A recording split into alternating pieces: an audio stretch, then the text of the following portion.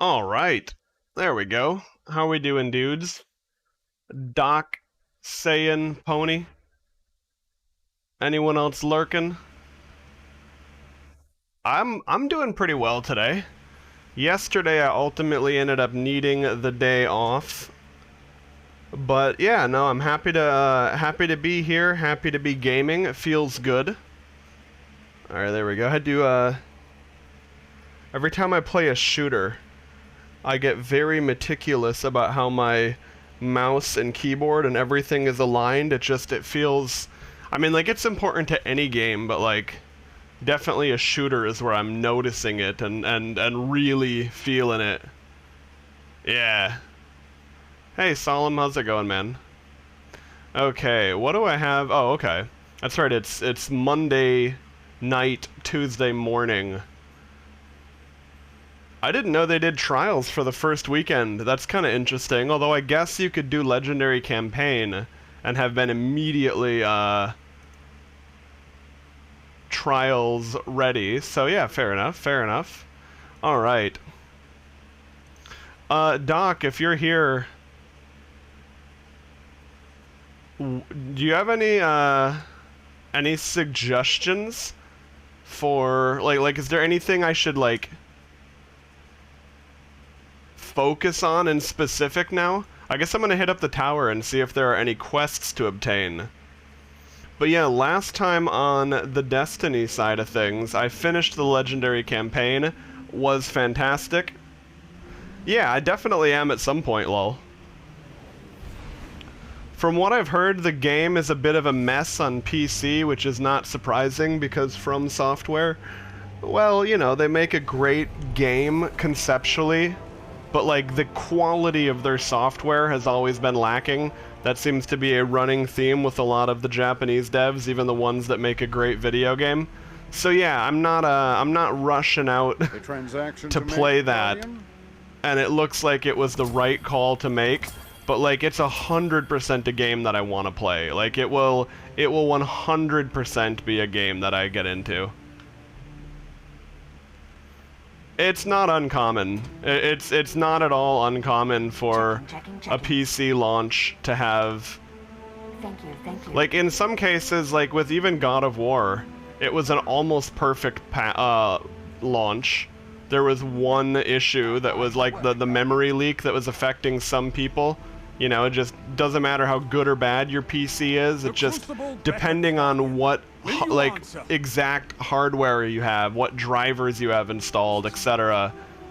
Some PCs were experiencing a memory leak that resulted in lag and then a crash. Within like 5 days or something, they had fixed that. Which in my opinion is completely reasonable. But yeah, definitely something to be aware of. And even then, like not even just PC. Like you can get the same situations on console where things don't perform as well day one. But yeah, it does seem to be a thing with meet with Keitel. Okay, see, this is exactly why I came to the tower. I don't know what the fuck this is, but I feel like I should probably check this out. Oh, the Pokemon Arceus? I don't doubt it, because if it's... Let's see, how can I...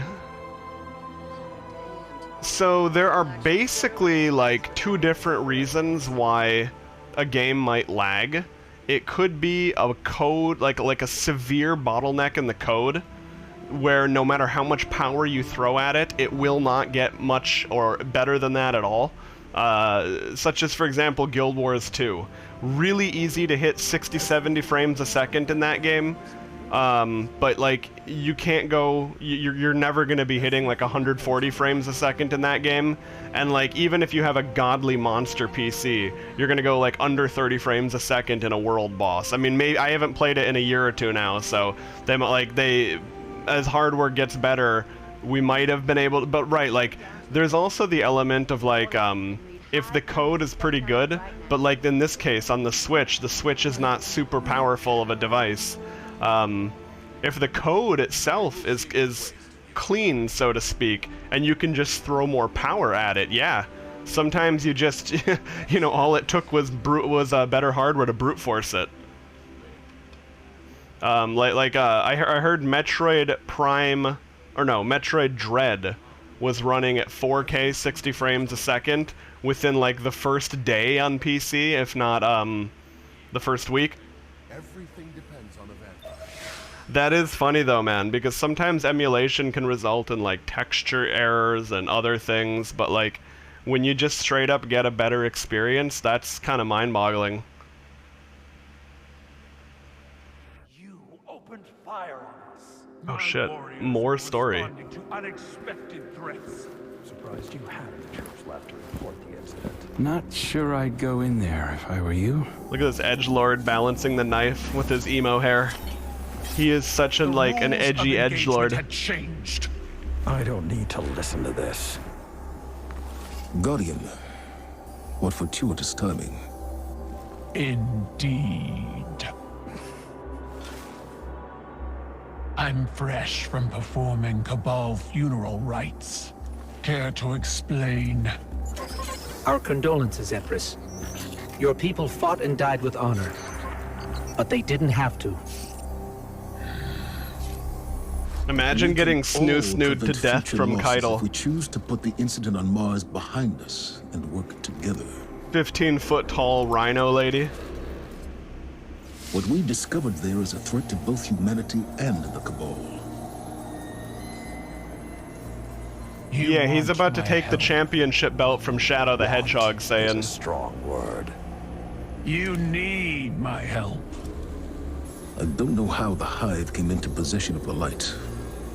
My core will find out. But in the meantime... Invincibility lies in the defense. The possibility of victory in the attack. Sun Tzu. I've read your texts. That's Saladin, right? The Iron Banner guy? You want us to hit them. I need us to hit them. Hard. Dude, speaking of emulation, before I hop into the game here, let me see if I can find video examples of, let's see. Emulation can be a real fuck, that's for sure, but dude, with RetroArch, like, RetroArch is a little bit different UI. Like, it's kind of like one of those programs where it's got a fairly unique UX UI, so like, you're gonna have to learn, you're gonna have to like learn, well yeah, just the basics of navigating the UI, but let's see. Let me see if I can find an example of the CRT Royale. Oh, here we go, and that's is that Street Fighter 2? What a perfect title for this. Yeah, okay. Okay, that's very nice arcade jingles, but here we go. So real quick, not gonna go through the whole video. So this is vanilla, no shaders at all. This is just, you know, SNES era. A lot of these old, basically, if you're gonna emulate games that were designed to be played on CRT TVs, like, even if in the past you didn't like scan lines or those kind of filters, you gotta really give it a shot with the good ones. Okay, so again, this is vanilla. And this kind of pixel art holds up pretty well, but the big difference is that pixel art was literally designed around the way CRTs worked. So some things just... Oh, here, let's flip forward to CRT Royale.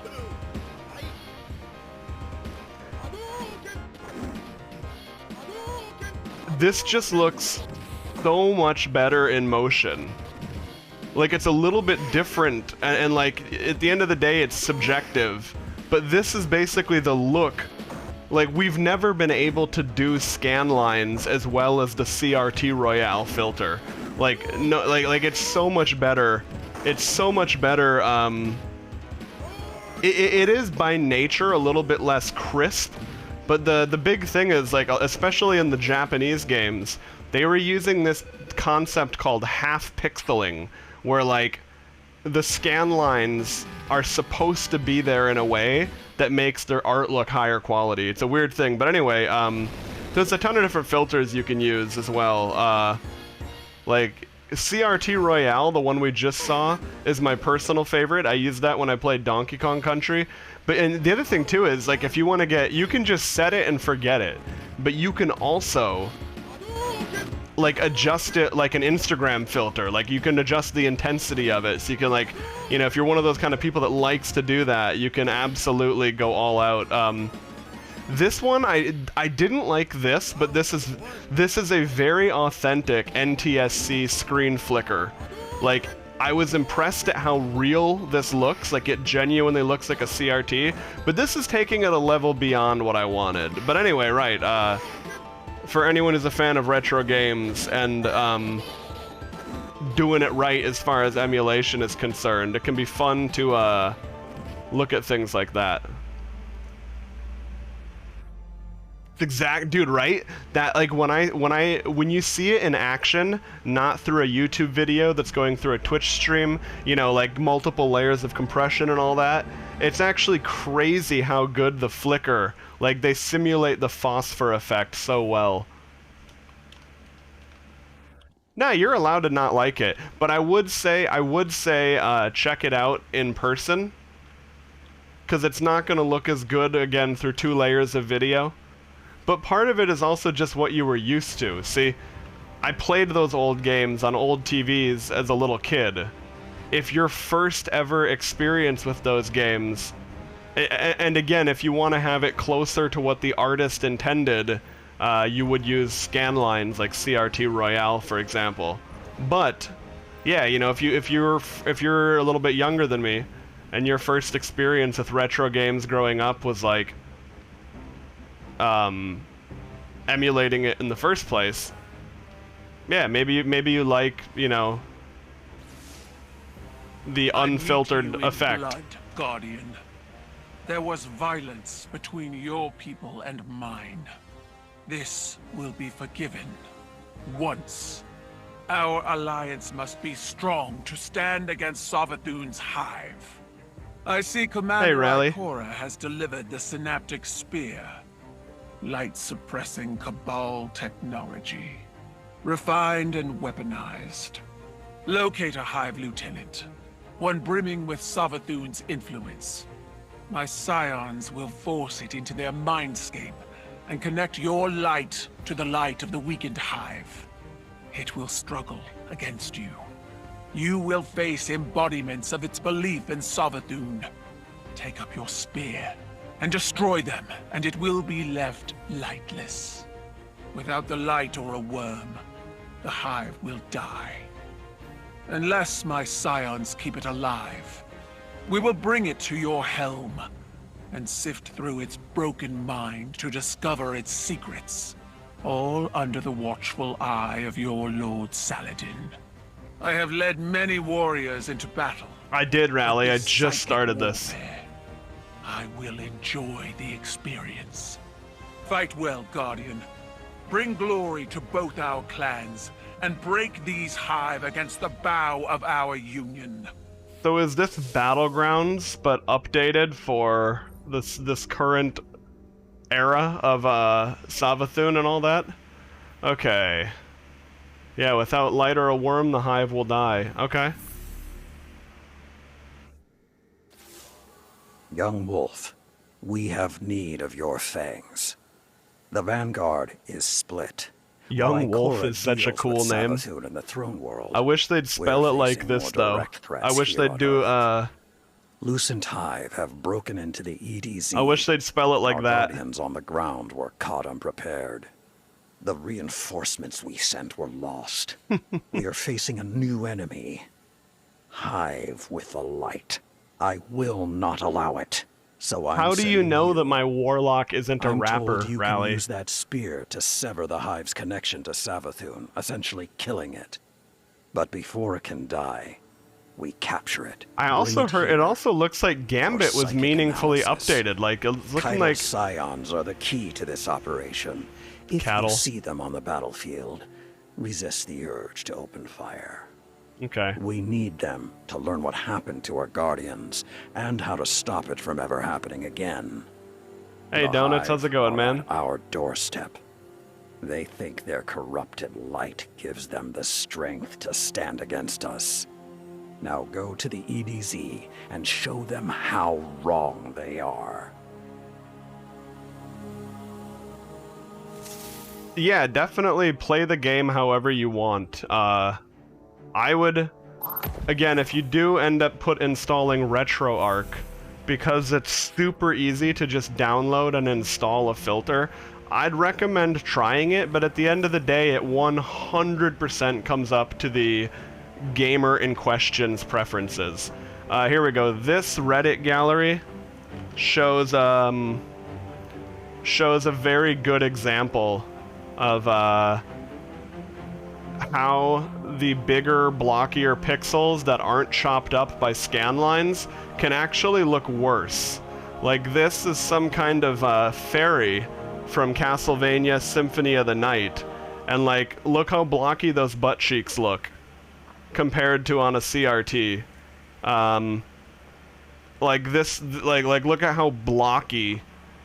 And now I don't mind blocky. Some pixel art games are meant to be blocky and it looks good. But personally, this is exactly these are the exact same images, just with like on a CRT or not on a CRT. I linked it there for you, Rally. I don't want to overly focus on that, but you guys can save that for your own tastes. Like look at the level of facial, and look at the fangs. The fangs, see the fangs, the bloody fangs were actually created with that half pixeling technique I was talking about. He actually doesn't have teeth without the CRT look. He's got fucking jelly beans and where his teeth should be. There's a lot of nuance that gets lost in the shading. So again, you can absolutely like you're not wrong for liking the image on the right, but I personally, it's like when I'm playing a true retro game, like if I'm playing a game that was designed for a CRT, I prefer to put on a good CRT filter. In the past, I wouldn't have wanted to do it because I think old CRT filters looked like shit, but like the modern CRT Royale filter or Hyrule CRT, I think they look great. But yeah, at the end of the day, 100% up to the person in question. There is no objective answer for that. I guess the only objective answer would be if you were trying to play it in the most original way as possible, then yes, you would want to go with the CRT look, but does it matter? Nah. Only if you like it.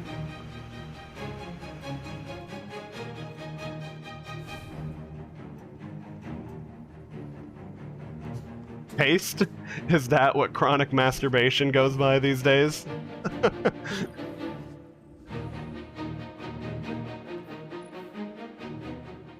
I mean, to be fair, that sprite did have some cute buns going on, not gonna lie. Alright. So I should be good on having... Wait, hold on. Is there another quest there? I still need to try the Graviton Lance. Oh, also, has anyone gotten the Lemon Arc catalyst yet? Because I just caught myself up by reading some stuff and watching YouTube earlier today. Yeah, I was talking to Renorio about RetroArch. I don't know about... RetroArch is what I would use. And the cool thing about RetroArch is it's basically a library, so you can install different emulator cores. Like, if you understand that different emulators have different characteristics, you can install those emulator cores to RetroArch. Like, think of RetroArch like Steam for emulation. It's like your hub, your library. It's not going to download ROMs for you, of course. That's, you know, that's either gray area in the event of abandoned games and studios that don't exist anymore, or outright illegal if the games are still in print. So, you know, can't do that. You got to figure out how to do that on your own. But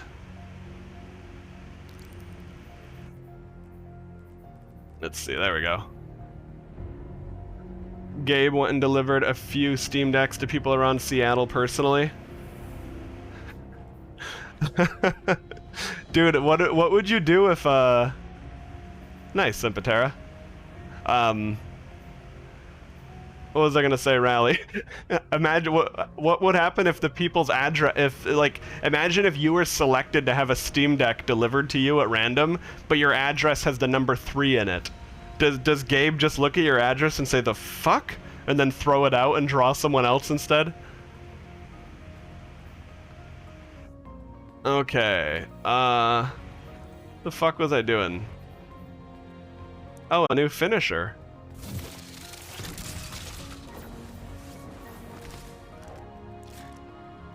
Alright, let's see how this goes. Oh, you just kind of like blow a kiss at them with a moth. Yeah. Alright, that's clever. I also saw that armor was supposed to, like, high stat roll armor is back in the mix. Where the hell do you get that at? Oh, there it is. Okay.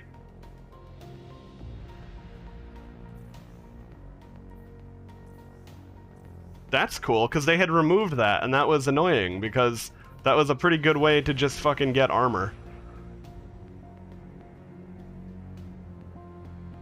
Yeah, the number 3 is like garlic to a vampire for Gabe. Alright, so I gotta run the strike to start the parasite quest. Altar of Reflection Catalyst. I don't know what the fuck that is either. Man, there's a lot of stuff to do. I guess let me real quick grab bounties before I go planet side.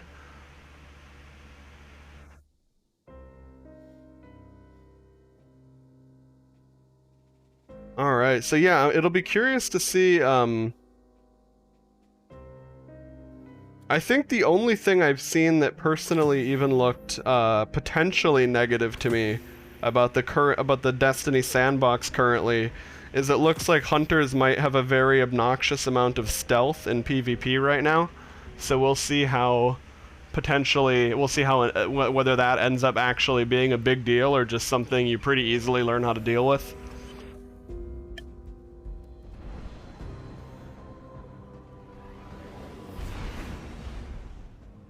I hope the Steam Deck does well, because from looking at the Valve Index, from using the Steam controller, I think Valve actually can make pretty fucking cool hardware. I just don't know. Yeah, how will it all pan out, right?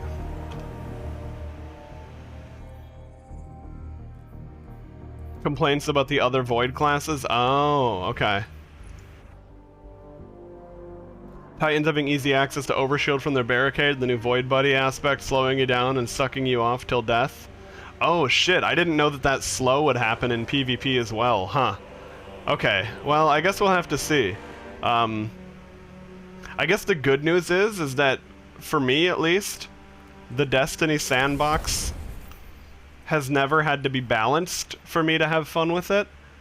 I think that last sandbox, previous season, I actually really was enjoying PvP, so we will see if that trend, remains or, the device was some sort not. Of super weapon. The energy I detected within was extremely volatile, way beyond expected levels. The Scorn have an insatiable appetite. Why does for Wii and GameCube only have Dolphin? By the witness. Then it's our What do you job mean, to starve Solemn? them every chance we get. Thanks, Ikora. Like, Dolphin is just the name of that emulator. Like, because GameCube and Wii are basically the same exact hardware, the Wii is just a faster GameCube. Like, that one emulator runs both of their games, but, it doesn't have to be named Dolphin, for example. And you would never make... It's like, even if the Dolphin team made a PS2 emulator, they probably wouldn't call it Dolphin, they'd call it something else. I have no idea. There might not be, honestly. Oh, I see. You mean, is Dolphin the only option for Wii and GameCube? I don't know if there are other emulators at all either for that, but like, it's just that Dolphin has been so well supported and developed over the years. There's like, I think there's probably just zero reason to have anything else. If I had to guess, it would be like, why unnecessarily reinvent the wheel?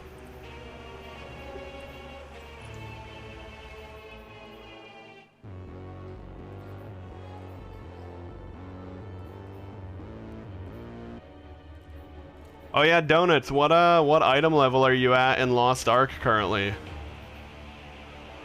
Did you end up getting to tier 2 already? I can't remember how far ahead of me you were. Increases the duration of the land tank origin trait. Okay, I don't know what the fuck that is. The cool thing is you can eventually get all of these. Previously you had to choose which ones you unlocked. You keep leveling up and unlocking more points this season. Oh, okay, okay. So yeah, we're about the same now. I think I'm 520, 530, more or less. Alright, what do I potentially need first? Reduce incoming solar. I feel like thermoshock plating could be pretty big. Although, I have overload and unstoppable. I probably should grab anti-barrier in case I end up doing activities with champions. Not having the mods is just really, especially these days now that you can mix and match. I feel like that would just be a terrible idea to not have the right mods. Like there would be like no excuse for that behavior.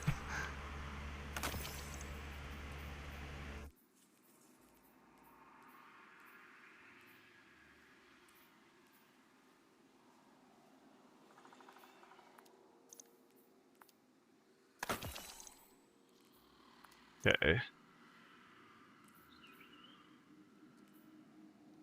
Alright, cool. I was making sure I didn't dismantle the wrong thing there. I was like, okay, come on, what the fuck? Does that make sense? Okay. Yes, so we remove these two. I will have to clean up my vault later, because I was playing the campaign with farming mode turned on, which meant that literally everything just got shoved into my vault as my inventory filled up, which I think was a very desirable way to play the campaign. Farming mode is an option in Destiny Item Manager, by the way, not like an in-game thing. But yeah, needless to say, I've got some cleanup work to do now. Oh yeah, that's a really good stat roll. I like that. 62s, huh? With high recovery? Okay, we'll lock those for now. Alright. Get this junk out of the way. And... oh yeah, that one I gotta keep because that's my it's my highest item level for now. Okay. Did I have anything else I wanted to change? No. Oh, I can't remember if there was something I needed to visit Ikora for in the tower.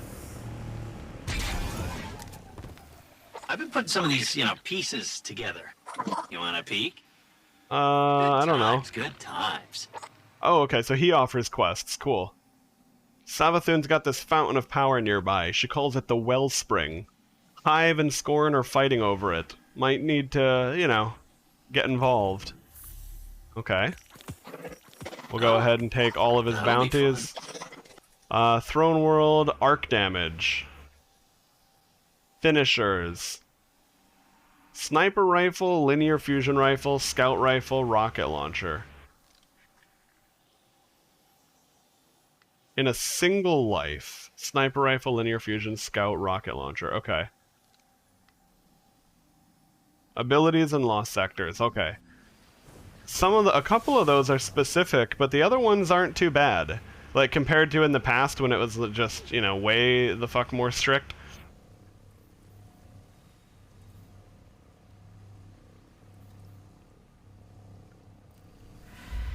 Curious, what is a grenade launcher, kinetic, bow, machine gun? Alright.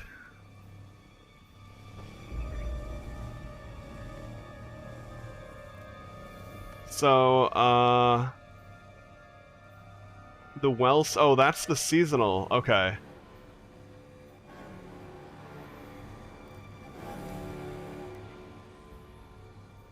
Fuck it, I guess I'll just go and jump right into that. Hey, Chicken Hawked, what's up, man? No, I don't think we need to throw down. Ugh.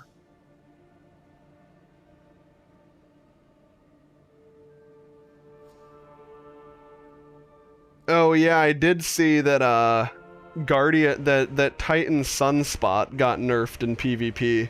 I was watching a video summarizing the sandbox changes and I was like, "Oh shit," cuz I know that was your I know that was like your it wasn't very popular, but if I remember correctly, you would play that sometimes, Rally, so I was sorry to hear that one, man.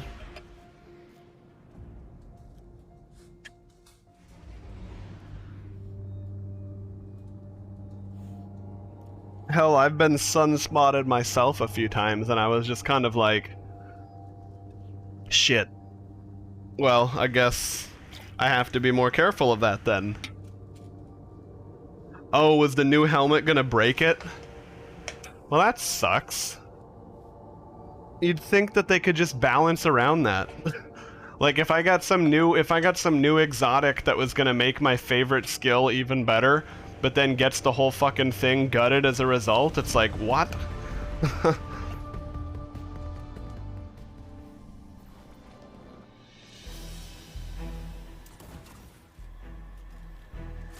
Ikora, the Lucent Hive are rallying in large numbers at Savathun's fortress. Something's up. We've been monitoring their activity in that Yeah, area. it is what it is. At the end of the day, Sorry to intrude, if it totally breaks the game for someone and they want to stop playing it, that's totally their call. And, you know, if you still enjoy the game, so they're not after it. it's like, yeah, you know, it sucks, but you're still gonna play. You know, they want control. And if they It get is what it that's is. power against the Scorn and us. And we'll stop them, no matter what. Oh, there's a big boy there.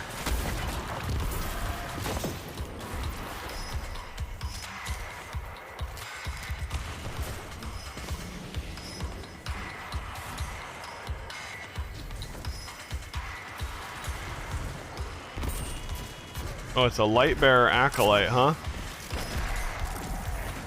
Damn, the tracking on that rocket is pretty cool.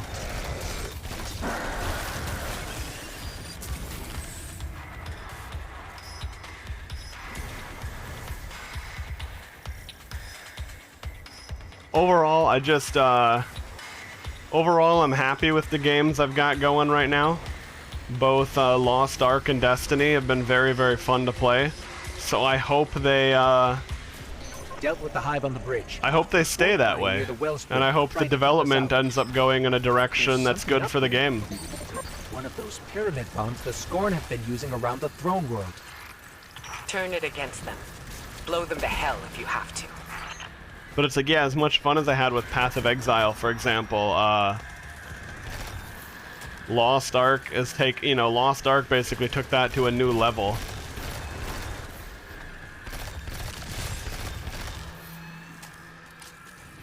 Jesus Christ, dude, exotic primaries feel so good now.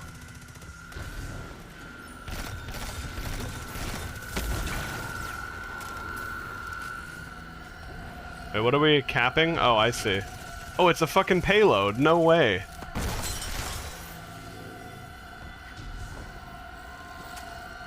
This is hilarious.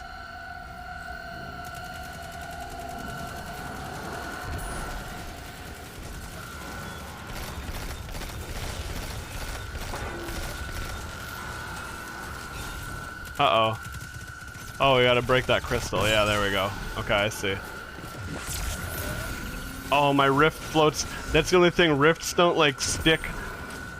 Nothing sticks to moving objects in this game engine.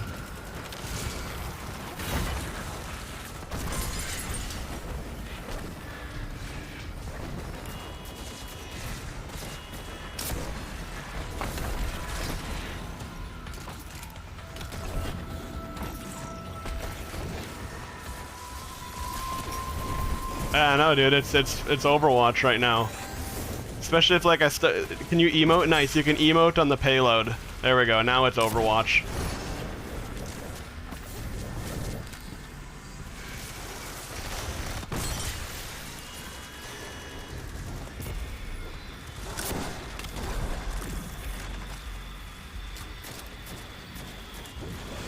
See, what is the,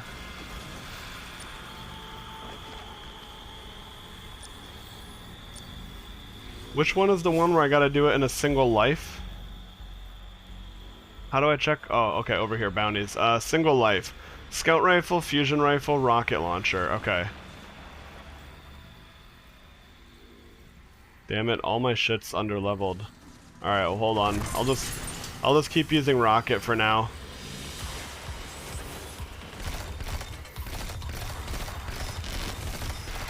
Until I get more drops that make sense. Holy shit, dude. Look at those nanites swarming around, man. Oh yeah, and for people that didn't get the catalyst for this back in the day, the catalyst for this gun is back in the game. Like all that awkward period at the end of Beyond Light where some people who had missed things, there wasn't yet a system in the game for them to obtain it. Those issues, like those funky spots have been taken care of, which is great because, you know, sometimes it's just how it goes. But it was, you know, it was very unfortunate, for example.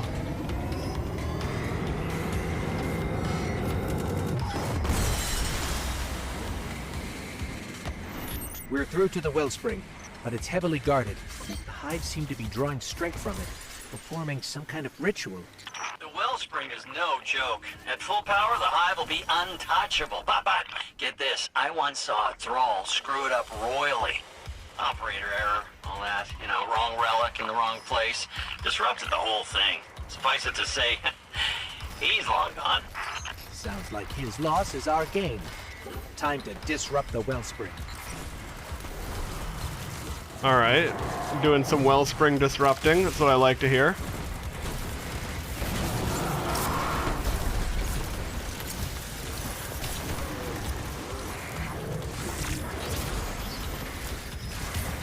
Man, that's gonna be so scary running without protective light. For anyone who does, that was an old mod that pretty much everyone ran at all times in PvE because it just made too much sense to not, like, there was like almost no reason to not run it. What it did was when you were charged with light, which was very, very easy to do. You can see I've got two, oops, shit, I should be over here. I've got 2 stacks of it right now on the lower left. Once your shield runs out and you're at like raw HP, you would have 50% damage reduction, which is pretty huge. And now that got nerfed to 10%, in addition to orbs of light being harder to get and generate. So like, yeah, there will be a significant difference in the PvE meta.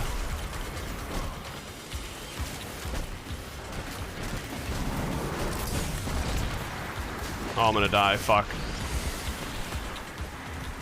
No, I'm not? Okay.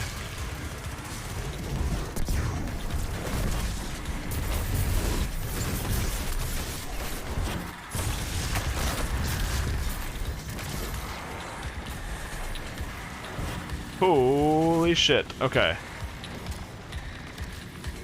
Yeah, what's up, Solemn? Go for it, man.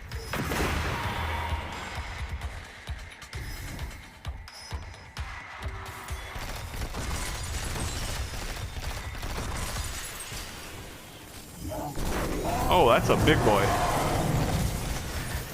Oh, okay. I was like, what the fuck happened?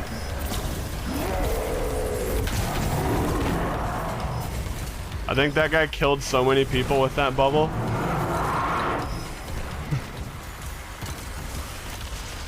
Fortunately, I didn't fire a rocket right away myself.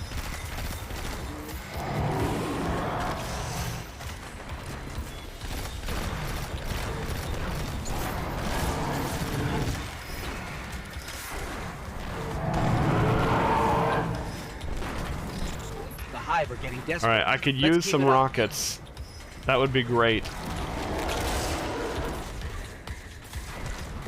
It's a large darkness Dorito. I just saw that rally. I mean, honestly, I'm okay with that. Darkness would probably be a good Dorito flavor. It could taste vaguely grape, vaguely evil. I'd be down for it.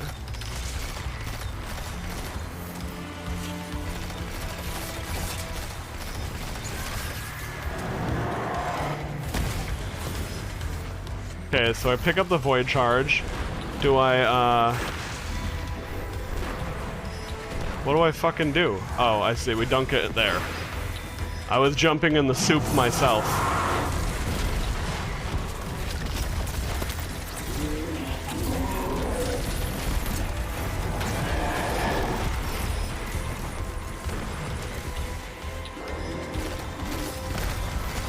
You probably need to relink it on your end because you changed your Twitch name again. I've never changed my Twitch name, so I'm not sure, but like, I would imagine that that's what it is. Because a 404 implies that you're not, like, you don't even, like, that usually means the directory doesn't exist. Like, that means, like, the page, or whatever you're trying to access, it's got the address wrong, it doesn't exist.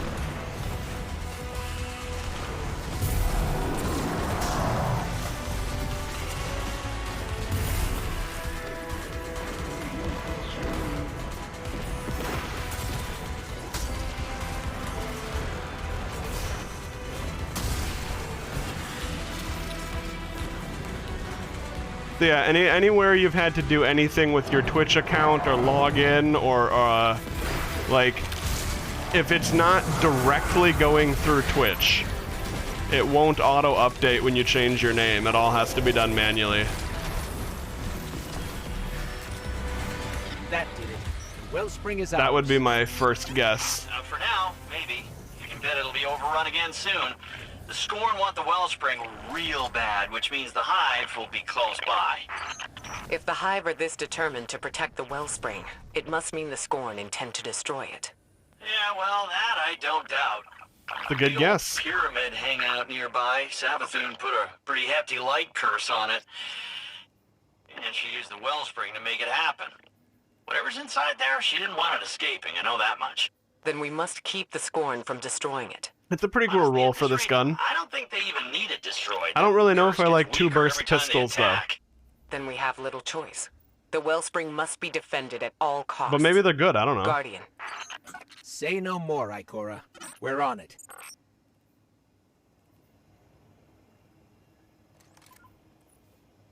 Okay, here we go. Let me go ahead and take, let's see. Energetic. Yeah, we'll take energetic. Okay.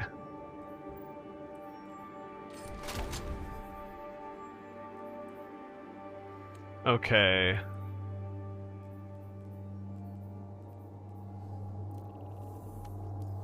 So what did I... Okay, grenade launcher, bow.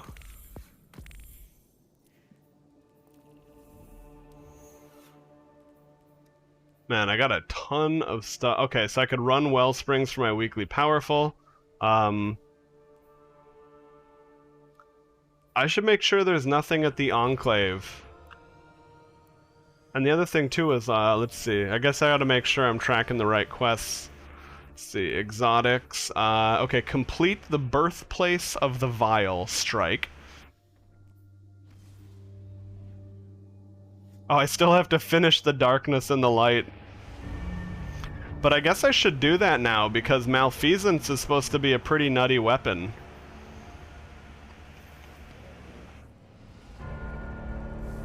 I wonder if you still have to do that, though, or not, or if you can just get the weapon.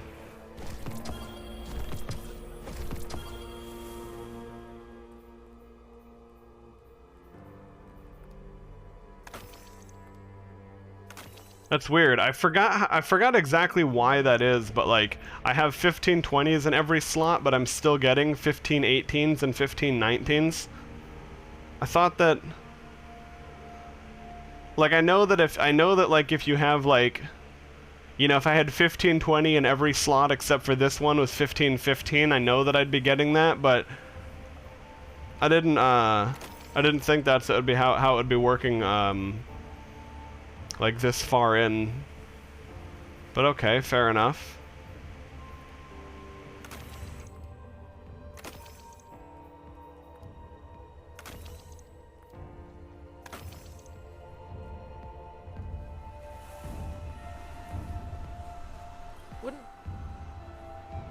Oh, and this evidence board. This is for, something else, too.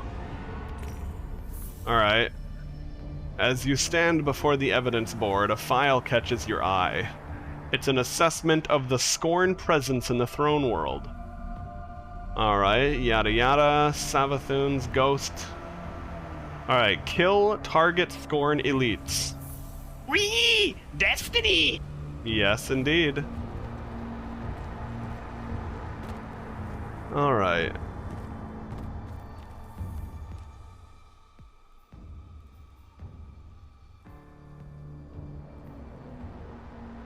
How's it going though, Elassus? Oh, okay, and there is a... Okay, so the quest is for that lost sector, it looks like. Maybe I'll go do that right now. Wait, is there another drop point over there? Nope, over here.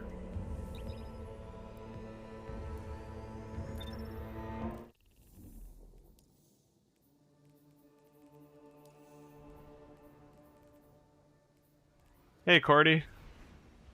How are you doing?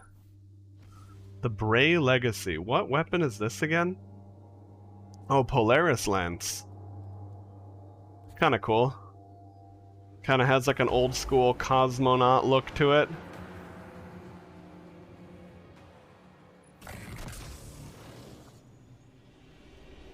Yeah, it works. It actually does work fine. So fortunately you didn't have to change anything there, Elassus.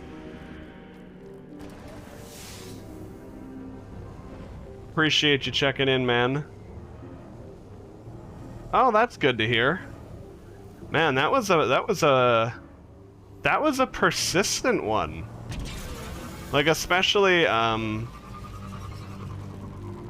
like I've had some like, you know, maybe like strep throat or chest congestion or stuff in the past, but like whenever I guess the thing is, right, if it's because you were on antibiotics, I guess if it was viral, taking antibiotics, well, I don't know. Anyway, I've never had something that didn't respond to antibiotics in a much shorter time frame than that. Unless, of course, you know, like it was viral, not bacterial. But yeah, glad to hear that you're kicking that one.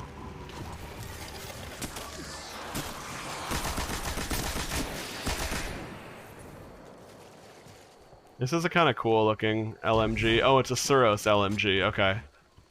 That makes sense.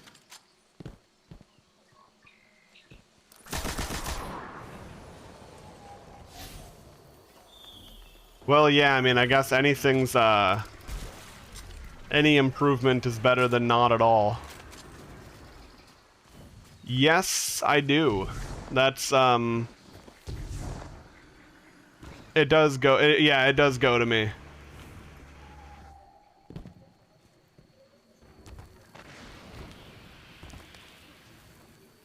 I can't remember if there's like a 1 or 2% surcharge, but there might not even be. But at the end of the day, it's like, whatever, like I remember it being very fair, or I wouldn't have used it at all. But yeah, that's ultimately what they're there for, you know.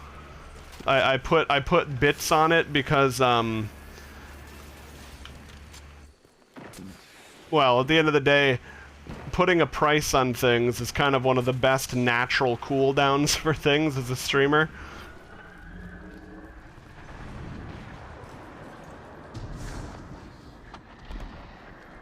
So yeah, feel free to use the bit soundboard. I'm sensing light, but we haven't encountered to any your sources of desires. light elsewhere in this swamp.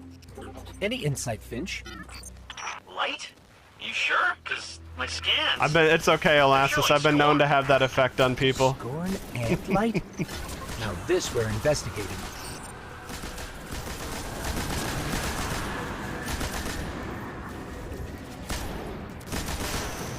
Oh, what was that shit? I actually had an objective I had to do in Lost Sectors, and I'm not probably doing it.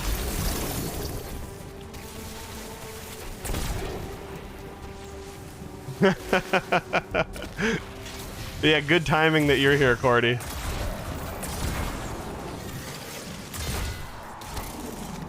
Oh shit, that is big damage. I don't know what light level this is. Is this a, Oh, I don't know, anyway.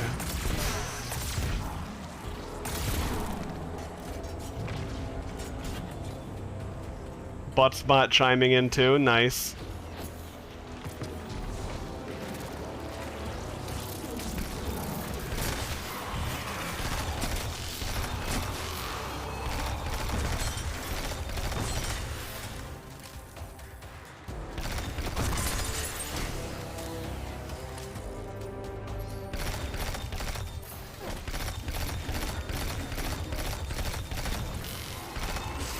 Man, that... Oh, I can't get over how aggressive that damage ramps up, how good it feels. They actually made exotic pulse rifles not feel like some dinky dingus weapons in PvE. I still haven't tried Graviton Lance, though. I know the Graviton Lance would probably be even better for trash, but I wonder if it would feel good for bigger targets. Because the benefit of this gun is that you do have the nanites. They go out and do their thing, but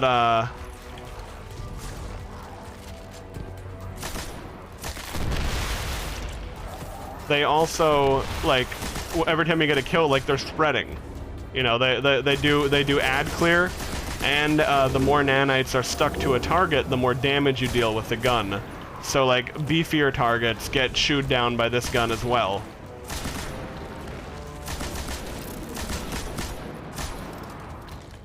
Yeah, an SMG, or an LMG without tap the trigger. Oh yeah, tap the trigger, did tap the trigger get nerfed, or was that only for,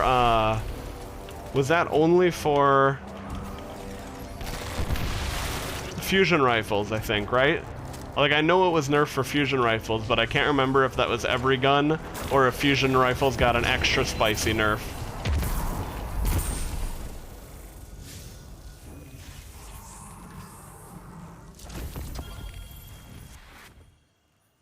Oh, arc damage, okay. Lost, fuck. Abilities. Oh, okay, ability kills, got it. Oh, yo, a casual exotic drop.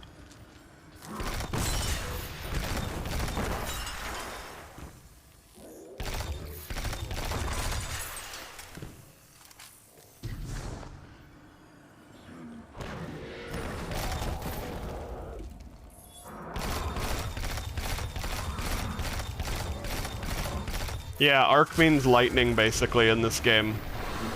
Solar is fire damage, arc is lightning damage.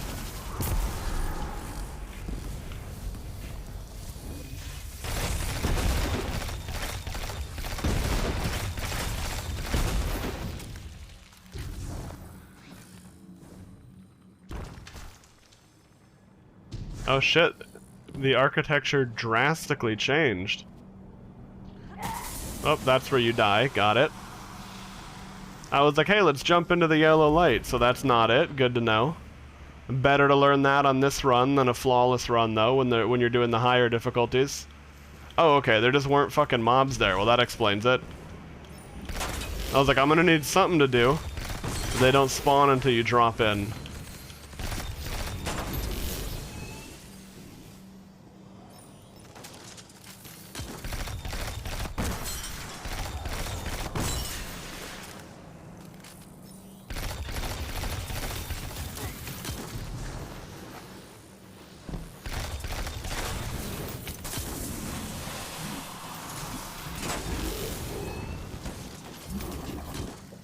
I wonder how the hell I got any arc damage. Oh, I'm not using any arc weapons or abilities. Oh, maybe blowing up the moths. The moths definitely do arc damage and they explode. So maybe that counts as me dealing the damage. That's the only thing that would make sense.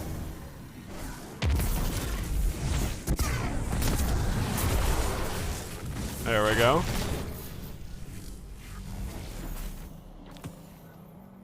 Marching orders. I haven't seen a quest drop from an item in Destiny in a while, I feel like.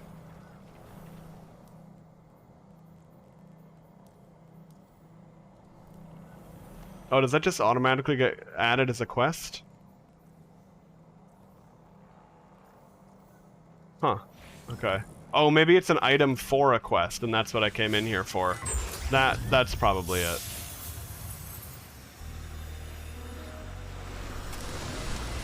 Oh no, I got it, man. I totally, I got what you were going for there. I just figured I'd explain it in case that you don't, you know, and you or anyone else that doesn't play Destiny doesn't know what it is. Okay.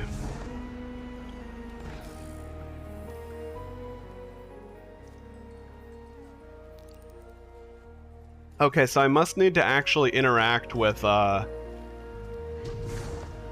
once I was already in the Lost Sector, I was like, shit, I wonder if there was a banner I had to interact with. But, you know, I was already in the Lost Sector, so I figure, whatever, I'll finish it, go back out if I have to do it again. Not a big deal. I actually like running Lost Sectors. I like, well, I guess the reason I like most of the activities in the Destiny sandbox is just because it's fun. I like the gameplay.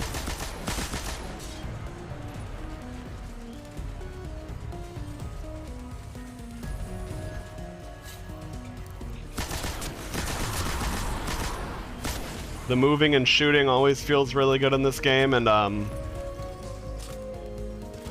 yeah, ever since I came back to the game in Witch Queen, it's just felt like, or no, not Witch Queen, the last one. Beyond Light. Yeah, there we go. It's just felt like a very solid game all around. Okay, so I need to get to somewhere safe and figure out, okay, is this it? Is this the quest? No, that's a patrol.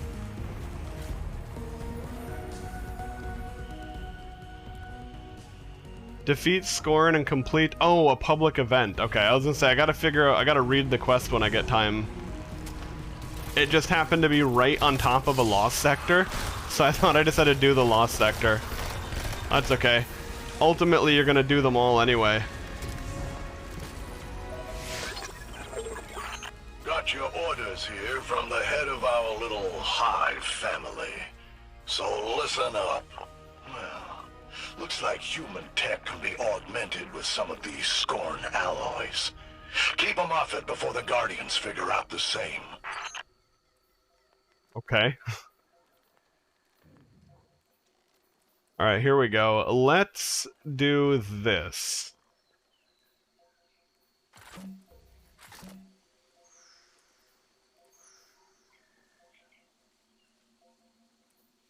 Let's see, we'll go ahead and put that in there.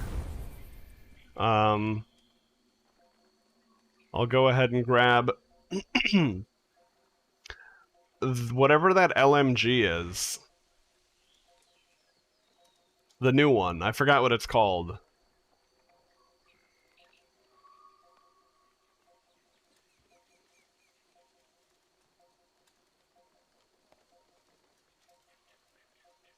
Is machine gun. Okay, there we go. I couldn't figure out what the hell they were calling it.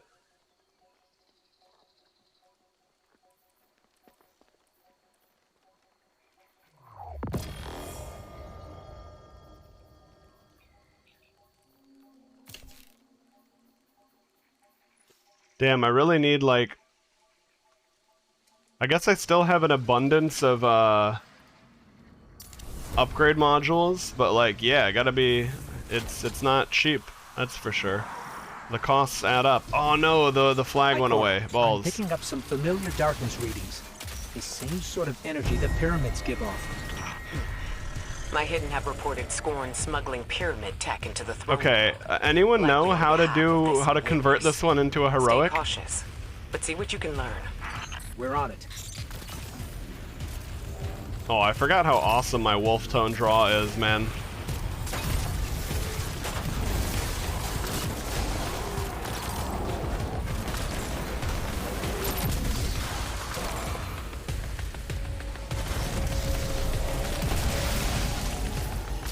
Flicking tends to be my best aiming type, so weapons like bows and hand cannons are usually my jam.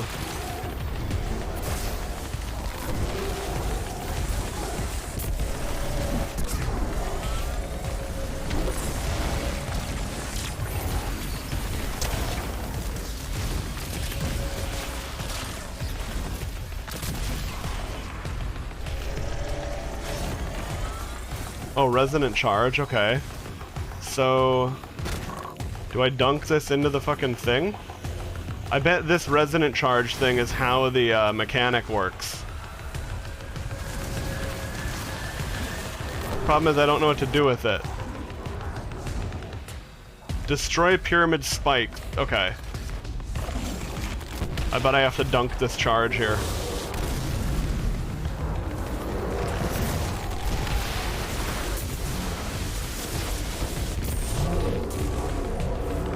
Okay, I don't know what the fuck to do with the charge.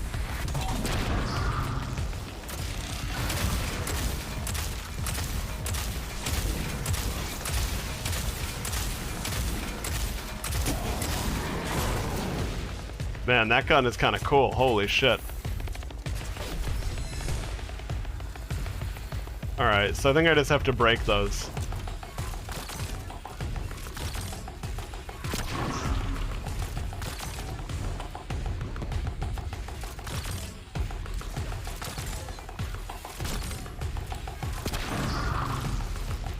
I've been pretty good, man.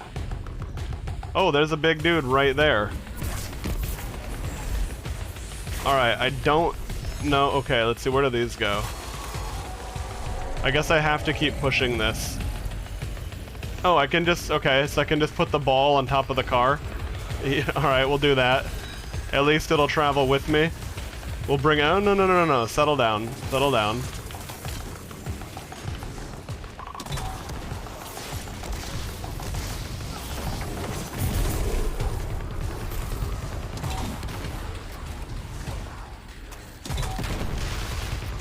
Woo. But yeah, I mean, ultimately, like I said, I've been having a lot of fun with, I've been alright lately in general, you know, ups and downs like regular. But, one thing that's been very good has been the gaming lately. I've been very happy with both Lost Ark and, Destiny.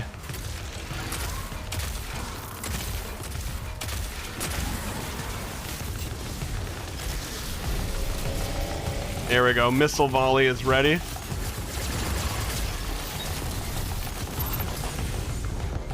I love this gun.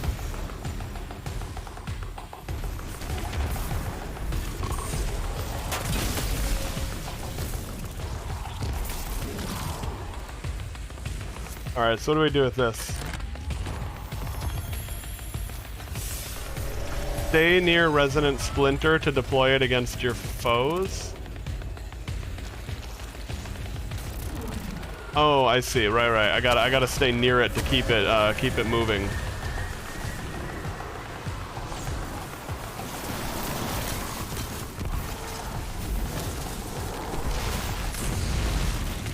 Oh shit, that sucked. Yeah, I got pushed out of the bubble as I was casting that. Alright, so I think that's probably going to time out.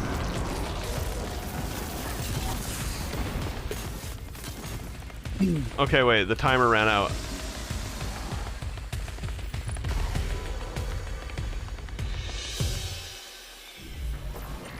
Ikora, the device was some sort of super weapon.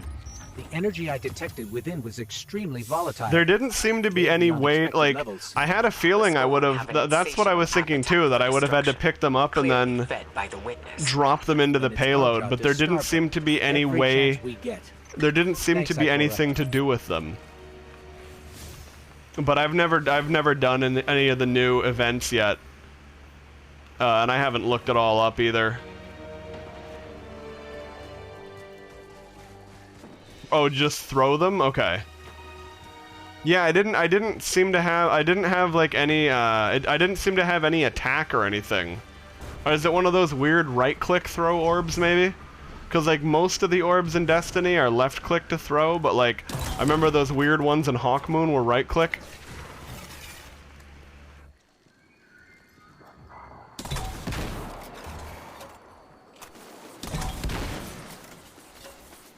Okay, that makes sense.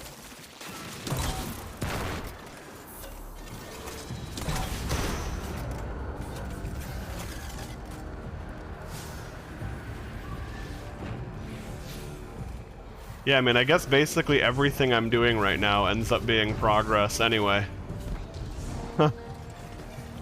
Let's see what this does.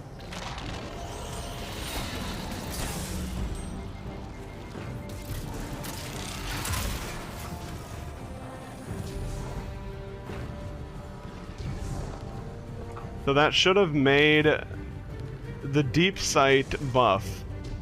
Should either make terrain for me or allow me to travel through a wall somewhere. Oh, is this it? No. Okay, weird.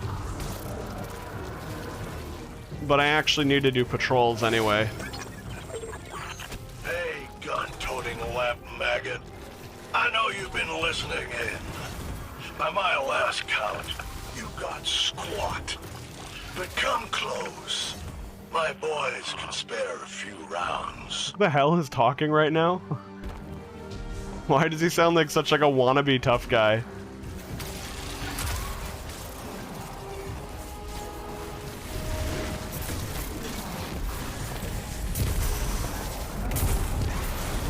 I'll go 1v1 him.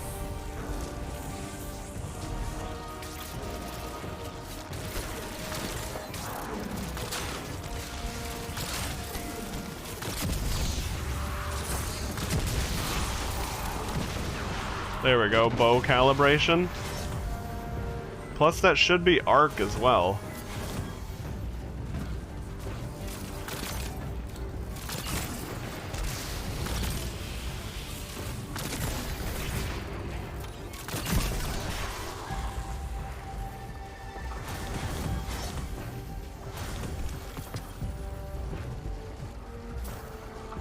Yeah, I mean, when I remember when bows first came out, they were really underwhelming and bad in like almost all situations, but in Beyond Light there was definitely a time and place to use bows. They were good in they were definitely desirable in Grandmaster Nightfalls. But in general in Destiny, everyone's gonna have their favorite items here and there. But the best players will be the ones that are willing. The best players will be the ones that are willing to equip whatever is best for their situation. That's what I think would be the best way to approach Destiny.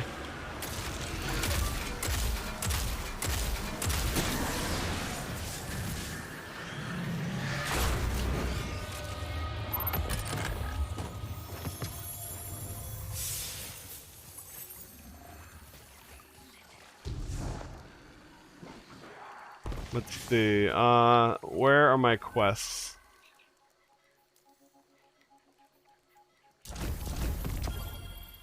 No, like I just said, bows are definitely good, in some situations. Like, if you need to shoot a lot of things, if you need to shoot a lot of little things really fast, a bow would not be good for that. But, yeah, bow, like, pretty much,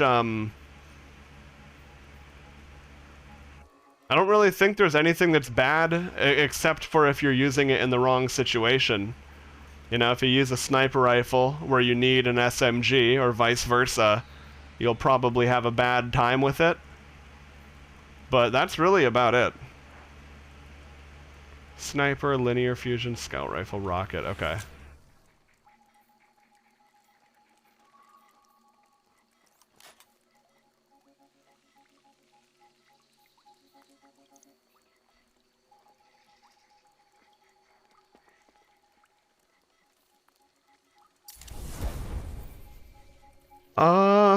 They can be, definitely.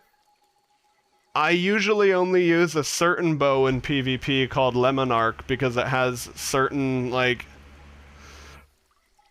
It has certain synergies that can be beneficial to hunters and warlocks. You don't... I've seen people use other bows. You don't typically see a ton of bows in PvP.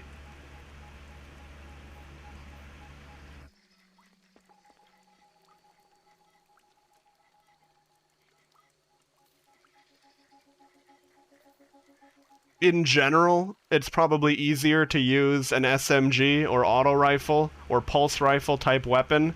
It's going to be more forgiving, right?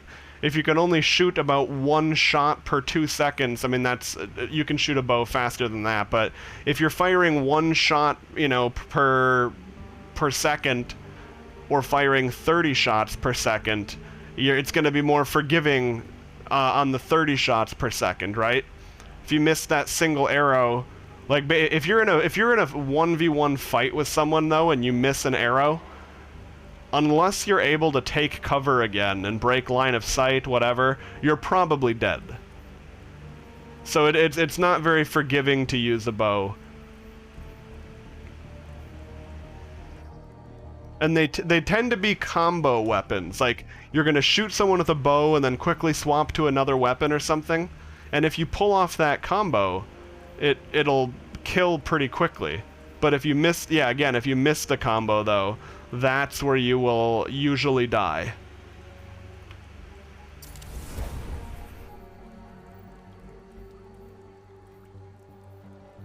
Yeah, I mean, I use it a lot of the time. I wouldn't necessarily recommend it, exactly like you're saying, Sempitera. Like, it's not always... It definitely requires more work to pull off.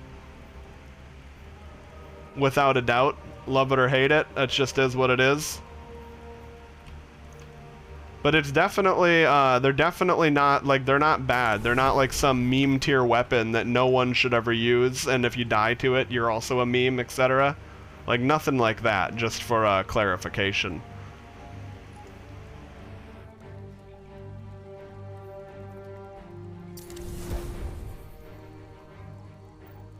Okay.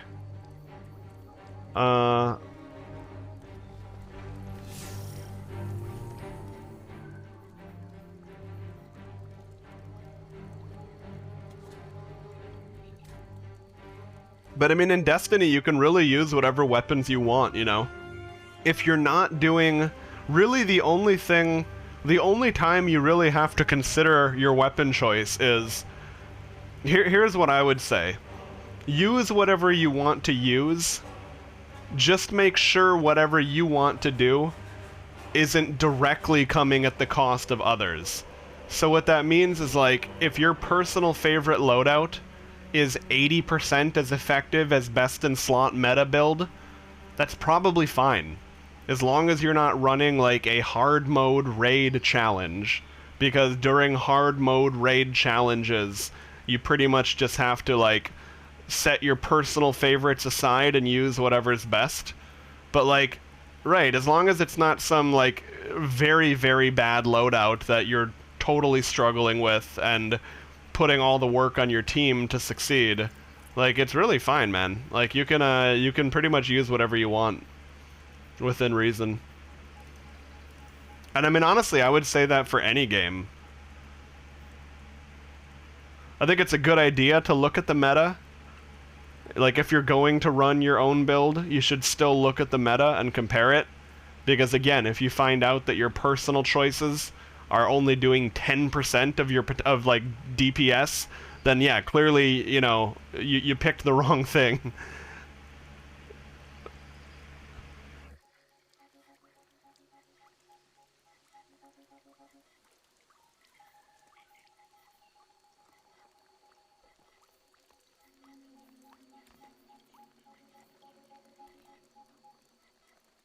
Yeah, that's good to hear, Sempitera. I wish it could be better than I wish it could be better than that, but like that's still something.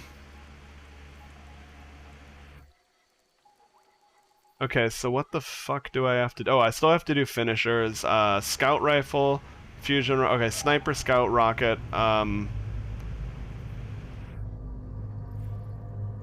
wellspring, defend. Glitter bomb. You're about to be up to your ghost in scorn. And those ugly little ghouls are gonna carve through you before they bug me. Play nice. Alright, patrols, chests. Alright, what the hell quests am I tracking? There we go, we'll do that. Because I want to be able to track what the hell's going on here. Yeah, so, I've been reading perimeter reports I borrowed. And there's this thing. Might be a nothing, might be a something. Check it out.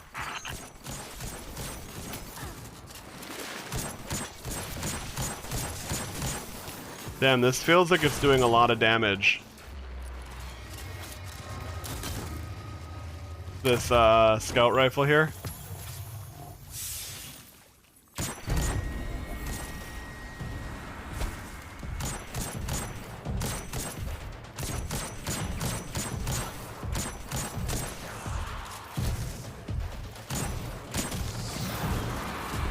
Alright, so what is this,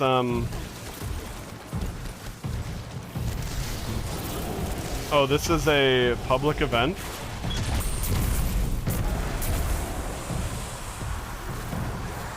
Oh shit, it's this, okay. I was like, what event is it though? I don't see it.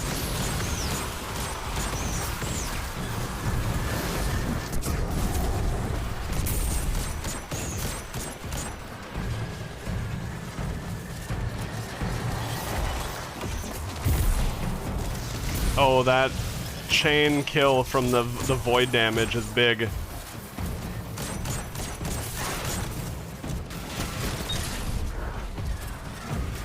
Uh-oh, gotta reload the LMG.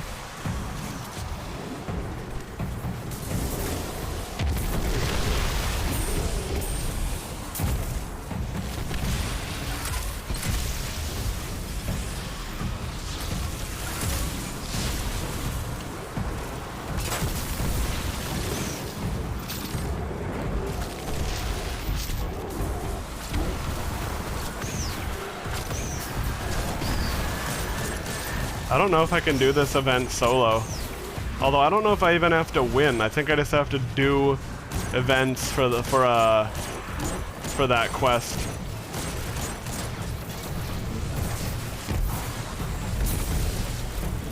For the most part, Destiny is a very forgiving game. Like pretty much other than specific hard mode challenges, it's a pretty lenient game. I guess that was part of what made the legendary campaign so satisfying. It was just so unusual.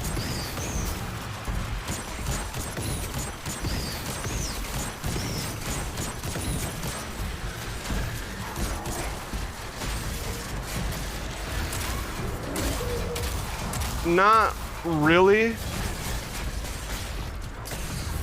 Like, it's hard to explain. In regular PvP, no, that your power level doesn't matter. In Trials of Osiris, it does, but things are still heavily normalized.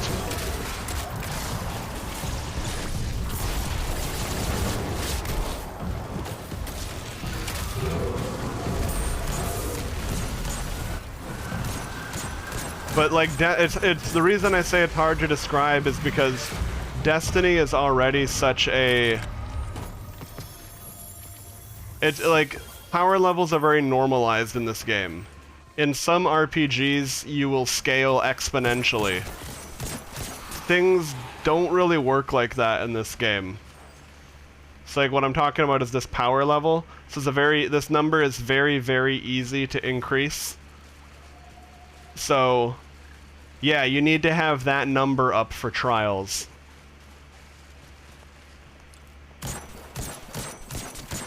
But like, what is the cap? 1530? I think. Is that correct, or is it I guess I have to double check what the current power cap is.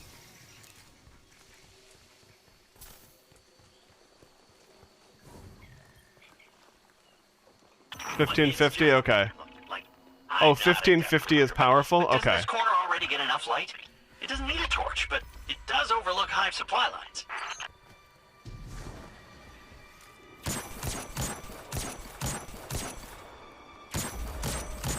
Yeah, I mean, you basically have to not be playing at all to fall behind an item level. Like, it's not the kind of game where you have to be aggressively maintaining your weekly raid attendance to stay viable. And again, the regular PvP, not Trials of Osiris, that's kind of like the peak event of PvP. The regular PvP doesn't use any power level. And it also drops gear. So if all you wanted to do in Destiny was PvP and you were behind, you could just do regular Crucible matches, get gear while playing that, and then jump into Trials once your light level isn't super duper low. Hey Biga, how's it going, man?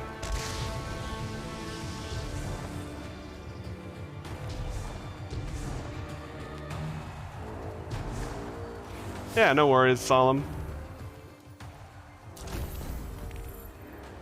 Okay, finishers. Oh no, abilities in Lost Sector. Finishers in general. Okay. How are you doing though, Be Good? Alright, Altar of Reflection and Wellspring Defend. Wellspring Attack. Oh, so is defense gonna be next week maybe, I wonder?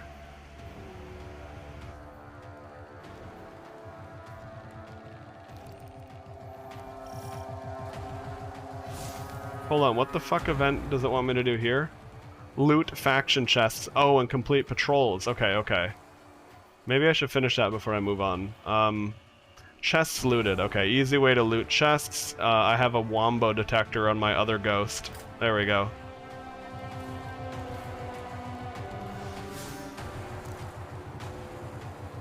And if you use a zoom, one thing if you have a detector and you use a zoom weapon, the indicators show up as you zoom. That's a little trick. I remember finding that out way back in Shadowkeep, if not even older, but yeah, I don't know.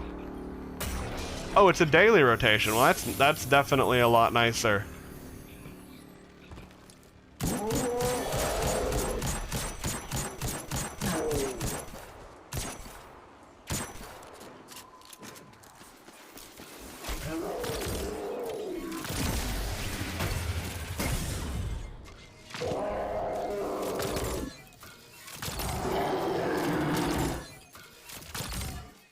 I like how he just reflexively drops the Titans.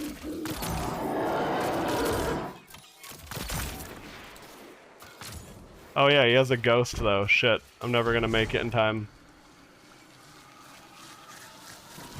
There we go, gotcha. Lamau. A lassie gifted a tier 1 sub to Neo. Dude, 10 straight hours of Lost Ark is for sure time well spent. Subs in the channel. I've been really loving Lost Ark. The other day, D-Mall and Boto, Sempatera, and I were all running raids. We ran all of our PvE. That was some good shit. It's kind of interesting in that game how you could play, like, at least for now, I could play it all day, every day, and absolutely not be running out of things to do, because even the, like, account-wide meta progress stuff is still very worth your time. But at the same time, you can also just play a little bit in the day. Like, you can just play a little bit and be making very efficient, like very time-efficient progress. Thank you for the gifted sub there, Elastus, by the way, and welcome back, Solemn. Oh shit, 12 months, there you go, you got your gold badge, dude. Congrats, congrats, and yeah, Elastus, thanks man, appreciate it.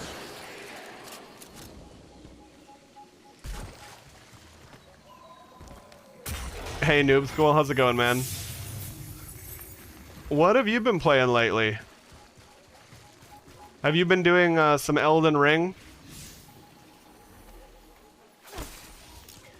Unfortunately for everyone who wanted to day one that on PC, but I guess fortunately for me, because I didn't want to jump into it right away anyway, the PC port is looking a little bit rough. They're gonna have some patches to do, but the game itself looks great.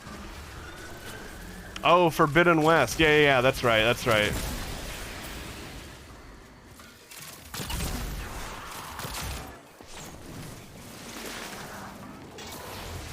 Did a lot of MSQ, then tried to fill up Adventurer's Tome? Yeah, dude, that makes sense.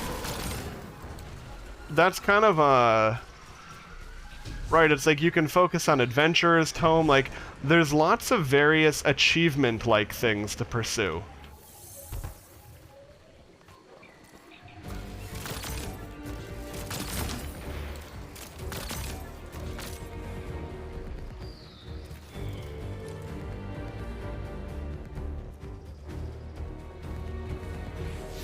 Okay, how are we doing on, okay, so I need to find 2 more chests. Oh yeah, dude, I hear you on that. Like, if it was a single-player game, where the entire point of the game is simply to enjoy it, I probably wouldn't want to do a well, actually, here's the thing is, if it was a single-player game, I'd never bother doing all the collectibles. But, like, in an MMO, where you've got that, like, account-wide progress, and realistically, like, your progress is kind of being checked against every other player of the game, that's when I don't at all mind, and sometimes even actively enjoy, going for my achievements. You know, it's like it rewards your account, you get various things, you get various, like, progress things, cosmetic things, like, they really nailed the gameplay loop in Lost Ark. Like, Destiny has a more, like, I love the sandbox of Destiny. I can run around and shoot mobs doing fucking nothing and have a good time. I don't know how long I would just farm mobs for 0 reason in Lost Ark, for example. But yeah, Lost Ark for sure has just an impressively good gameplay loop.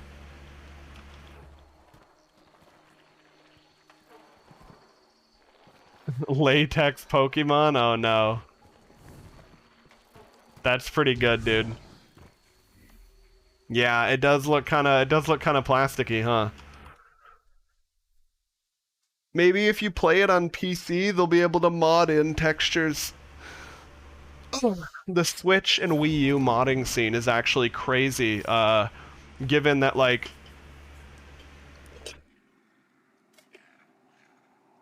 in the past, mods and emulate, like, there have been some pretty complicated and limited in scope ROM hacks, you know? Those years keeping you in good shape? But they've been doing very impressive shit, honestly.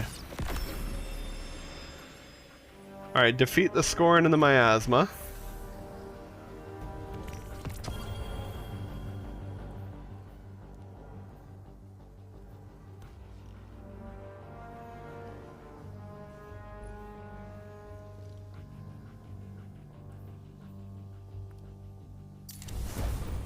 Oh, is it a pancake? Is it Pancake Day? Hey, Cryo. Yeah, randomizers, if you really like a game, a randomizer is such a good way to squeeze more life out of it. Like more, like, enjoyable, valuable time spent life. I don't know, Elastis, but most emulators have a built-in GameShark or hex editor function. I don't know if Cheat Engine itself could do that by hooking into the game's exe, if you get what I'm saying. But, like, yeah, emulators do have cheat engines built into them effectively.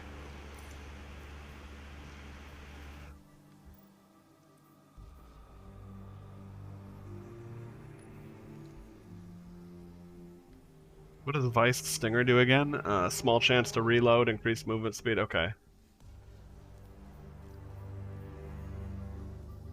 It's a pretty good range roll. I just don't want auto loading in that.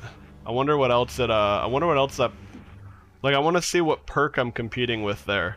That's what I usually like to do. I'll open up Dim and say, okay, I don't like that slot, but what's in there? Oh, okay, shit. Yeah. Perpetual Motion, Subsistence, Killing Wind, all of those are significantly better. Okay. So I don't like this weapon anymore. It's got some interesting rolls on it otherwise, but, like, it's not even, for me, it's not even worth considering at that point. It's like, no, I'm good.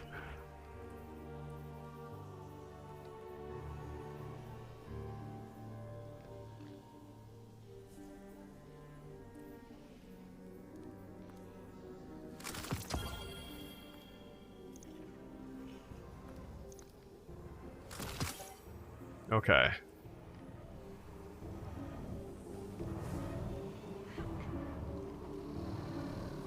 I got miles under me. Yeah, right. There's tons of stuff you could potentially do in Lost Ark. Also, one thing I want to specify to anyone who's new to MMOs, or just less, you know, hasn't spent tons and tons of time with them, especially in a game like Lost Ark, I also would not stress out about not doing all the possible dailies.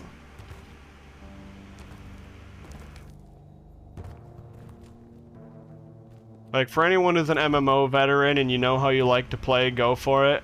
But, Lost Ark offers you so much shit you could do every day that I guess look at what the rewards are. Look at what you need. Optimize your playtime to do that. But, like, yeah, definitely make sure you're having fun. Not you specifically, Pony, but just in general. Like anyone. I have noticed that if I go too aggressive and too grindy and like farm too hard, it can kind of just burn me out in general. Like, for example, we noticed that effect a lot in Stream Raiders. The people that went crazy grinding, like the people that grinded that really, really hard, very rapidly were like, you know what, fuck this game, I'm tired of it. And I get that, I've been there before.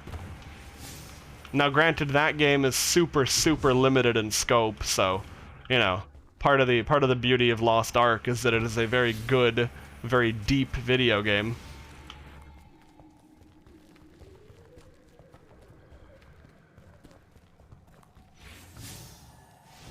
And yeah, as much as I will play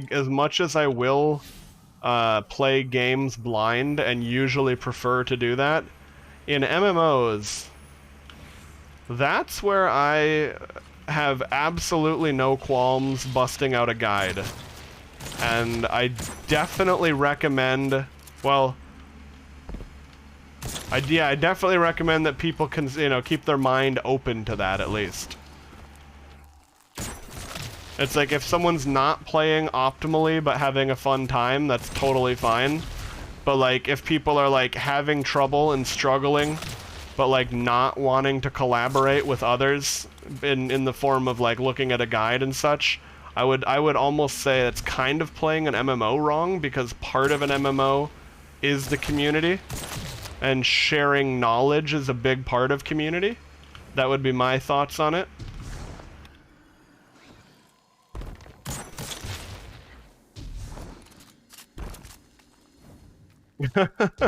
Dude, you've listened to so much of that song, Donuts, that Twitch recommends Mandarin streams for you now.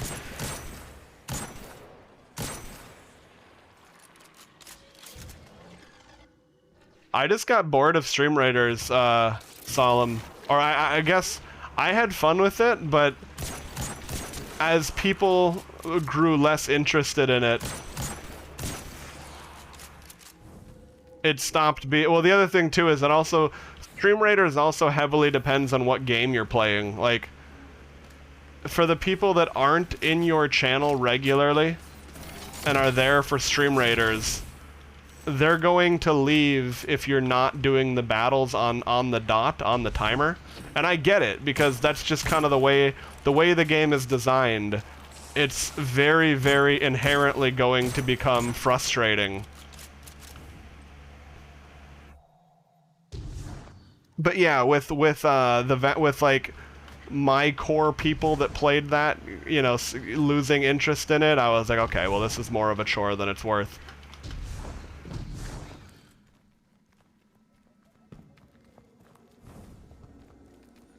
But yeah, if you're playing a game that it's basically inconsequential, like say you're playing a single-player turn-based game, realistically speaking, you can instantly hit up all of those battles the moment they pop.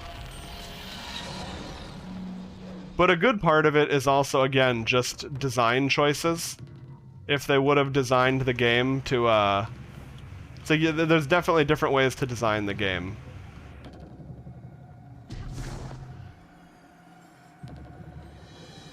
Interesting, what the fuck?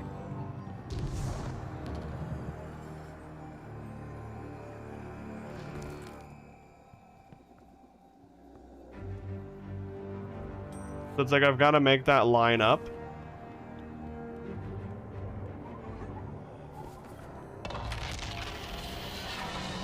Well, that's the whole point of the game, Solemn.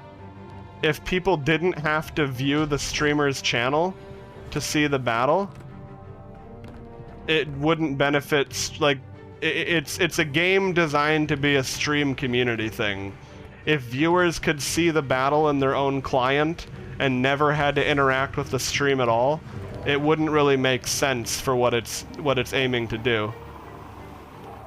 Hey, Sky. How's it going, dude?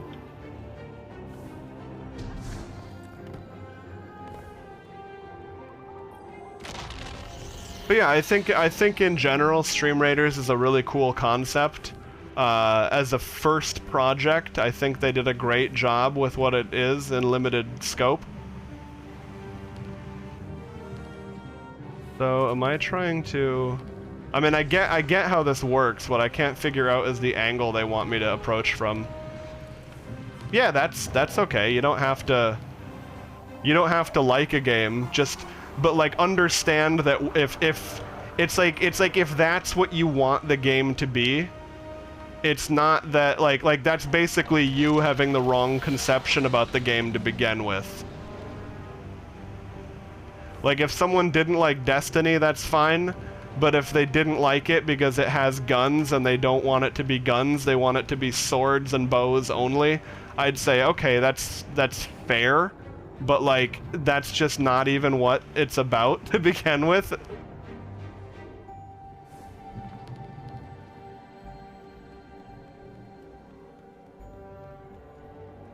Okay, hang on, I'm gonna grab this again.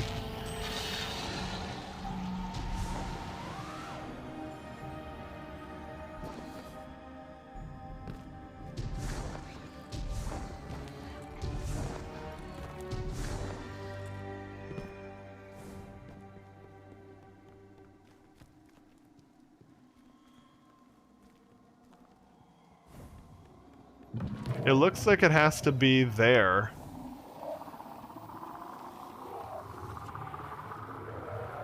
Hang on a sec, guys. I'm gonna give it a couple more tries, and then I'll reach out to chat for this one. Ultimately, in general, I like to solve puzzles, but at this point, I get what it wants to do. I just need to find the spot for it. The thing is, I remember doing the one in the story, and it was way more,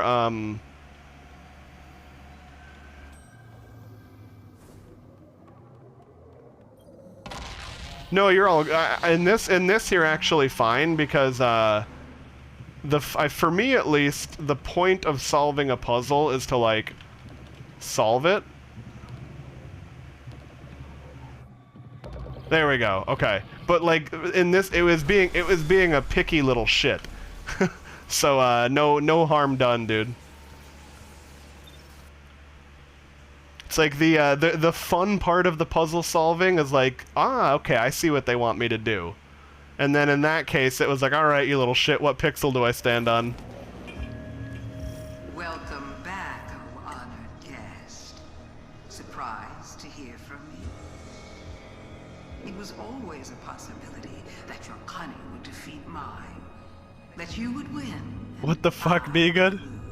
Yeah, no, I hear you on that. I'm not superstitious at all, but, like, that very much falls into the realm of, like, I'm not gonna fuck around and find out. I couldn't leave you with so many mysteries still unsolved. Oh shit, dude, you're popping off. In these hallways, my memory lives on.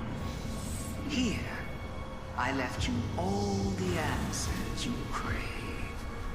Okay. Bring your curiosities to me. Let me tell you some stories.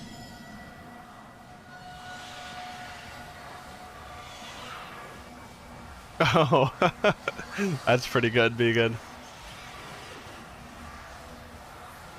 Yeah, I mean, honestly, I loved Witch Queen's campaign. Unfortunately, I also love Lost Ark, and now I have two MMOs that I am playing at the same time. And that's, it's, you know, it's, fortunately, I'm enjoying both. I don't feel like I am struggling in either one. I think I can very much enjoy both of them. But, like, without a doubt, I am not going to be able to progress as fast as possible, you know, in them. Okay. So I wonder, let's see, let's stand here, see how this goes.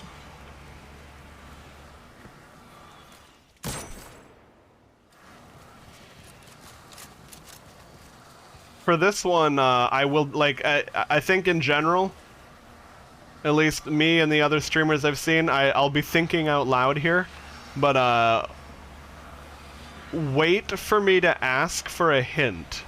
I might need one.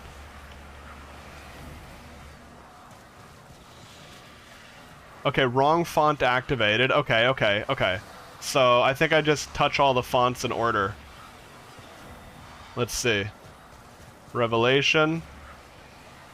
Okay, this spiky boy. Revelation. Oh, yeah, okay, I got it.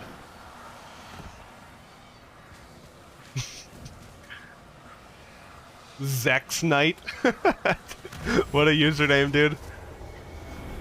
How's it going? With 3 X's nonetheless. Alright, oh, okay, different symbols this time. Okay. Alright, so Goofy, turret shaped like a long C, hamburger, sea urchin, mushroom. Okay. Goofy turret. Fucking hamburger. Hamburger. Okay.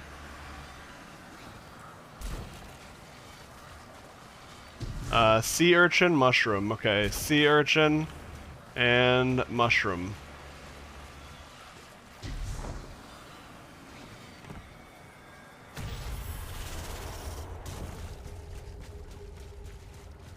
Yeah, that was pretty cool. I've really appreciated the mechanics they've been using in Witch Queen. It's been so good. Trying to beat Witch Queen campaign on Legendary. Oh, dude, it's if you're trying to solo it as well, it's pretty tough, Zach. Like if you're a new Destiny player, or like you haven't played in years and years, and like you don't have any interesting exotic weapons or like decent gear, it's tough. Also, if you're not new to Destiny, I would also suggest one. So if you've played Destiny campaigns in the past, right? And you're used to that, like you just keep equipping whatever gear you get. In the Legendary campaign, they basically flood you with upgrade modules. So you should be taking your best pieces of gear, favorite weapons, and upgrading that with you as you go. Okay, you're new? Okay.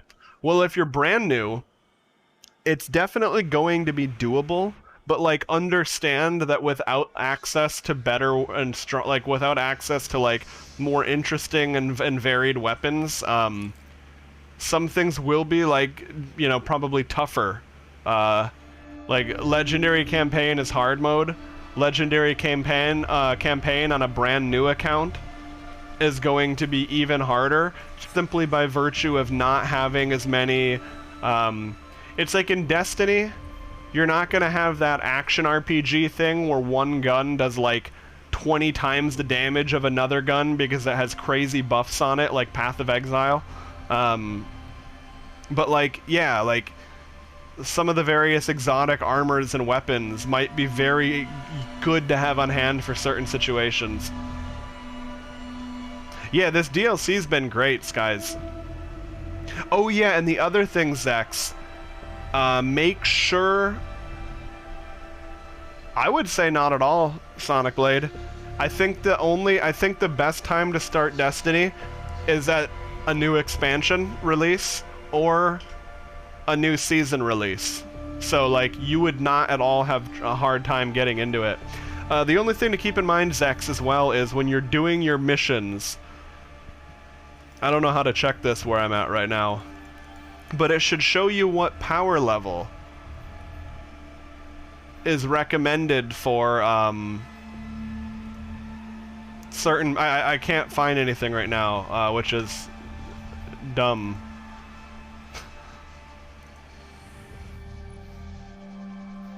Okay, Vault of Glass recommends a power level of 0. Got it.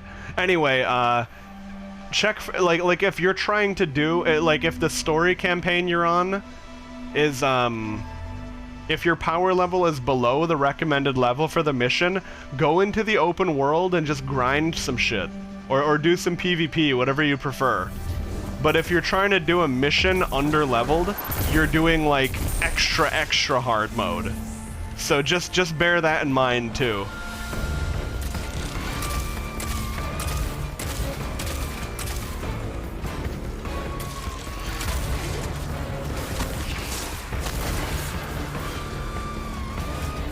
Hey Dragon, the new Legendary campaign is no pushover. It's definitely gonna be for people who desire a challenging PvE FPS experience. Like soloing this campaign on Legendary was not much easier than playing Doom Eternal on Nightmare, for example. But it's a very good difficulty. Like, people who play Dark Souls might know what I'm talking about when I say, like, it's hard, but it's fair.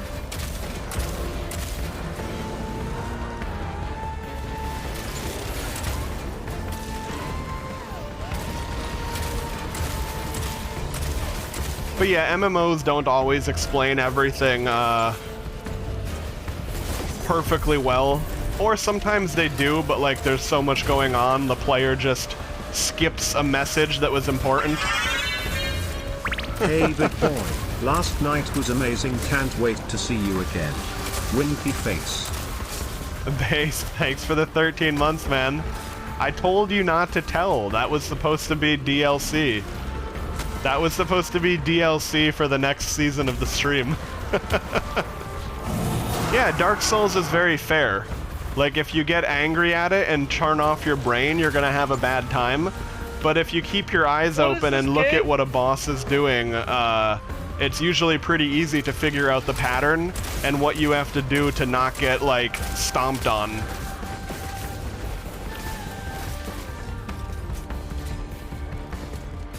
Sekiro being an even better example, maybe.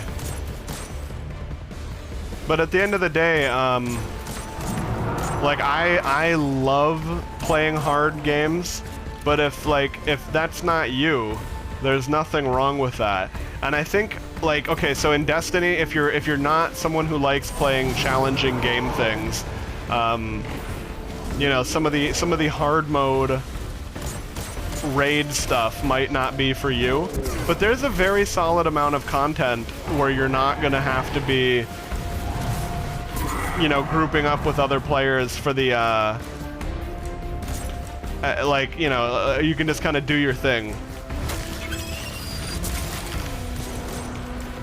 I guess what I would say for anyone who is contemplating Destiny, I wouldn't think about it like a free-to-play game. You really are going to want to own the content, or it's just not really worth playing. Like, you'll be like a brand new free account is locked out of a ton of stuff. But consider it like a very solid trial. You can install the game, you can see how it runs, you can see if you like moving and shooting in it, and if it runs well on your computer, or whatever device you're using. And then, you know, if you like it and you want to buy it, go for it. But if you're like, you know what, I don't like this, shooters aren't my thing, it's like you get to install Destiny before you have to spend money. That's kind of the benefit. The children of the Witness wage a war. It Dying spans in one hit doesn't centuries have and to be unfair galaxies. at all. They see the fall of thousands of civilizations. You die in one hit in Hotline Miami, that was a great the silence game. of millions of thoughts. In the mind of one of these warriors lives the memory of an ancient weapon. A blade that cuts with the shining edge of beautiful, terrible logic. Through a game of riddles, I steal this memory for myself. I make the weapon mine, but I do not keep it. I use it as a lure. Interesting. Heating up wellspring. Okay, what the fuck is this? Heat successful warm-up. Each final blow increases charge draw speed. Weird, but cool. Heating up. Okay, psycho hack. Huh. It's kind of it. Whatever. I guess I just need to get the extraction thingy from this.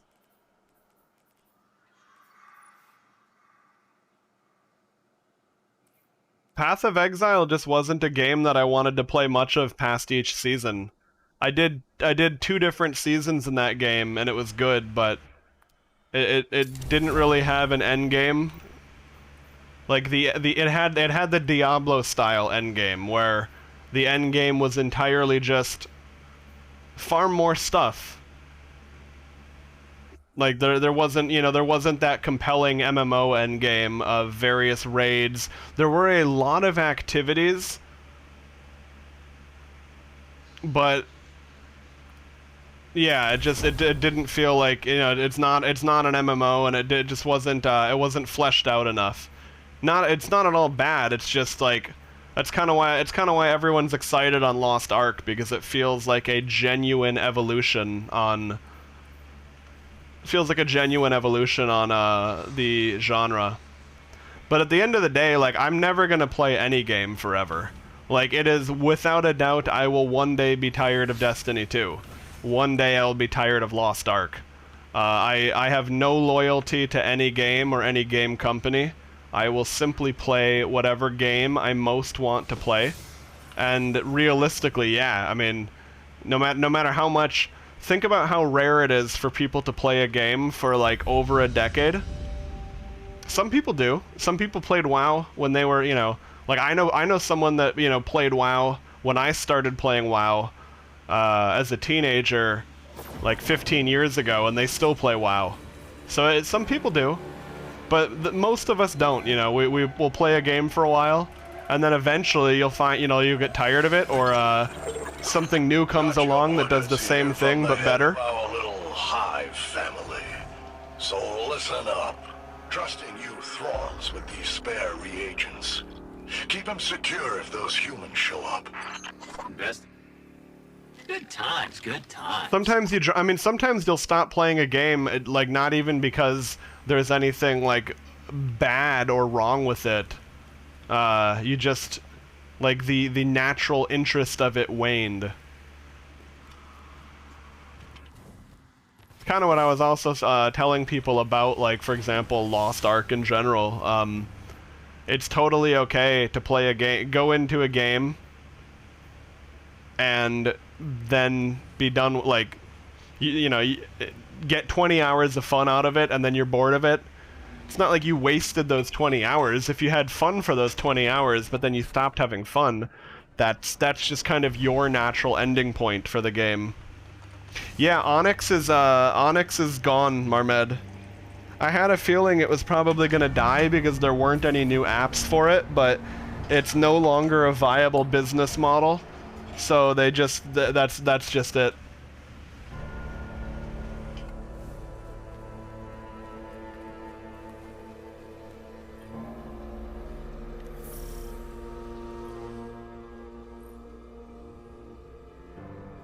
I'm not surprised, though, because I do wonder if they were too generous.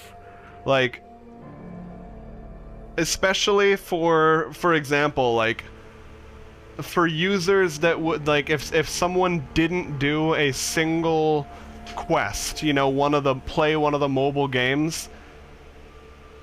Well, actually, even for people that did the quests, like, the end point of that was all to make money. So...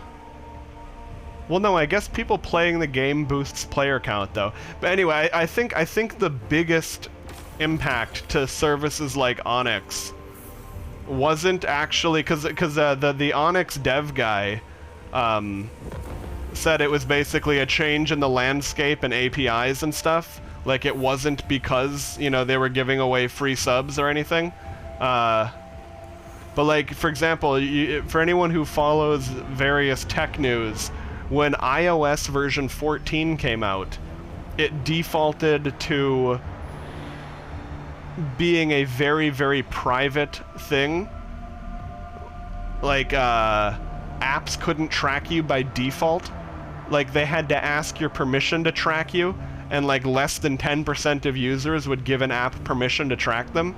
Like, Facebook, I think that update came out late last year, and the following fiscal quarter, Facebook was down like billions of dollars in profit. So, I think, and with iOS being the most valuable market for those kinds of programs, like, for example, an iOS user doing an Onyx quest was worth more revenue to me than an Android user. That's just what it is. Like, iOS users are more valuable for marketing purposes. I think that whole business model of monetized advertising in that fashion probably just fell apart when they couldn't track people anymore.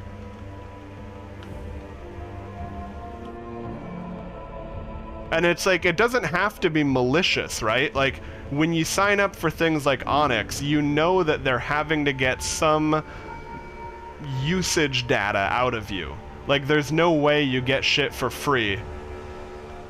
Yeah, no, genuinely, like, for mobile app developers, Donuts, they significantly recommend becoming an iOS dev, not an Android dev, because the rate of iOS users that actually spend money on apps and then in-app purchases is way higher than Android. Like it's not even in the same ballpark. And of course it makes sense, because Android makes $20 devices for, you know, developing regions of the world.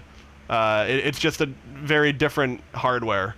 Whereas most people that have an iPhone are going to be better off on average.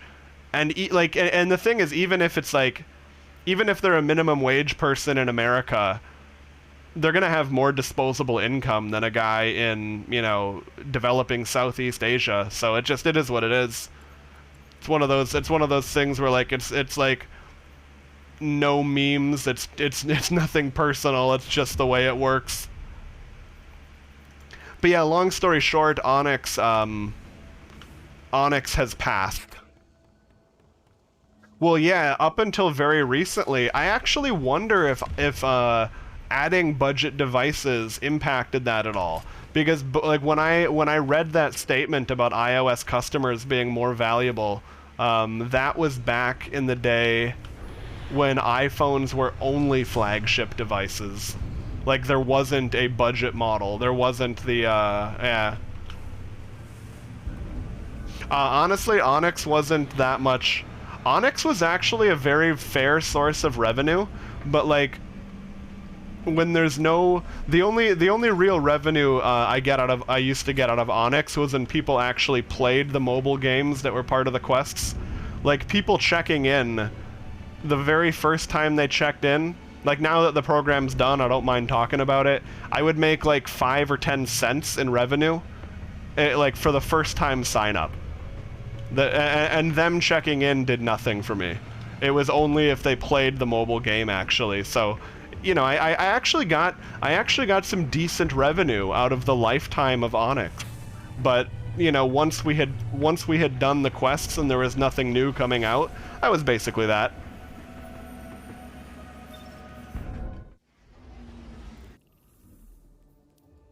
But I mean, that's kind of how it goes for any streamer.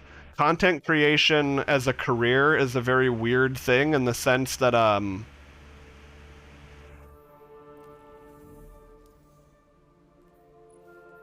you basically utterly rely on, like, viewership contributions, subs, bits, and all that. but then as soon as you become big enough of a channel to receive meaningful sponsorships, like from whether it's, you know, game companies, hardware companies, whatever, the money you get from those ads and sponsorships completely dwarfs what you get. Like even though like someone like Moist Critical gets a ton of subs and donos, the money they make from sponsorships is way more than that. And like YouTube revenue and sponsorships. So it's kind of just a very weird situation. Like you've got streamers like Say a Knight and I that are actually doing like depressingly well. What I mean by that is like Saiyan was looking that up on his stream the other night. He's like 0.13%, like the top 0.13% of Twitch or something like that. I think last I checked I was like 0.22 or something. But like we for sure make under minimum wage. So but yeah, like, you know, that's kind of how it goes though. It just is what it is. I think you can monetize being a Twitch streamer better than you can monetize being a brand new artist or musician. And that's just kind of always been the entertainment industry, man. Like, those at the top do very, very, very well. And everyone else makes nothing. Yeah. But hey, I mean, that's why I didn't even start streaming until I had saved up a bunch of money. I've made some okay crypto investments throughout my life, you know. You make it work. But I also love doing it. Like, I am a pretty frugal, simple-minded person in terms of living. Like, pretty much the only thing I even care about having, like, the best is, like, my computer. I want like the best computer I can afford. Like, there's no level of computer performance that I would consider a waste. Like, I would have bought a 3090 if I could have, like, if it made sense to buy it, but that would have been too high out of my budget. But like, I did get a 3080 as is, you know. But like, pretty much other than my computer, like, I don't give a shit about having a car, or a mansion. Like, the only reason I would want to be more successful is to secure the future of streaming, because I love it so much. And I think that's probably the right mindset to have as a streamer. Because, dude, some people pop off really hard. Like, look at, like, you guys remember when Angelina was streaming more actively? Like, she was up to, like, 200, 300 viewers in her first week. Like, she did really well. What Monster Sanctuary news, though? Are you talking about Solemn? Or, sorry, Marmed? I guess both of you guys mentioned that. Yeah, basically in a nutshell. Every now and then she and I chat.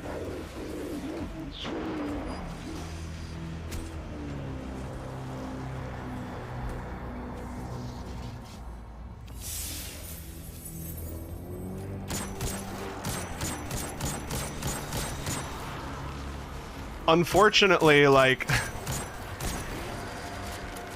yeah, I mean... I guess, well,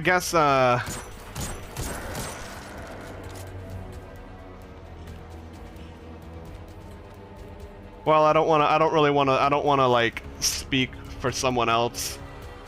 But yeah, basically just IRL was what it was. Oh, DLC coming in a sequel. Thanks, dude. I had missed that, sorry. Yeah, Dragon, as far as varied content goes, I think if people can enjoy playing one game forever and it doesn't burn you out, I think it's probably a very, very effective way to make content. But I think if you're like for me, I know myself.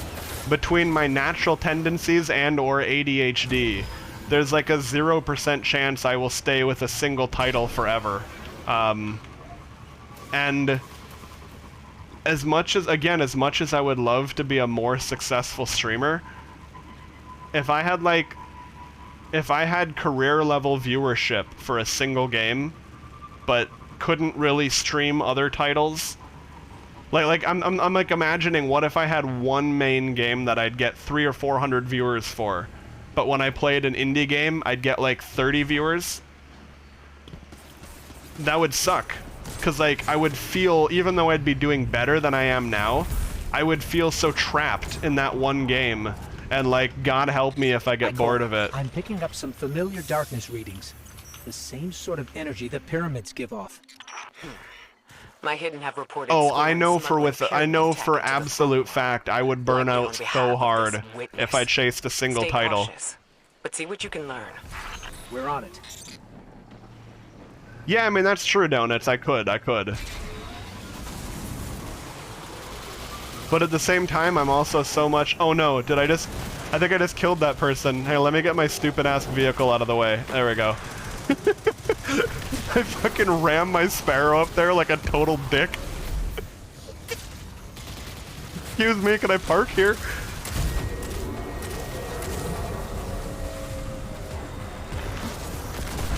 But yeah, do we know anything about the, do we know anything about that, Marmed, and the Monster Sanctuary DLC and sequel? Because that was actually one of my favorite, except for that stupid fucking jellyfish boss during the beta, that was one of my favorite games in terms of the monster hunting genre, or like, not Monster Hunter, but like the Pokemon-esque genre. It was a very good Metroidvania meets Pokemon game, Monster Sanctuary.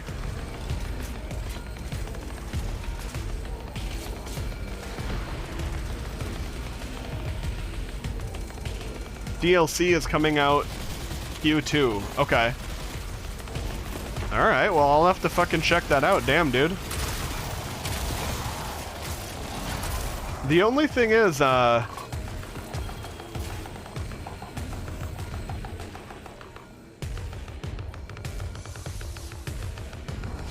guess I do,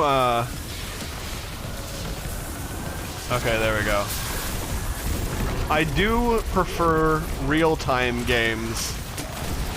The only thing about turn-based games is I like games that are challenging and engage me in terms of like having to play well and make the right decisions. And turn-based, stat-based games like Monster Sanctuary, sometimes you just hit these moments where it's like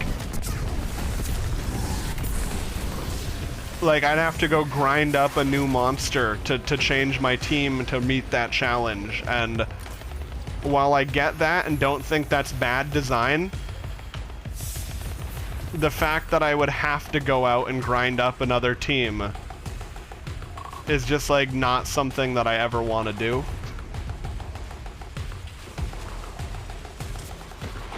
And they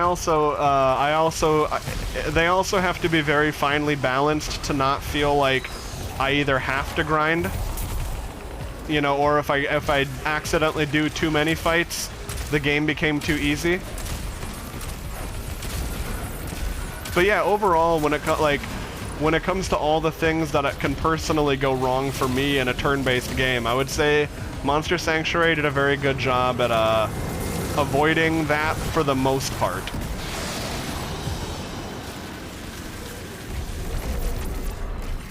Ikora, the device was some sort of super weapon.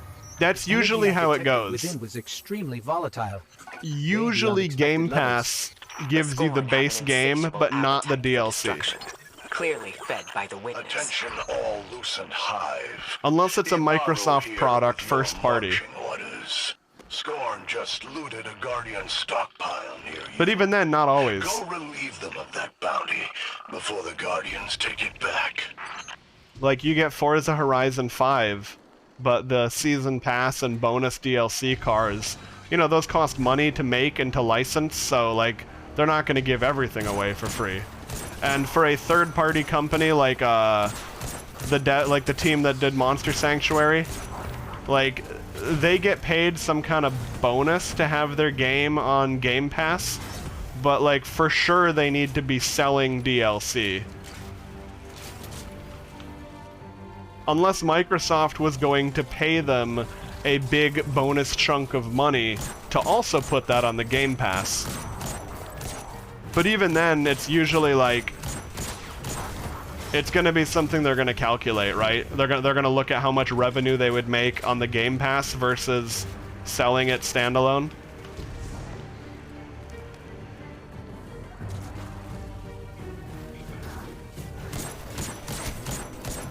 Oh, nothing really solemn, honestly. It's more of like, it's a meme for people that were there at the time. It's gonna be kind of like, there's nothing really to explain, if that makes sense. But, the jellyfish boss was pretty tough when I had ran into him with the current team that I had. I would have had to go back and grind.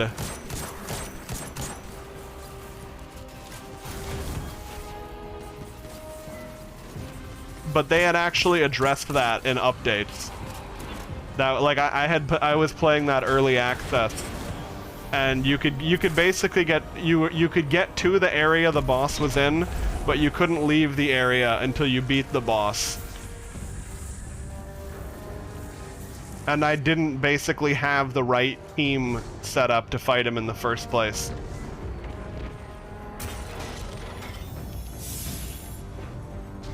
Oh yeah, no, Game Pass is plenty of games, like really, really good games.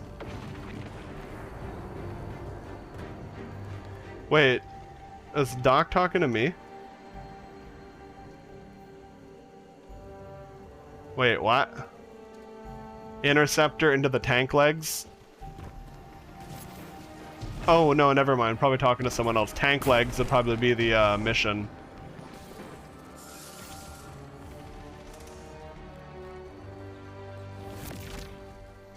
Can you do that? Oh, it's for rally and fire team? Got it. Okay. Yeah, I guess you could probably do that. Just like blast an interceptor into the spider tank's legs. I could see that being a thing. Alright, what the fuck am I doing here? I'm just like collecting shit and hopping around. Let me see here.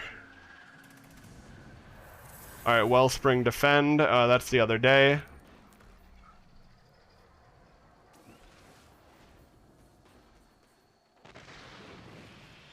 Shape Throne World weapons in the Relic and the Enclave. Okay.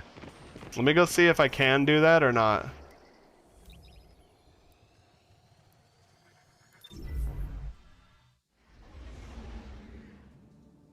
And yeah, that makes sense, Rally. It would be very annoying for me as well to have to make another account. Like, I could see that being a reason I don't bother playing a game, to have to VPN and make the other account. For what it's worth, though, if you weren't aware, because Sempatera did that, he said that he only had to do the VPN once to make the account, and but now he just logs in without it. It's totally fine.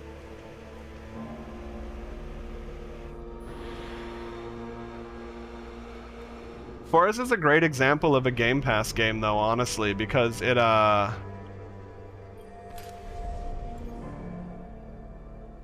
Oh, yeah, right. They had to do, like, a VPN or get it gifted. Mm-hmm. Yeah.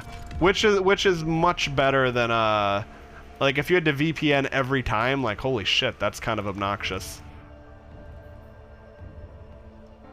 Oh, I have that gun, that's right, okay.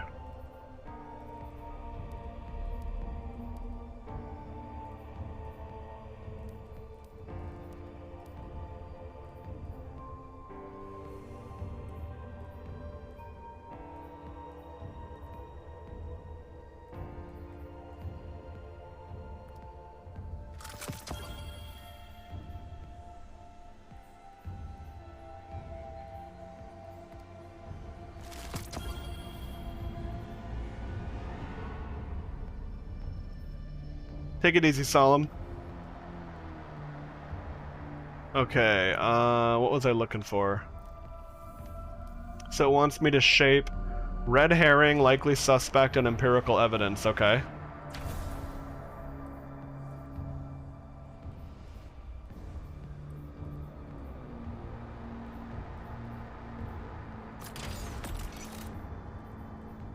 I hope I don't have to level up all these weapons. Like, if I don't mind leveling it up if I want to use it, but if I don't want to use it, like, I hope I don't have to, like, grind all of these.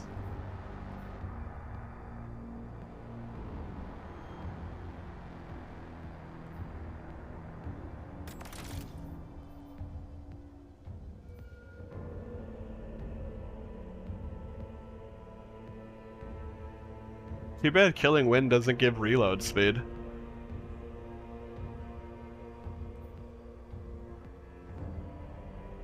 Killing Wind on a rocket launcher? I wonder if I even want that.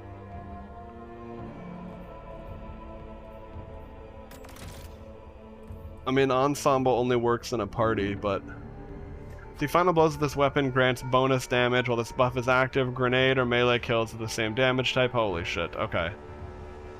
That's probably good, Golden Tricorn, but that sounds really annoying. Alright, anyway, whatever. Not really too worried. Alright, so I gotta make this weapon.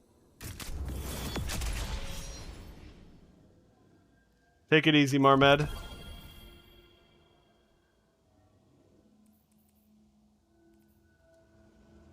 Okay. Yeah, I'll eventually play Elden Ring. Bare minimum, I'm gonna wait for it to be, like, patched up to being in good shape on PC. And I might even wait, like, a long time, like a whole year or something, play, like, the definitive edition. I've done that with a few games, and while waiting isn't fun in and of itself, every time I have actually waited for a game to be in that, like I said, like definitive edition state, it just feels so worth it to have done that.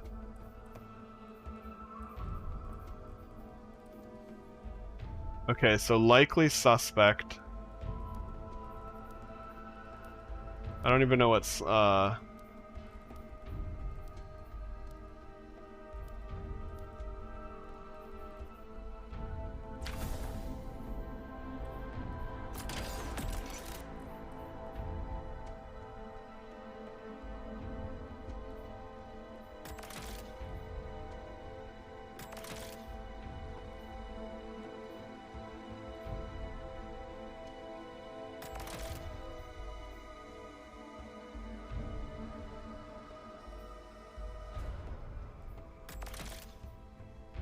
okay, sure. I'll go ahead and do that. So I need to craft one more weapon for that quest.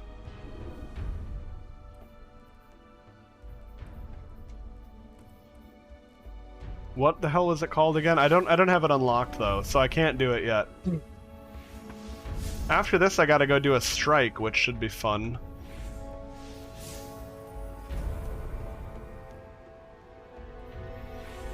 What is going on? There we go. I couldn't get the quest thing to pop up.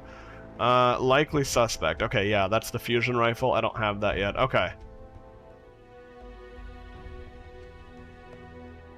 The hidden have a list of Throne World weapons. Okay.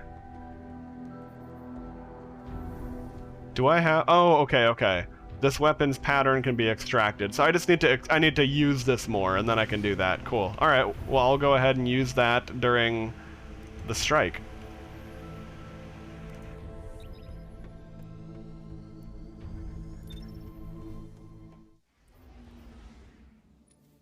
Okay, so...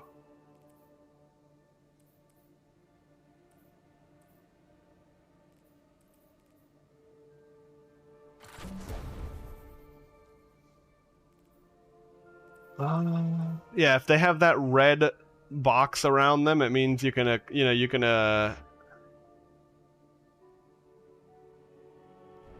you can extract their pattern, or some of them, like this weapon has like a resource in it that you can extract. That's a kind of interesting system. So far, I don't mind this system. I wouldn't want to, like, the glaive I have to level 12 because I actually really like the weapon. I don't mind leveling up the weapons to enhance them further. I just hope I don't run into a quest that, like, wants me to grind every weapon or something goofy.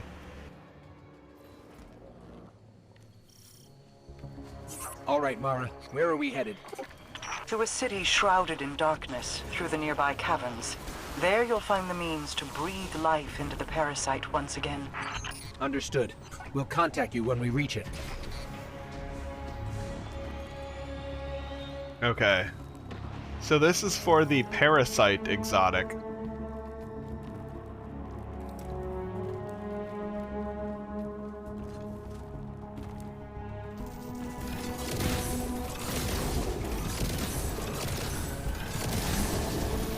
The parasite is like one of the best. Oh shit! One of the best DPS weapons to use right now, is my understanding. Oh, there we go. That recovery though.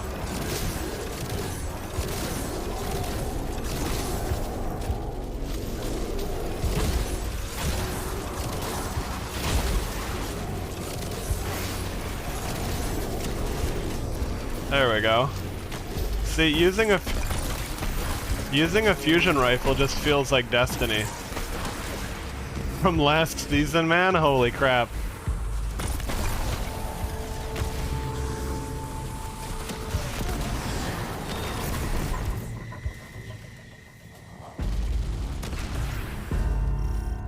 Mara, we found a door. It's like the inside of a pyramid. A gateway to the Dark City, built by that which commands the nearby pyramid. Yes. The witness. Not the witness itself, but a disciple. So what is this place exactly? A factory, you might call it. Built for the growth and facilitation of those like the very parasite you now hold. Go, see for yourself. Not to be rude, but how do you know that? One does not engage with the all-powerful without first gathering the most valuable tool in war. Knowledge. Knowledge is power.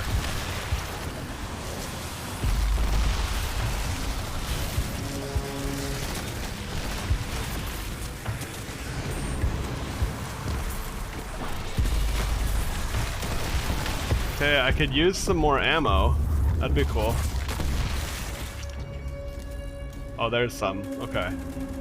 Because I was gonna say, I've got some stuff to do. Oh, I should have taken Zavala bounties. Oh, but you know what? Some of them don't count if it's not a playlist strike. Like, you...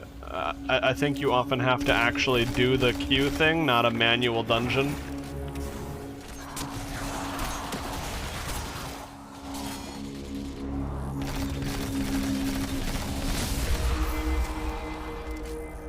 Oh yeah, hang on, wait a second.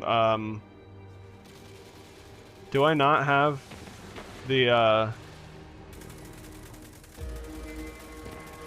Did I not craft the Osteostriga? No, I guess not. Huh. Alright, I'll have to go back and do that. For some reason I thought I already had the weapon. Grown here. Then we're looking for what? Some sort of machine? It's twofold. A source of immense hive magic, a cryptoglyph, to provide life to the parasite, and a darkness incubator to infuse them. Shortly after gaining her new power, Savathun returned to her throne world, filled it with light, stamped out whatever poisons the witness's disciple had spread throughout, including within that factory. And yet, I believe Savathun far too cunning than to completely eradicate the potential power of that place. Then we'll start with the cryptoglyphs. Must be around here somewhere. An entire city of darkness, right in the middle of Savathun's home. And she did nothing to stop it? Why would she? At the time, it benefited her. Endless worms for an endless army. Is the door gonna open?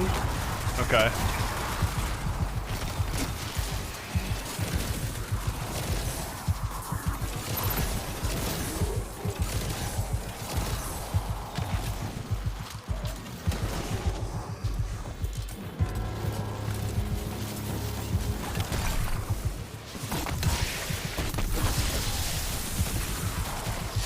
There's nothing in here. Just some sort of leftover darkness energy. Resonance. I need more, There. A cryptoglyph. Oh yeah, And I have yet, glaive and rocket the launcher Scorn gave their scavenger. lives to defend it. Likely to obscure your path and trap you. Dispel it and see what happens. Alright, let's see. Let's go ahead and swap this to, oh god, fusion rifle right, scavenger Mom. is so Scorn seemed to be expensive messing with right us. now. That opened a portal. Seek further corruption throughout the space, and you will undoubtedly find our cryptoglyph. Yeah, last season was like, that was when to use, fusions. But honestly, it's very, very good that it changes. Man, this area looks so cool.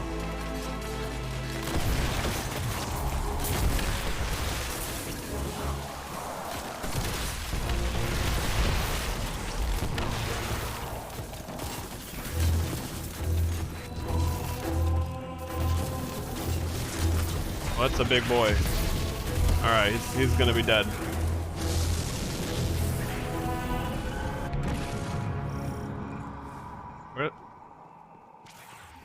Man, they really nailed the aesthetics of all, like everything in the Witch Queen. I mean, shit always looks cool in Destiny, but they have nailed the aesthetics here.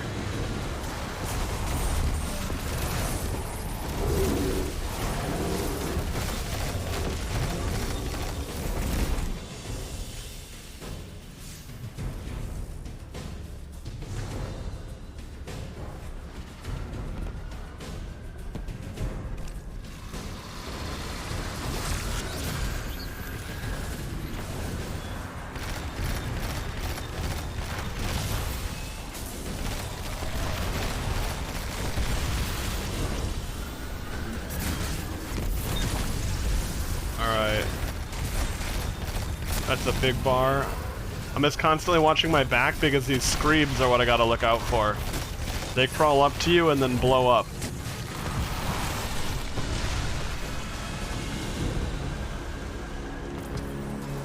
They will definitely be what kills you, if nothing else.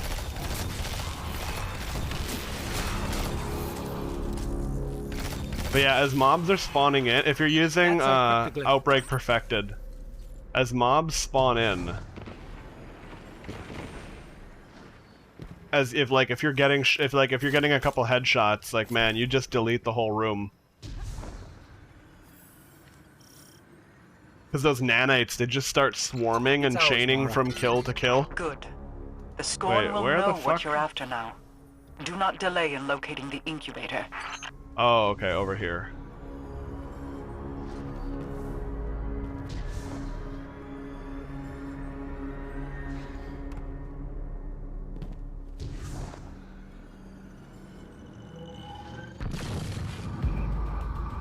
Like, it looks ancient and futuristic at the same time.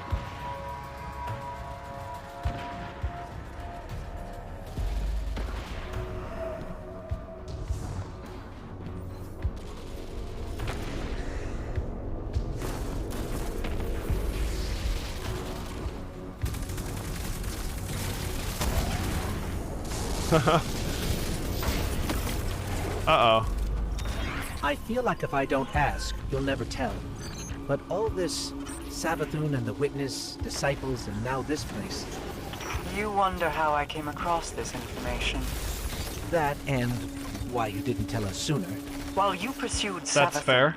the Parasite and I traveled far and wide, pursuing related interests. Much If of she his said knowledge is searching still far and new, wide, even that to would have me. been so good.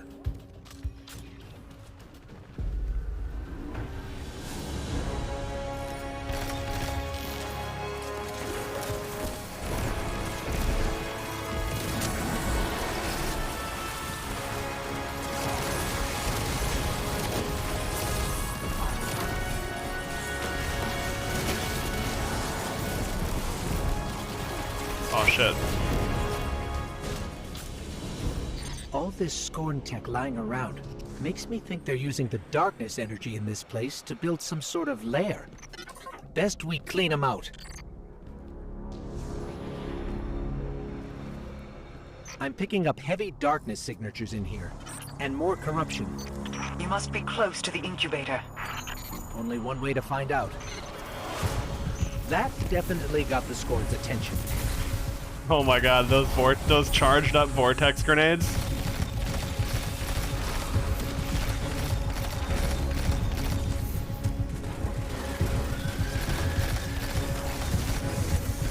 The other thing too is the more people that use this gun in your group, I think the nanite stacks benefit everybody. But I'm not 100% on that one.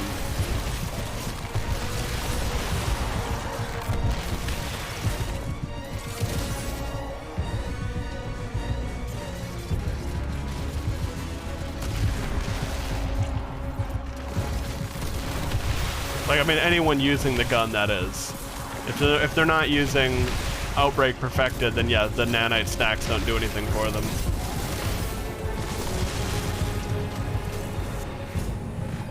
Ogma PR6 energy weapon. I don't know if I've seen that one before.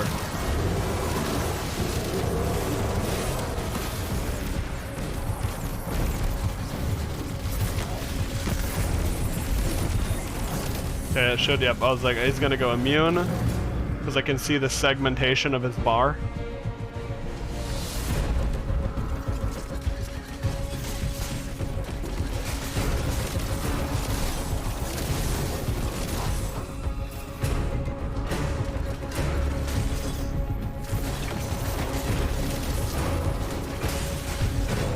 Uh-oh, that's not looking good for me. That raider like blinked out and then back in. That was fucking weird. I think he was gonna go do his little ether travel thing, but like ran into the wall and then it ended.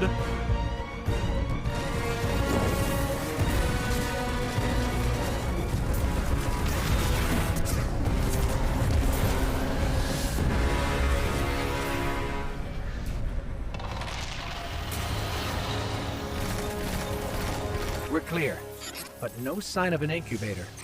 It must be hiding in plain sight. Look around. Fear swells. Deception Queen. What did you say? Nothing. You heard that too? Can I punch that worm? The parasite. It speaks once again. How is the fish talking? Worked. You didn't think it would? Savathun's deceptions run deep. I fear that somehow the parasite is cursed. However, I have yet to see evidence of it. Okay, cool. Looks like the incubator's out of juice. And the parasite? Its vital readings are still low. Then we have achieved only partial success. There are more incubators hidden across the throne world. I'll attempt to locate them. Alright. Looks like our cryptoglyphs drained too. But we may be able to fix that. See that you do. Keep the parasite safe. I'll be in contact once I locate our next incubator. Alright. Welcome. There we go. I wanted to make sure we got the dialogue for that. Alright. God.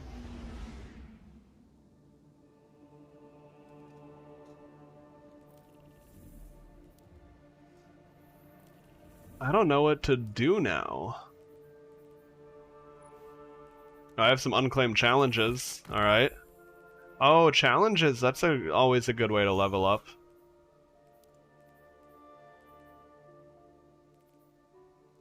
Reach rank 15 with Finch in Savathun's throne world. Okay.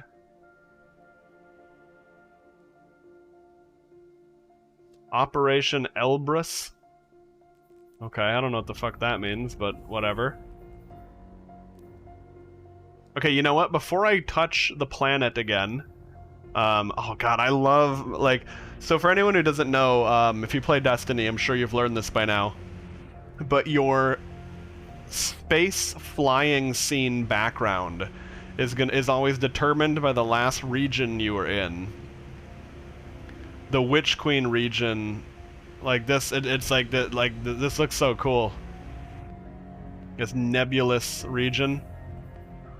Although, Europa also looks pretty cool. I wonder, does Exostranger do anything for us in this expansion? Anyway, I will be right back before we continue on with this. I think I want to go craft the Osteostriga. Maybe I want to do some Gambit. if there's not like, oh, hang on, let me see how many steps is this. Holy shit, 17 steps? Okay, so it's unlikely that I'm gonna finish the worm quest tonight. I want to make a few more bits of progress on this, but I've heard that Gambit is actually really interesting now, and I saw that it was significantly overhauled, so I wouldn't mind doing some of that if anyone else wants to, but if not, I'll probably just do freelance since that's the thing now. Yeah, I guess that's about. Let me be right back before I piss myself on stream. That would be fun, huh?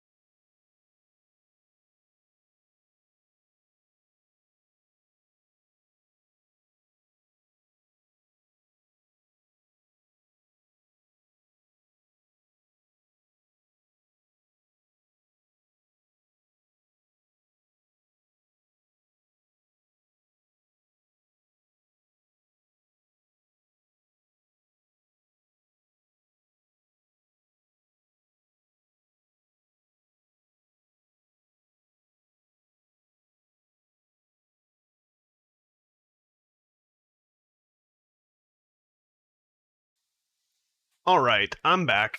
Had to inhale some food and have a protein shake because I worked out before the stream today. And yeah, every time I work out, it's like the hunger is real.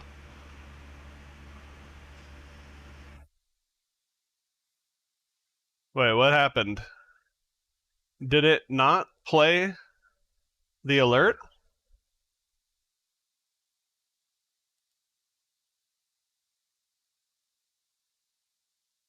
Wait. Sound alerts, is that? Yeah, sound alerts are supposed to be there. They're on my BRB scene as well. Let me load up the sound alerts webpage real quick. Like, I don't think I heard it.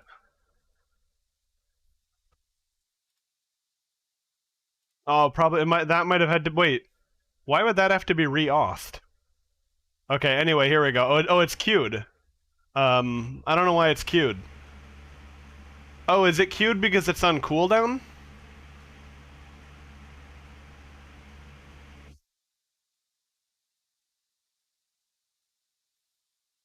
Why the fuck? I've never seen that before. It says 1 minute ago, queued. Okay.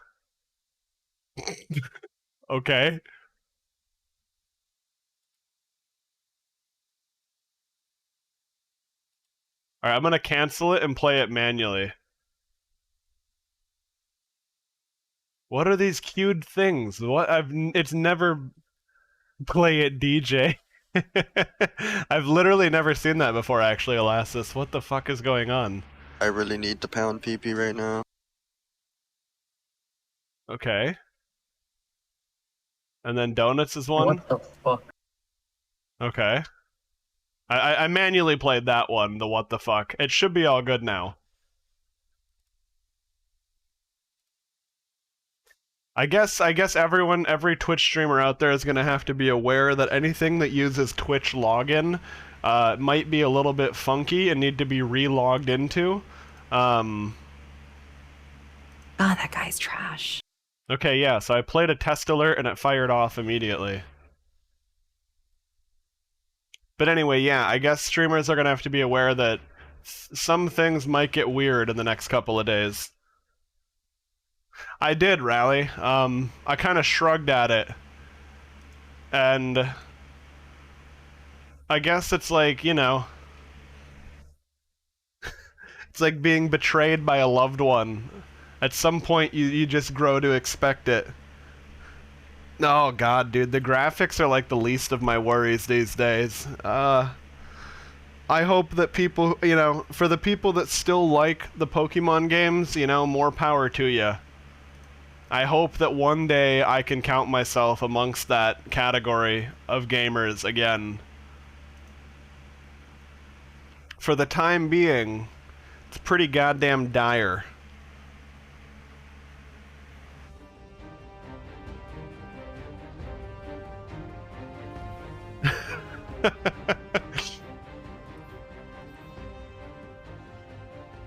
I wonder how well I could actually do everyone's voice. I really need to pound PP right now. No, Kyle has an interesting way, like... I mean, everyone's voice has their own characteristics. I wouldn't know where to...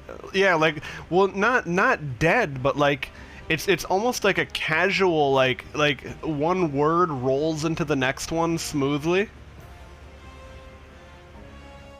But I can't quite figure out how I'd want to do that. I wouldn't know where to begin on Angelina's voice either. That feels like that would be a tough one to imitate accurately either. Okay, so what is this? This is a pulse rifle. Hammer forged rifling.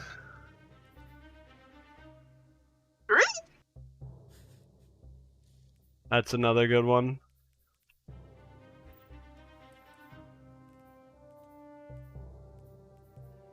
I guess at the end of the day, that's what makes them good sound effects, right?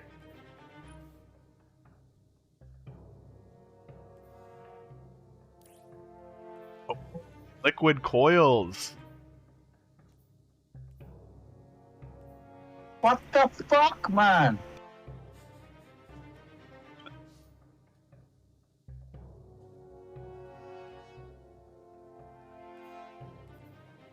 Yeah, but well, here's the other thing too is copying someone's voice characteristics is one thing.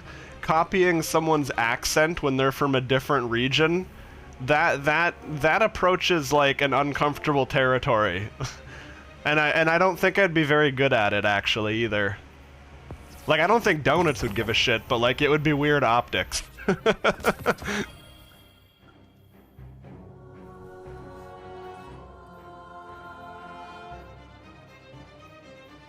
Wait, is this another, Yeah, my Scandinavian teen accent isn't that good these days.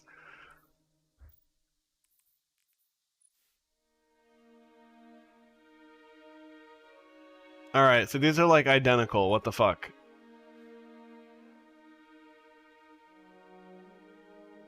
This one's a little bit shinier. But realistically, the only purple quality ship I'm gonna keep is this one, just because it looks like a giant dildo. It's a flying butt plug. Alright.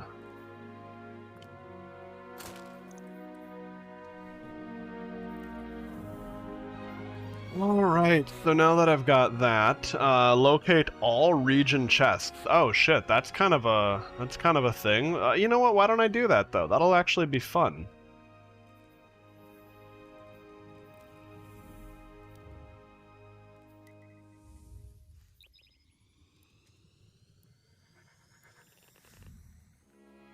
Oh yeah, the legendary, isn't it? We have so many different what the fuck from Donuts that like we have like rarity tiers of them.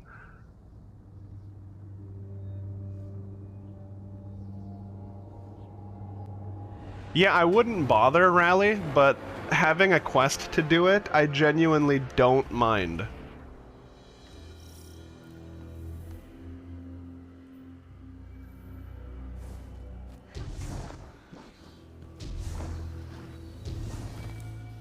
I don't know what Plugbot does actually, Elassus. I haven't heard of that one yet. I got the thing to get the power back in the thing, or whatever. Mm-hmm. Did he just fucking... Okay. Fair enough.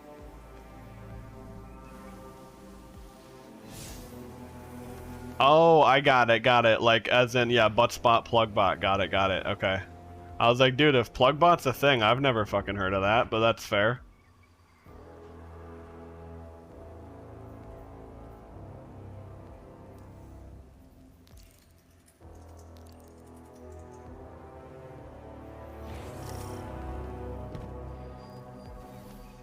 This ghost calls guardians neon nerds. I mean, that's like he's in ghost crushing range. Like, we could just do that. Oh, I had an idea, by the way, that was somewhat... It was fairly well received by the Destiny Reddit community. But they were talking about being able to crush ghosts in trials. And I was thinking, I don't know if... And like, someone commented how that wouldn't make sense lore-wise, because you'd be truly killing the Guardian then. And I had commented on, what if you just had a thing where, for balance reasons, it's the same animation length as crushing it, but what they do is they squat over the ghost and take it up into their anal cavity. So then if you want to revive an ally like that, you gotta kill that Guardian. You have to, this only works if you buy the armpit length latex glove from the Eververse, because that'll make Bungie happy to get Eververse sales. But if you have the latex glove, you can pull it back out from the dead enemy's ass to revive your buddy. Right? Like, everyone wins there. I mean, the Eververse part being the key sticking point too. Like, we know that Bungie would love that part, right? Like, it seems like it's well, like I feel like as that idea came to me, it was just really, really well rounded. Like, we pretty much nailed it all.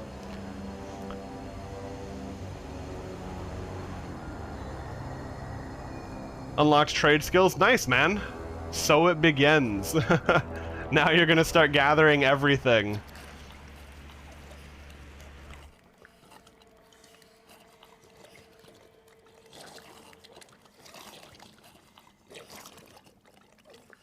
Plus, I mean, when you look at it, the ghost core, right?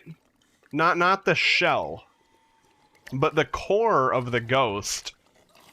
You can see it more clearly when you're crushing the hive ghost. It's about, I mean, like, it's a bit big, but it's not far off from anal bead size, right? Like, it would, I really feel like all of this would completely work. But anyway, that's just my theory on adding another layer to Trials of Osiris.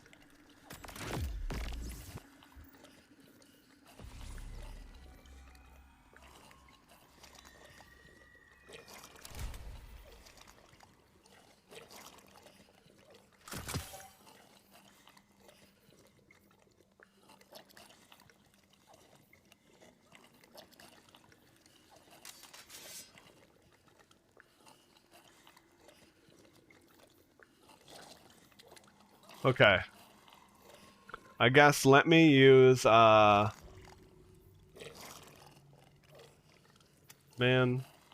Okay. I guess let me use this for now.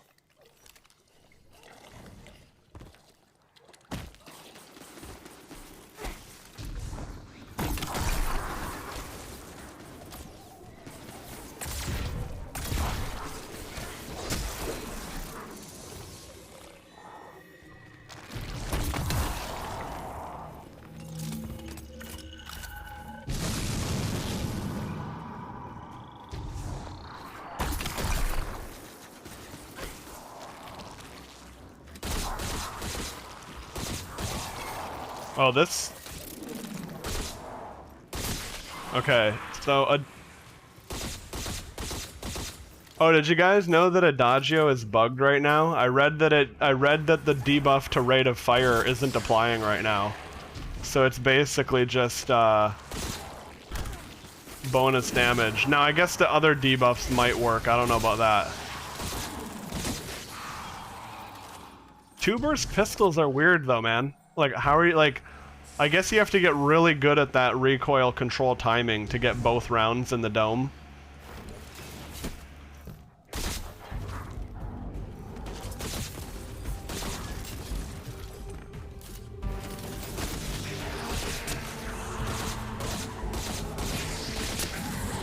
But holy shit, does that do some serious damage.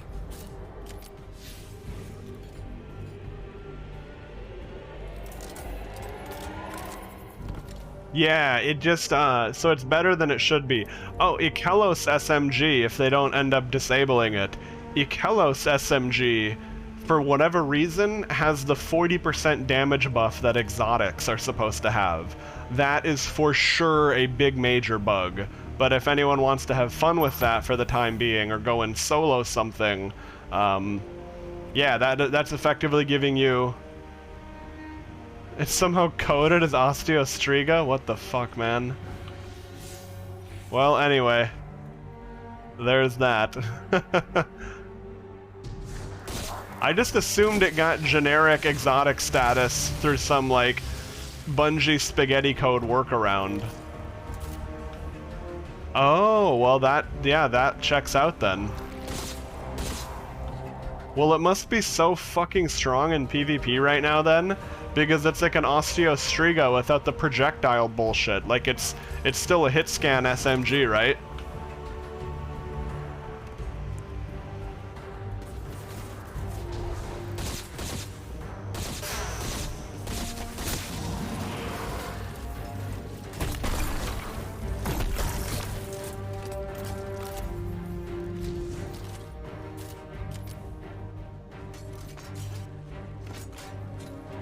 Oh, okay, okay. Yeah, I mean, maybe it'll be worth, you know, it might be worth temporarily using with a 40% damage buff, but, like, only if you feel like checking it out, you know.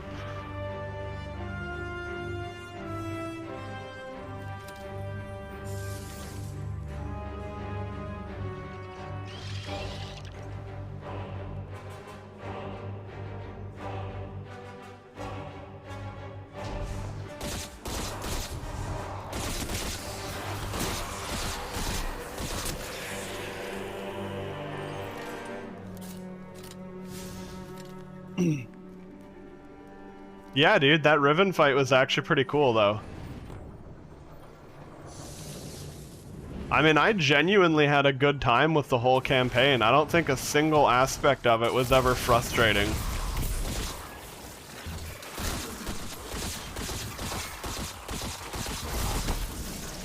Oh shit, that raider fucking... Those crossbows, those will take you out. Definitely didn't do it without dying or anything, but like... It was like, it was a very satisfying playthrough. Yeah. That's really good news.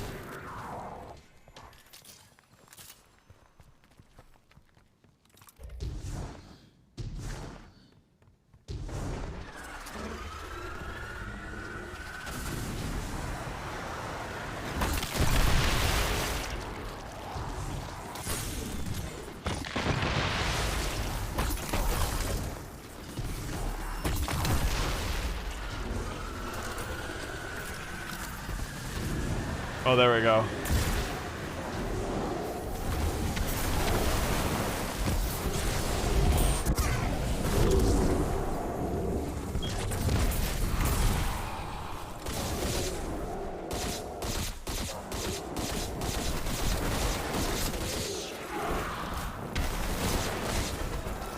Holy shit.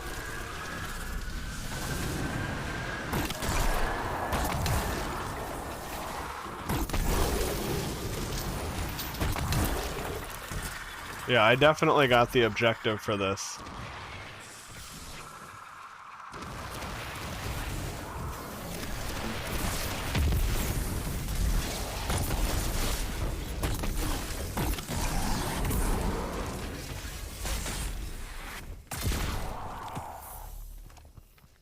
Alright, we got our cryptoglyph rune. Defeat Scorn in the Throne World to charge the depleted rune. Okay. I'll go back here to do that event. When you rank up a bit more with Finch, you'll unlock the ability to do story missions on higher difficulty for the... Oh, okay, okay. Well, that's pretty cool, because it was a very, very solid campaign, so I don't mind them using higher difficult... So it's going to get harder than it did on the campaign? Alright.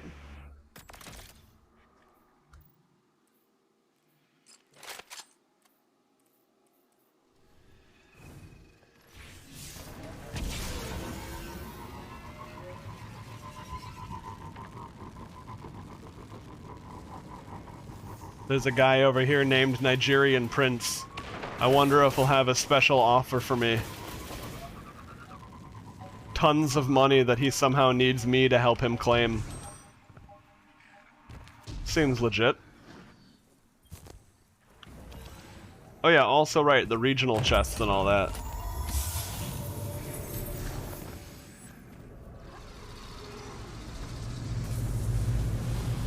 Oh, I didn't get the flag in time. Oh well. Hi, Cora. I'm picking up some familiar darkness readings. The same sort of energy the pyramids give off. My Hidden have reported Scorn smuggling pyramid tech into the throne world. Likely on behalf of this witness. Stay cautious, but see what you can learn. We're on it.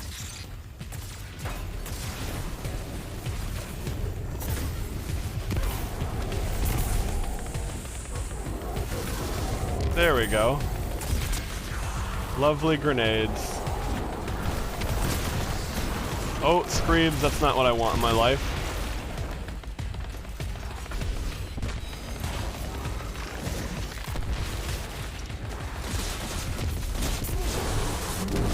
Oh shit. Oh shit, it's Nigerian Prince. He is here with an offer after all.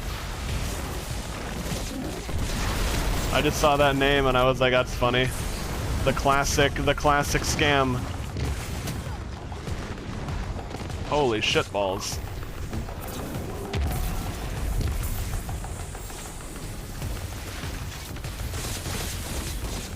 If anyone somehow doesn't know what I'm talking about, like maybe you've never had an email account, it's like a classic scam where they're like, oh, hello, person of the internet. You know, I have a ton of money to inherit, but for some reason I need to, you know, for some reason they need to run it through a US bank account. And they say that, you know, you've been the lucky one selected to receive it. And then they'll say, oh, yeah, I'm gonna give you $2 million, right? But there's this like transaction fee of $5,000 or something, right? And then you know, so that's the whole scam. They're supposed to, you know, you're supposed to be tricked into that. Like, oh yeah, I can pay a $5,000 fee, I'll get $2 million. But like, you know, the $2 million never happens.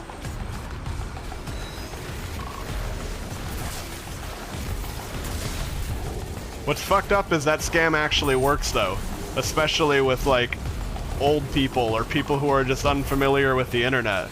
Like when I was in high school, someone in my class, their parents fell for that and fucking damn near lost the family house and everything. It was, it's no joke. But the reference to it, the reference is pretty funny. The real world outcomes, not so much.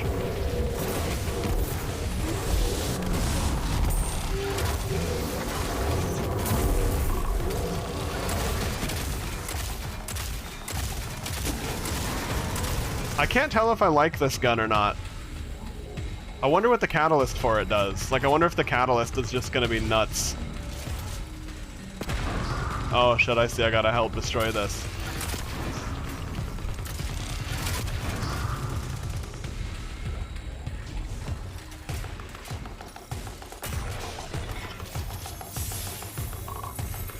Well, again, yeah, I can't believe how well they're doing on I mean, like, I didn't not have faith in Witch Queen. I've been pretty excited for it, and it seems like, you know, what I saw personally in the era of Beyond Light in my little tango with it, the tail end of that, you know, I was thinking, damn, so Bungie's really doing things right these days. But they sure are. They sure fucking are. It would have been so convenient for me if they weren't, though. Oh, fuck. Yeah, Raiders. Raiders shooting your dick off with a crossbow. What's new? Oh, yeah. Leather Club is, 2 blocks down.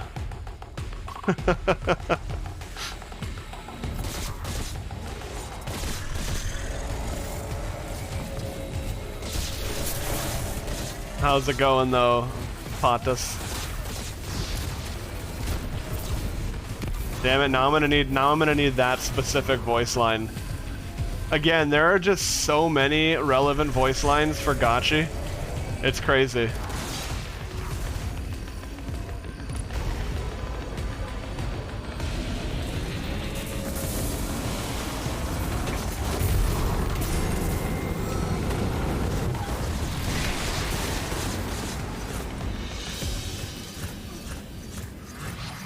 Ikora, the device was some sort of super weapon. The energy I detected within was extremely volatile, way beyond expected levels. The Scorn have an insatiable appetite for destruction, clearly fed by the Witness. Then it's our job to starve them, every chance we get. Thanks, Ikora. Alright. Wait, I got deep sight from that? What did that do for me then? Oh, is this a world chest? Oh, is it a deep sight chest, I wonder? Yeah, I bet it is.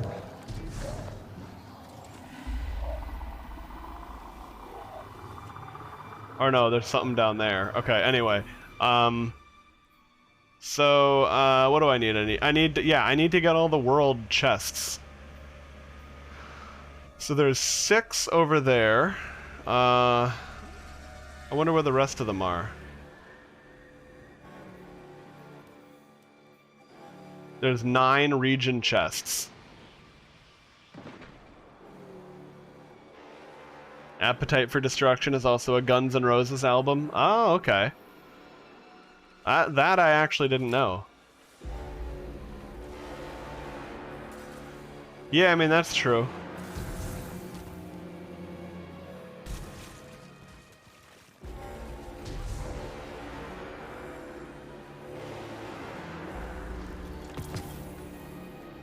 So, how am I supposed to find the other 3 chests, I wonder?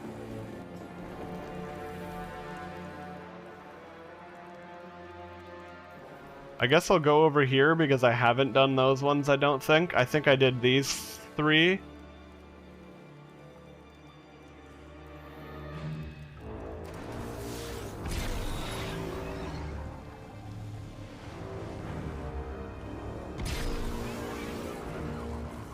Yeah, I'm only seeing 6 dots on the map though, which is weird. Like, I'm not seeing any in the Quagmire, but there's 3 over in Miasma, and there's 3 over in Fluorescent. Although, yeah, I don't know, maybe I'm like missing something obvious.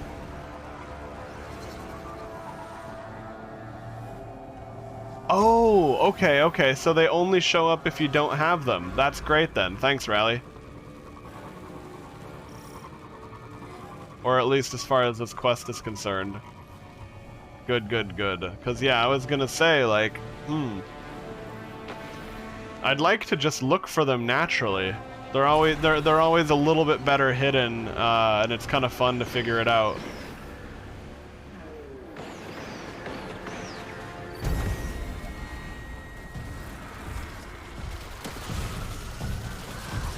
Oh, are they doing the event?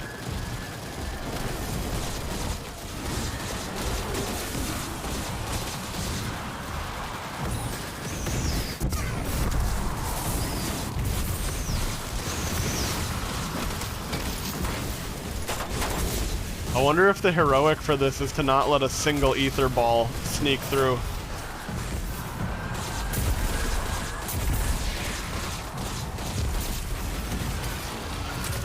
I even had arc too, damn it. I didn't think I had arc for a second.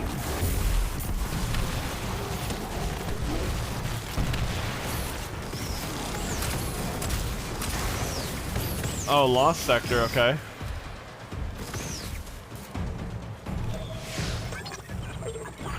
Got your orders here from the head of our nice heroic event. Family. So listen up. Scouts are telling me those glitter bombs are running out of ammo. Let them shoot themselves dry.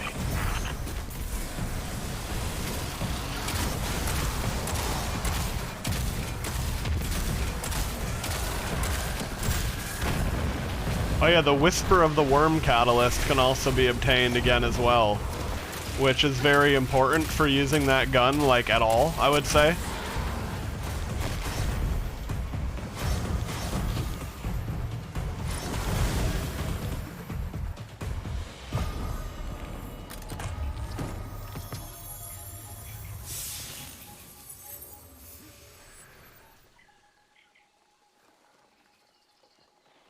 Hey there. Wait, what the hell is going on? Oh, my chat got weird for a second. There we go. Yeah, why is that so strange? Anyway, hey there, Jay Sosa. Welcome, dude. Yeah, I can't really complain. I beat the, I've been progressing fairly slowly in Destiny 2. Because I am also juggling Lost Ark at the same time, because I've been really digging both. But, like, I've been really digging both games, and the Witch Queen has probably been, like... This is probably the best that Destiny 2 has ever been. Like, I've been really digging things. I took a long break from Destiny 2, and recently came back for the tail end of Beyond Light. And yeah, again, so far, so good. It's just been a ton of fun. Here we go. This golden chest, that's our regional Ooh, a new funnel web. Any good? Oh, it's a better version of the one I had. Rangefinder, Vice Stinger, but pulse monitor instead of auto-loading or something. This one doesn't have the big range though. The other one I had more range, unfortunately. Let's see, increases stability, controls recoil, decreases handling speed. Okay. Yeah, no, it does seem to be a very good gun. I dig it too. I guess it's probably not going to be better than Shayura's though, so there is that.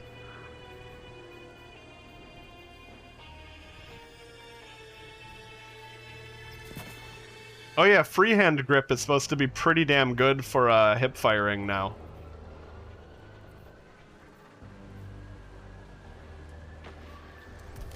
Alright, we'll swap to that for the deep sight resonance. I did not yet, J Sosa. I have not. Let's see, my progress on it is probably pretty bad. Yeah. Complete activities, right. So I'm making progress on my targets defeated, but do we have a thing that buffs your progress with it for like where the hell is that? Catalyst boost. Okay. At rank 22. Yeah, you get the quadruple. There we go. So I wouldn't worry about grinding that as much until you get to rank 22. But I guess if you're grinding it anyway, you're going to be gaining ranks. But yeah, if you have anything you can do that's higher XP value, that would make sense in my mind to do that first, then grind out.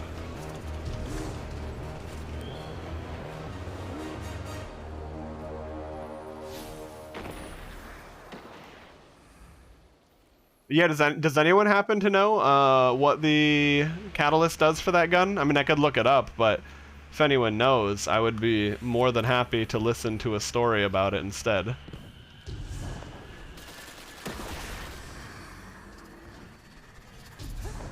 Is that chest gonna be up here, I wonder?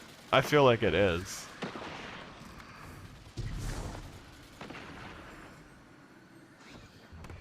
Like, I feel like it's gonna be up there. Yep, okay, I could just tell, I was like, this is for sure where something is hidden.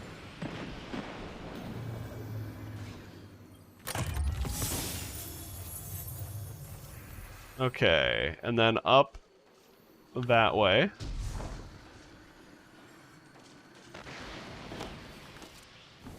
Holy shit. We're just flying over here, dudes.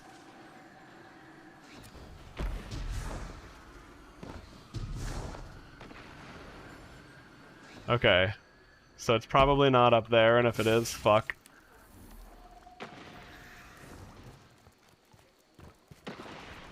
Yeah, that makes sense. I mean, anything, bounties are a big source of XP. Definitely a good way to go about getting your upgrades. I love the way this scout rifle sounds. Oh, this one has Head Seeker. I didn't even realize that. Or whatever, or not Head Seeker, Headstone.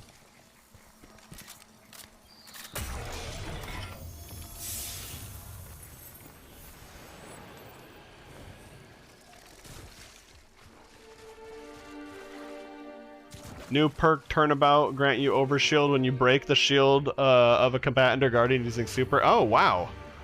That significantly changes things in for the gun, I would say. There we go.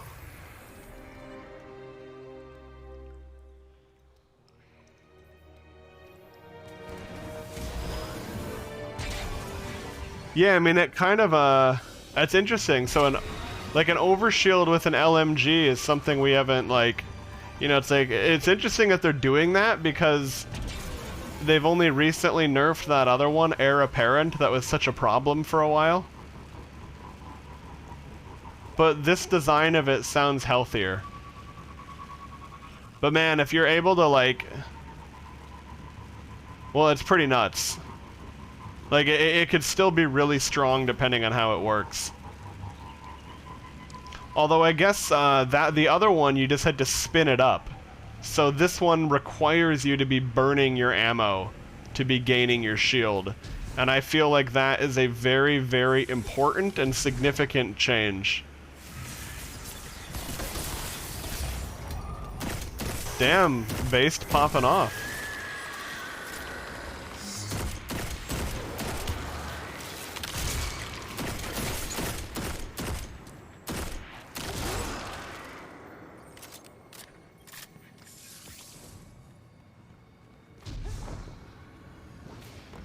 But yeah, again, it is interesting that they chose to do that, because sometimes it's so funny because it seems like sometimes Bungie is so concerned with optics. Like, even if they know it's balanced from internal testing, they're like, nah, we're not going to do another LMG shield, not after, you know, people's reactions. And then sometimes it's just like, nope, we're the devs, we know what's right, fuck you. But in this case, I actually say I'm all for it. In PvP, I don't see that being as much of a problem because you literally have to be shooting, you have to be landing shots and it's heavy ammo.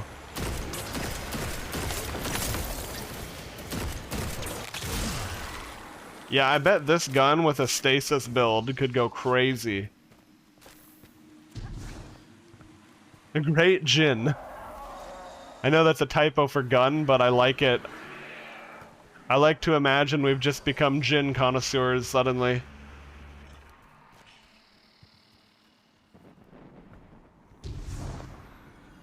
Oh, there it is. Okay, I was like, I know it's gotta be either up or down.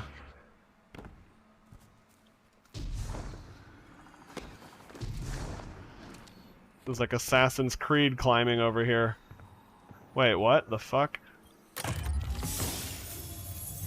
The way it faces the outside is spooky. Alright, okay, dead ahead, basically. Oh, is it gonna be up in that fountain, I wonder?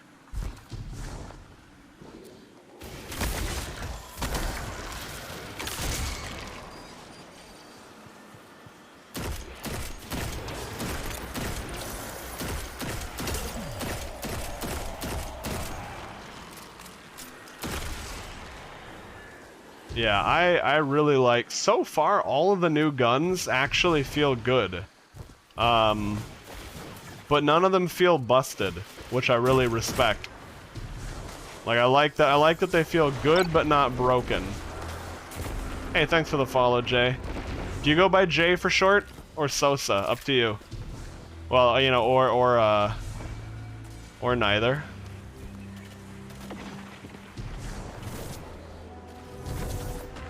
Yeah, or it's could be. You never know, Elastus. You never know.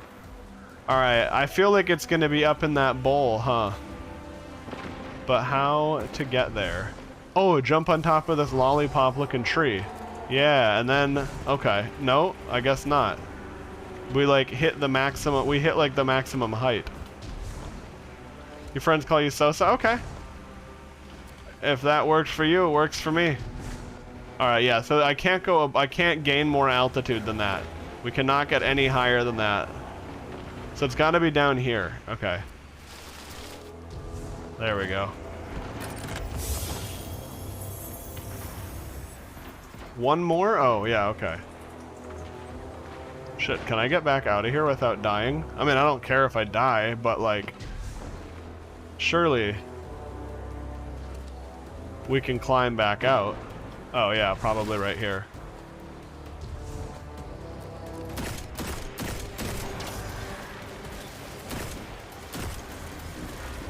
Man, when you're just, like, single tapping these nerds...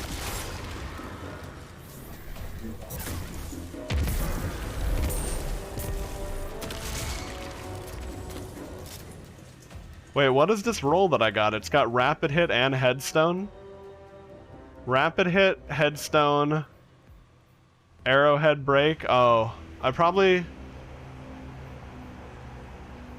Well, I mean, rapid hit provides stability. Greatly controls... Hey, thanks, man. Appreciate the kind words.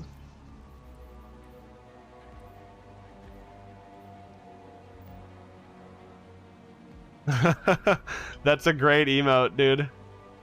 This is amazing. Can't really do the voice. It's a very specific voice, but yeah, like that. This seems like I was just thinking about that rally. I was just using it for the attunement, and I'm like, wait a second. This is a very solid roll, huh?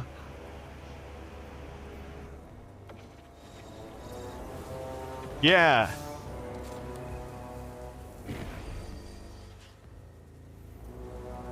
Shaxx might actually be my favorite like FPS PvP announcer. Like the Halo announcer is great in its own kind of deadpan, monotone way. The old Unreal Tournament announcer, both the male and female ones are very iconic, like don't get me wrong. But in terms of sheer character and personality, and I mean granted Destiny's way the fuck higher budget than Unreal Tournament 2003 was, or Quake was, so part of it just is what it is, but like Shaxx and not Osiris, sorry, Saint 14 are incredible. You had it to shitty 150. Oh yeah, high impact scouts are not really the most desirable, are they?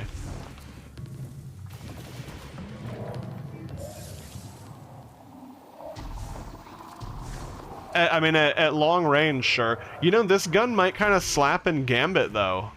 Because, like, sometimes in Gambit, those scout rifle invades are not at all bad. Although, I don't know if I'd want, like, what does Headstone do for me? Oh, I guess you get a headshot and then you keep blasting the stone and you kill that. Yeah, no, that's true. If anyone's near... Yeah, no, fuck, I could see that being pretty neat, actually. But yeah, an unfavorable weapon archetype, that is definitely something people have to be aware of, or should be aware of in Destiny. Okay. Heavy ammo is way too free? Oh, I see. Well, yeah, that makes sense. Why leave it to chance and skill when you can just, you know... Dude, I bet this gun would be insane for a stasis build.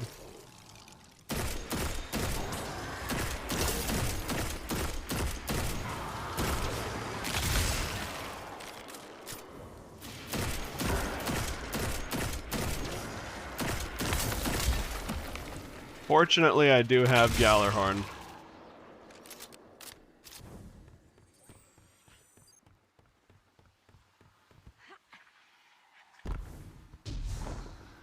And I even finally did my catalyst and all, too. Yeah, Gallarhorn must be particularly nasty, being able to fire off 2 rockets back-to-back at people you're invading. Oh, I've seen the crate. Okay. Alright. I will be right back, dudes. This will just be a quick AFK.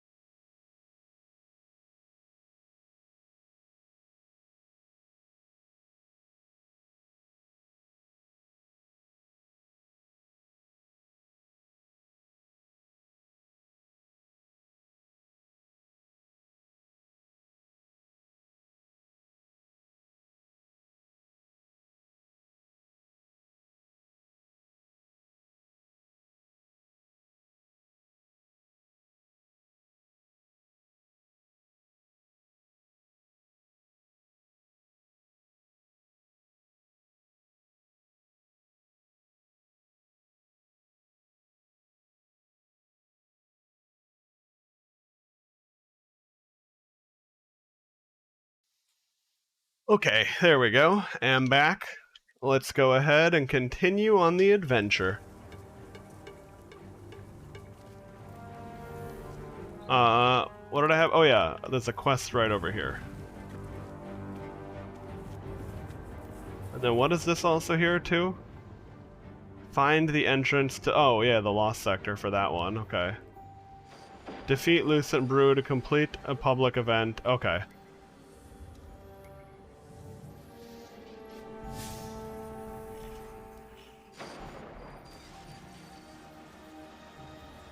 Okay, there we go. So I whenever the public event pops up, I got it. Oh, there we go. It's gonna happen in 25 seconds. Sweet.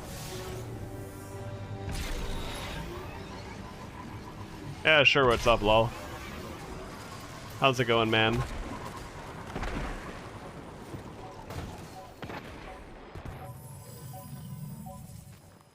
There we go. Nice. Whew.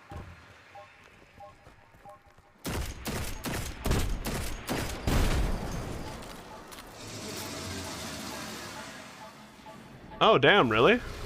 A blackout at university? That seems rare. Hi, Cora. I'm picking up some familiar darkness readings. The same Did they say what happened, or is it just like, you know, some random shit, but then they fixed it? Pyramid tech into the throne world. Likely Wow. on behalf of this That's a pretty witness. fucking long blackout. Stay cautious, but see what you can learn. We're on it.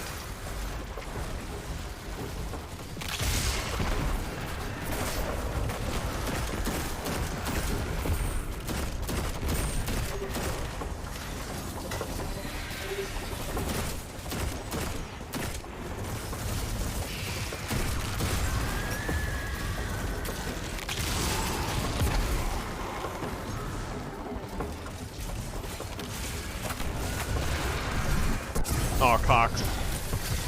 The backwards drift. At least I didn't die, though. Oh, that hit stun just saved me.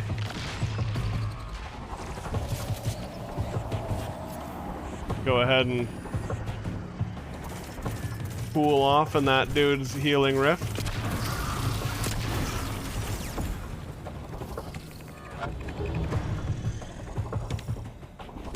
Yeah, that fucking sucks, huh? Nova right into the fucking bubble. At least I didn't die, though. That's really all I have to say about that one.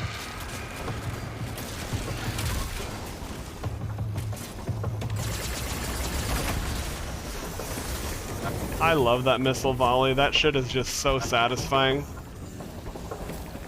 Really, like, Bungie just gets better and better at designing exotics, I would say, too.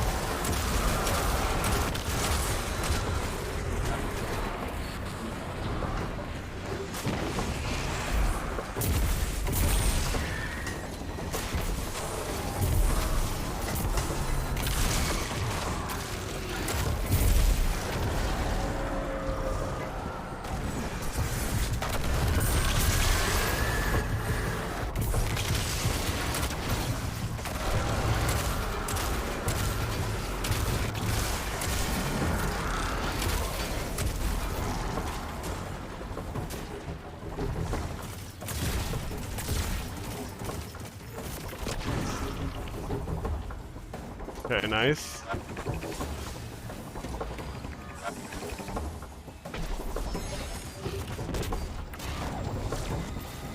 So does throwing the... Oh wait, what the fuck? Why is there something still here?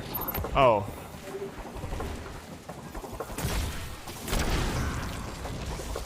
There we go.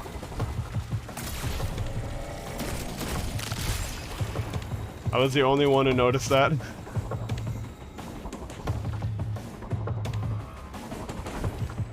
Oh, okay, so you just got... I see. That's how the heroic is triggered. That makes sense.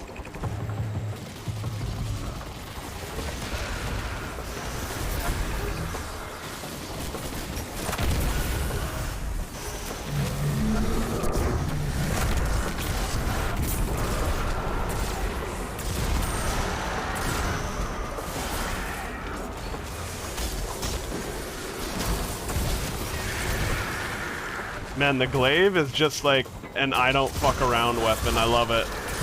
And you just feel so visceral with this. Wait, where did the ball go? Alright, whatever.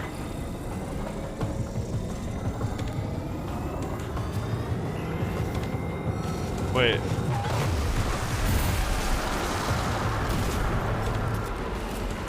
Another pyramid super weapon down for the count. And another day protecting the throne world from destruction. Good work, Guardian. Okay. So I gotta crush hive ghosts within Queen's Bailey. Within Queen... where... oh. Over there? Okay. I wonder if that works to be in the strike for that. But anyway, let me do the, let's see, next thing, what do? We do the Lost Sector over here.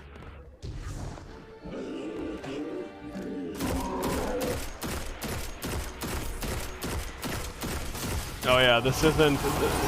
it's very clear that this is not Outbreak perfected.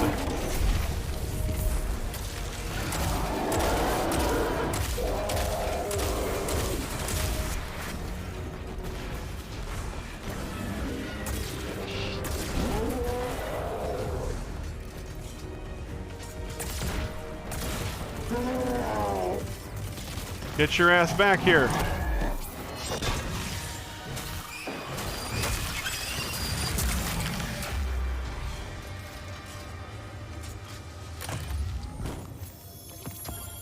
I don't think I got the squish for that, unless it let us both get progress. Yeah, no, okay. The other guy definitely got to it first, that's why.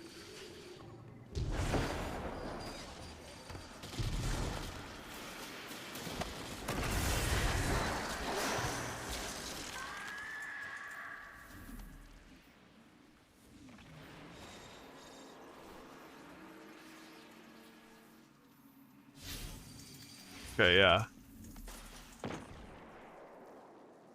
Oh, okay, yeah, for that one. I got you. You have to be in patrol. That makes sense, Rally. Okay, there we go. Sepulchre is pretty much dead ahead. Is it going to be like a door I can tuck into from here? Probably.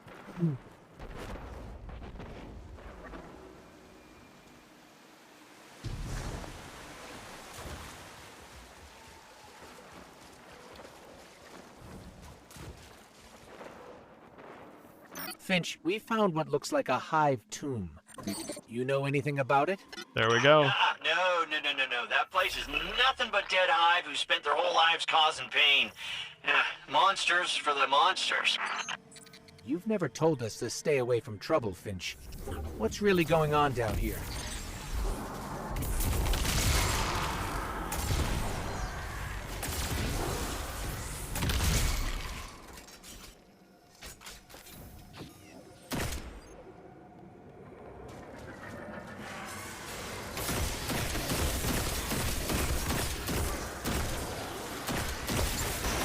Yeah, that headstone's actually pretty cool. I like that. Oh shit.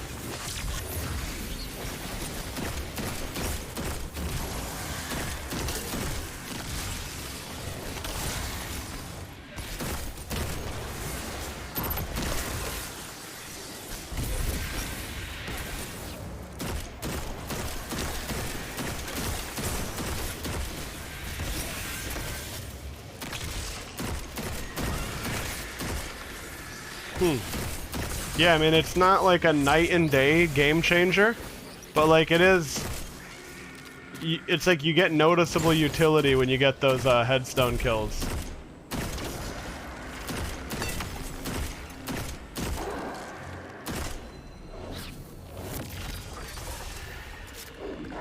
There we go, Lightbearer Knight. That's also great because that'll let us crush his balls.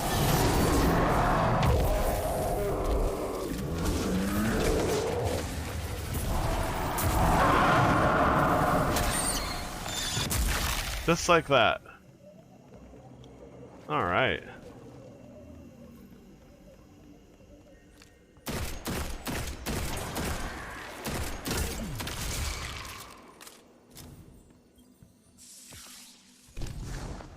Yeah, it seems really ridiculous. How are these... Are these vortex grenades super fucked up in PvP? Because they must, like, they hit like trucks.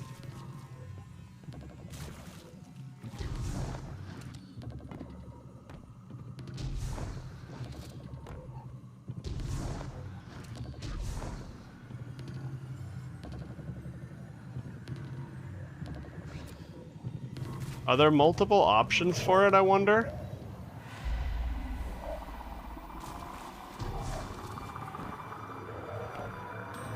Gotta be this one.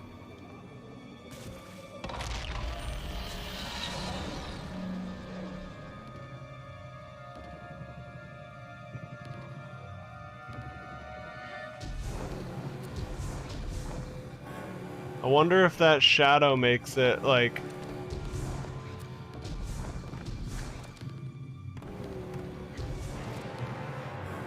Maybe I have to be further back? Yeah, here we go. Okay.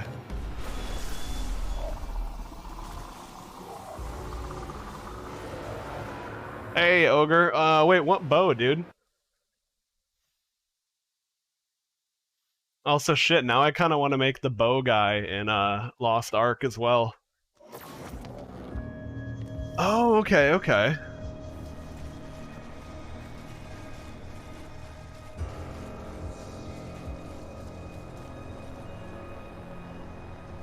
I am really loving Witch Queen so far. I'm actually pissed off how good this game is and how good Lost Ark is, because, like, having to juggle 2 MMOs,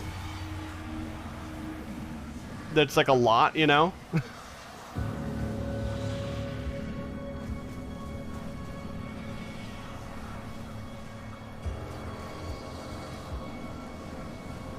But damn, like, I have been loving both games.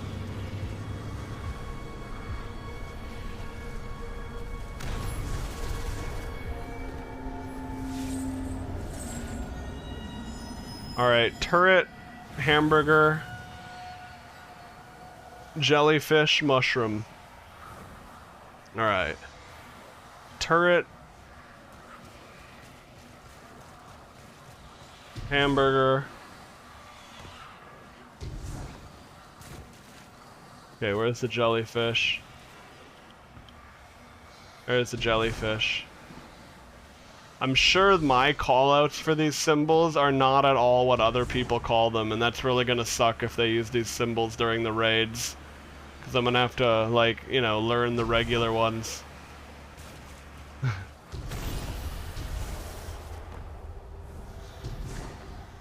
That's cool. I mean, yeah, this really oozes with quality. Like, no part of Witch Queen feels like rushed or cheap or whatever.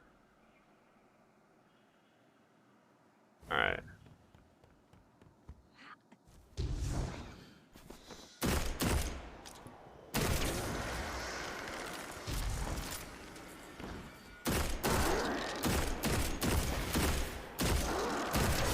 Okay, so I can get headstones even with hip fire.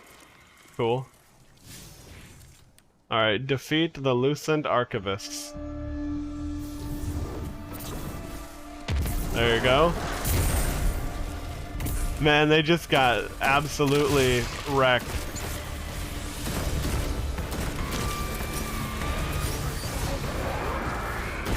I'm loving this scout rifle I got, man. I got the Persis D with headstone and rapid hit, and, like, you know, the other rolls are nice too, but holy shit does it feel good.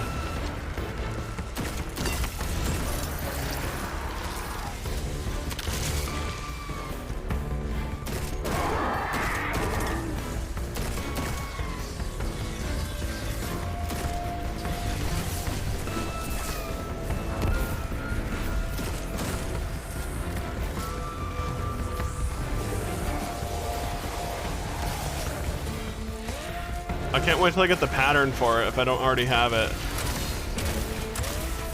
Like, this is feeling like a weapon that I'll actually want to level up.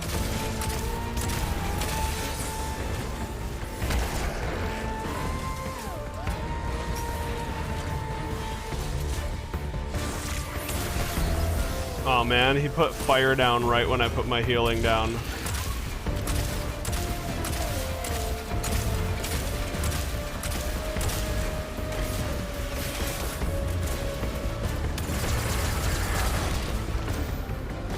That was so overkill to pump that many missiles into him.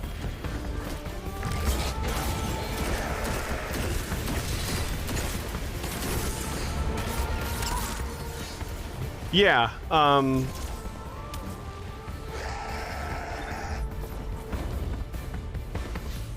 that it's like when items have the red bar, right? But like sometimes you don't get like the pattern, you're getting the like materials or some shit. I'm not sure if there's any more info than that. But yeah, other than the very basic red outline and the percent bar, I don't think I know any more details than that.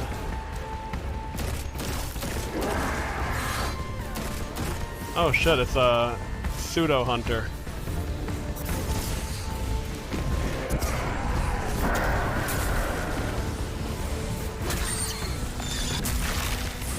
There we go, crush his balls.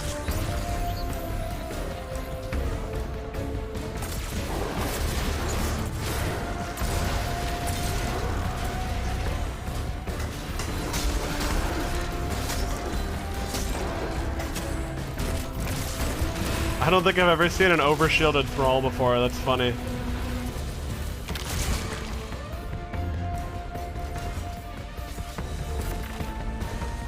Oh, okay, thanks, Rally. Oh, right, patterns and catalysts. Right, okay. I also need to craft this one. I didn't even craft that yet.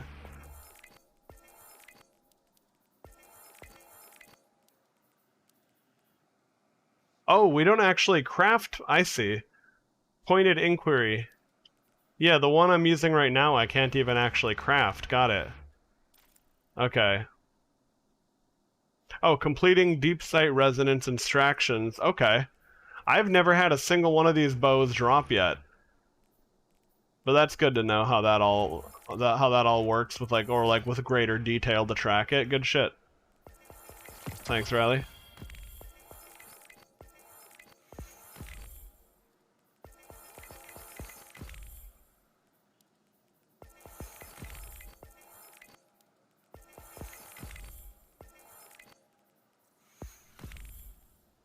There we go. Oh, that makes sense. Craftable raid weapons. That's intriguing.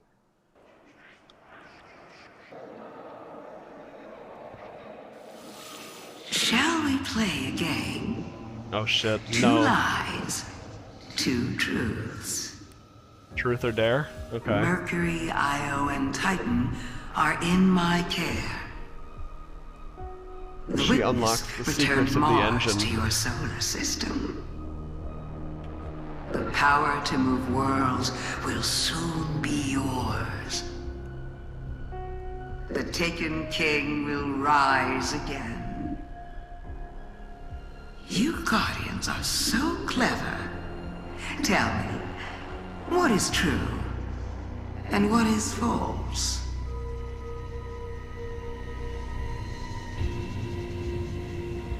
Shit, does she want me to answer that right now? I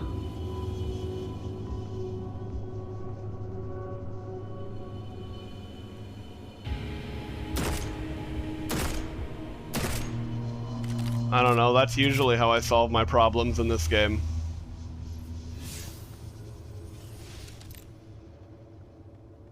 Okay. Oh, I was like, dude, it's just kind of leaving me hanging.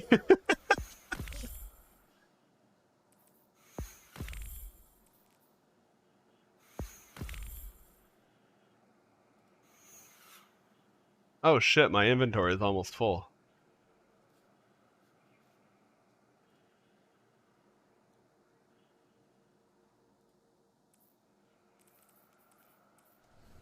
Alright, so now what do I do? Because I was in the middle of a lost sector. I assume I just do this. I guess we'll see where I zone out at. if I have to restart the Lost Sector, that's not the end of the world at all. I can see that those memory things are more important. Oops. I fucking hit, I turned on the, my volume meters, like my faders are right next to each other, and I accidentally hit the digital fader for the music.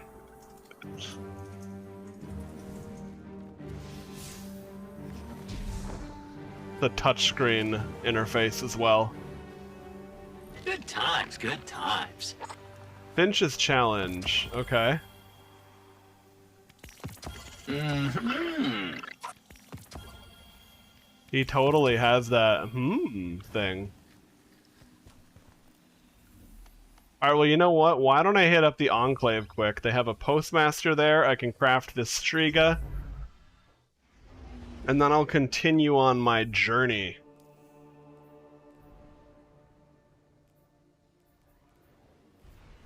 Like, all of these quests are more story as well. Yeah, no, the Striga, I definitely should get that. It does seem really good. Seems like it would be super badass because of the, like, it seems like it would be great in Gambit as well. That's what Shadow Nova was saying.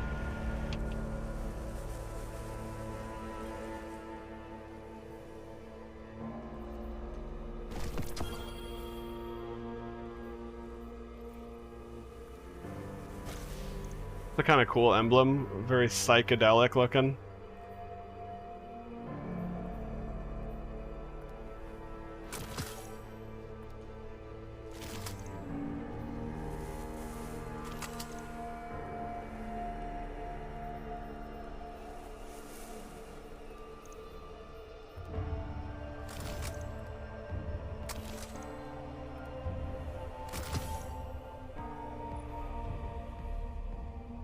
Alright, what do we got here? Turnabout. Oh, okay, that's the perk. When using this weapon to break the shield will grant you an overshield. Yeah, that's what you're talking about, Rally. Cool.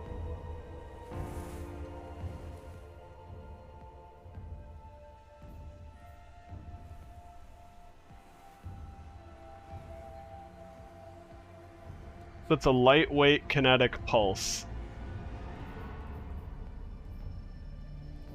Huh. I don't want this specific role, but that's an interesting perk.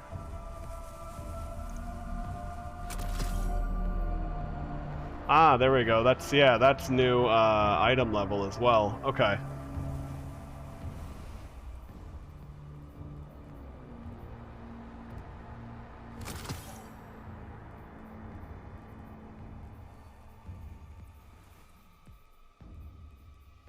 Okay, let me go ahead and...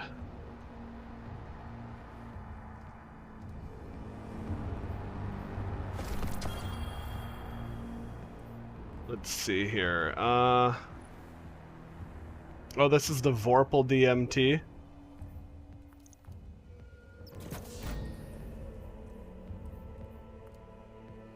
I guess I'll go ahead and put the stuff on it that I'm gonna want. Let's see.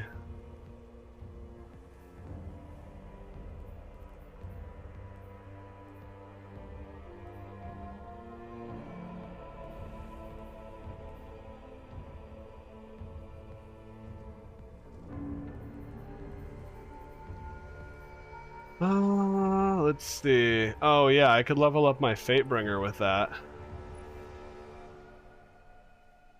Yeah, let's do that.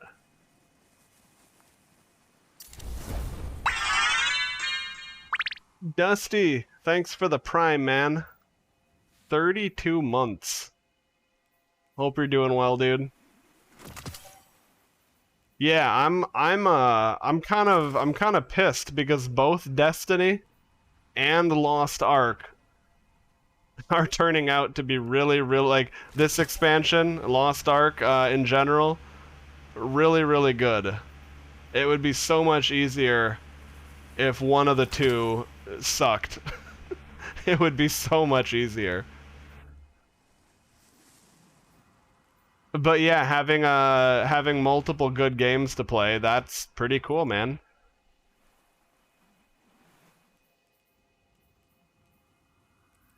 Oh yeah, that's actually a really nice roll of a grenade launcher.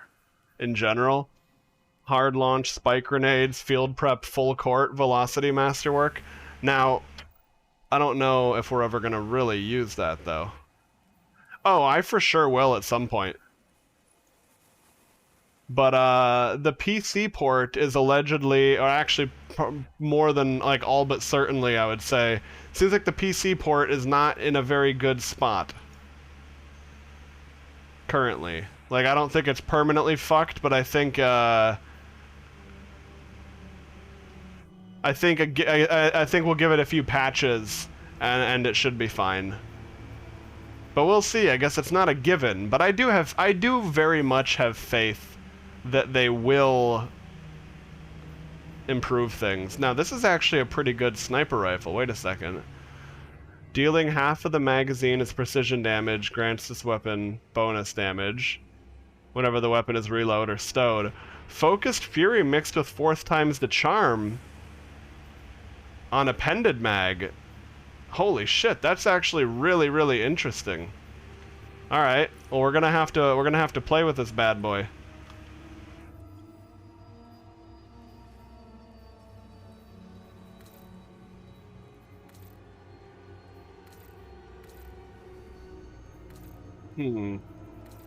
Polycarbon powder looks weird because it gets too much of... Usually this red is just a little accent shader. It doesn't usually go that nuts. But that's a little bit overkill on that. Let me see Arctic Pearl.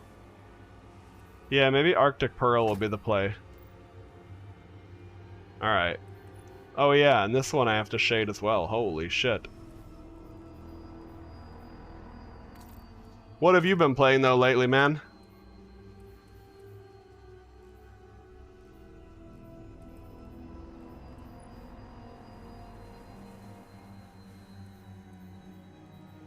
Alright, I think I'll just go ahead and feed this to this. Okay,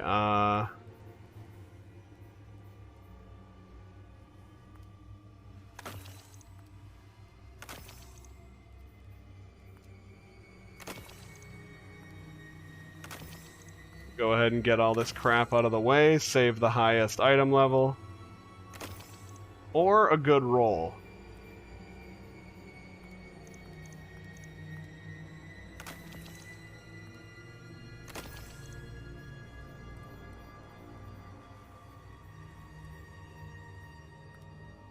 Okay.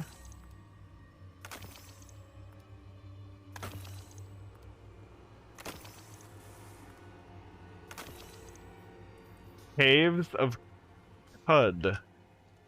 What the fuck? I've never even heard of that. But, like, what's weird is it sounds vaguely familiar and I can't think of why. Oh, okay, okay. It's like an old style game. Like very, very, like, retro.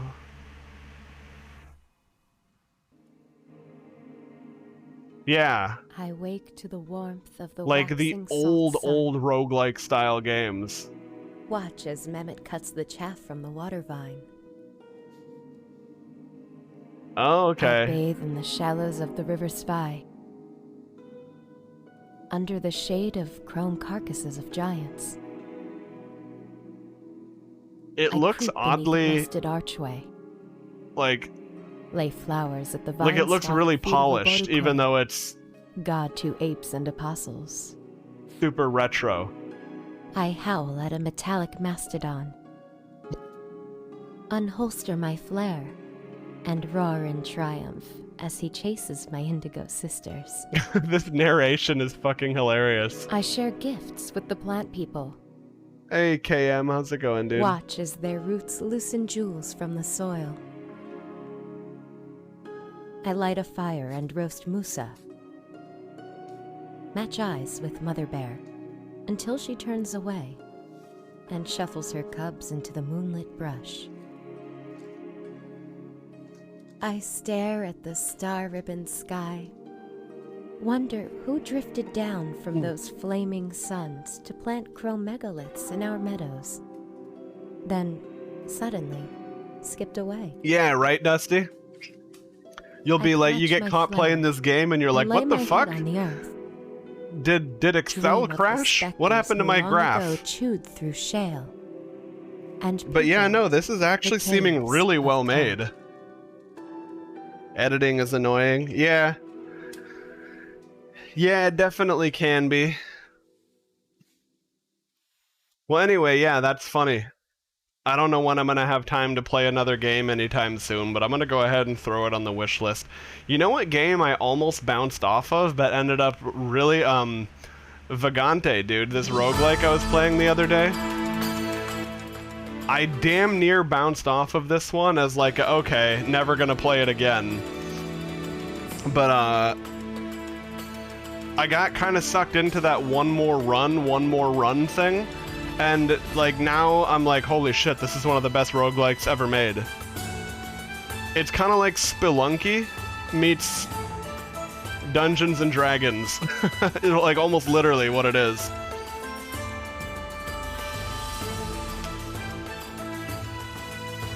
This game also has co-op, which I've never played. I don't know if the netcode is any good or jank, but I could, like, it was good solo, but I could see this being nuts with a group.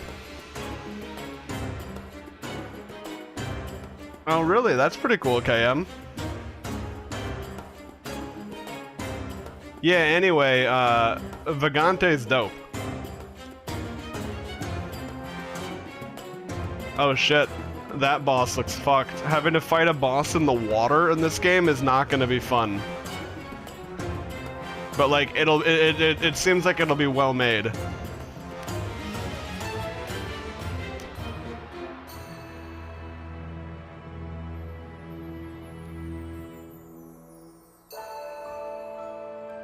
The cool thing with Vagante is it's one of those games where every single level up you get, you feel it.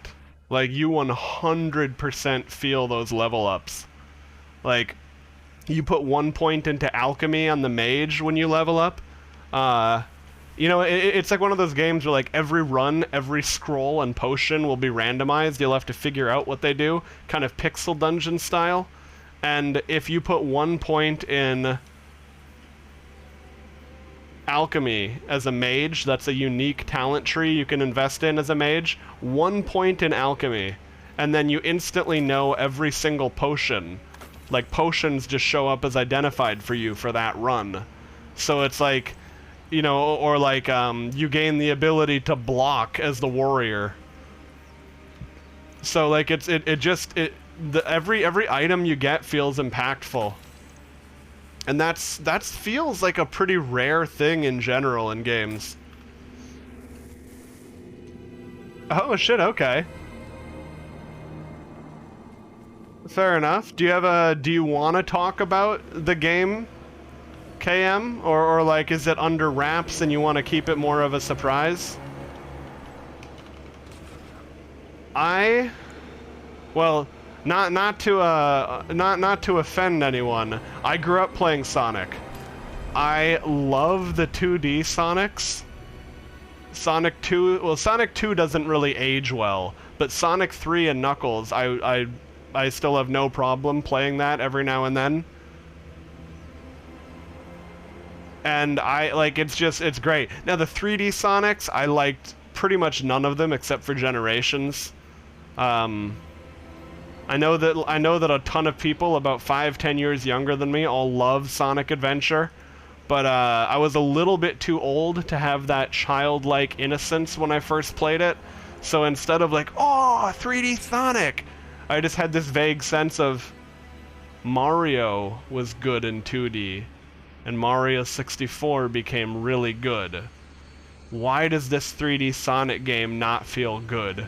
I couldn't figure out why, but I was like that was the first time I ever remembered playing a game and having to try to make myself happy instead of the game automatically making me happy. Yeah. But dude, Sonic Generations was pretty cool. And on PC it's moddable.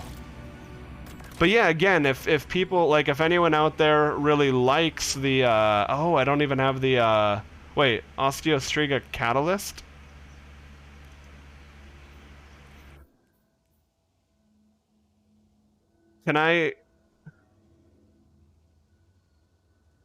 Can I craft this without the catalyst now? And then put the catalyst on it later?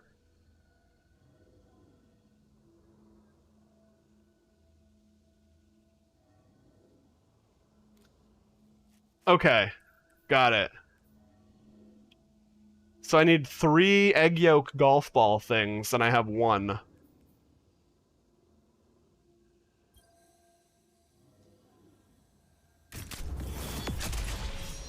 Well, I guess here's how it breaks down for me.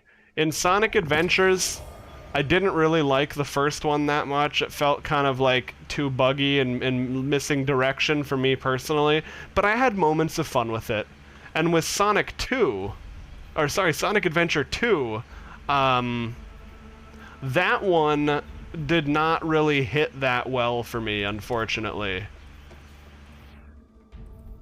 But like the Shadow and Sonic levels felt great, and then the levels when I had to be like Big the Cat, those did not, you know, those levels were not my jam. It's like the main levels were so good, and the other ones just felt like filler, I guess. Sonic Heroes. Fuck, I don't remember that one. I played it, but I don't... Well, again, I think unfortunately, I remember Sonic Heroes feeling better than Sonic Adventure to me in my memory, but I don't really... I can't remember how I felt about it. It's been so long at this point.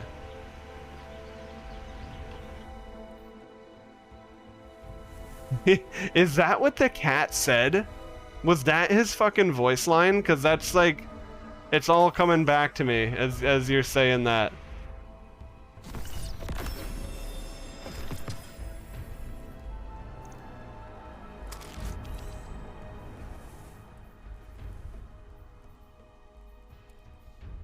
Okay, so that's okay, let's go ahead and level up my Artesian. Dude, that's so funny. That's so funny because I think I can hear it in my head, like his big derpy voice.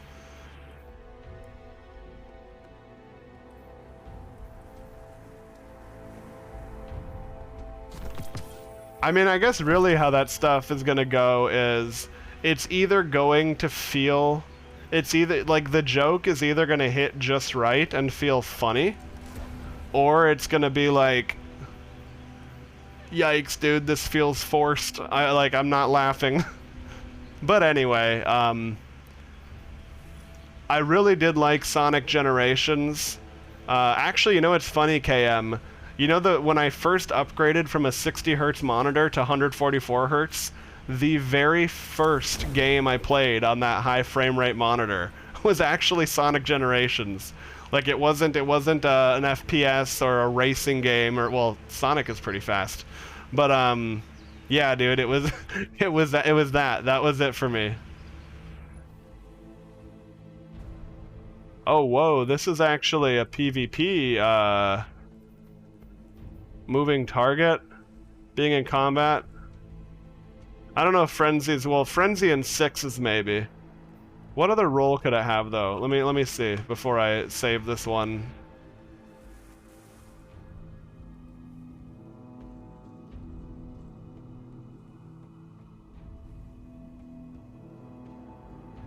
I watched PH.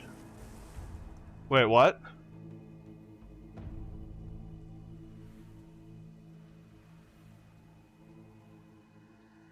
Oh, porn and high frame rate? No, dude, what? No? What the fuck does the frame rate change for porn? Now, for a VR headset, absolutely, Elastis. VR porn changes things, but like, high frame rate, like, fuck, okay.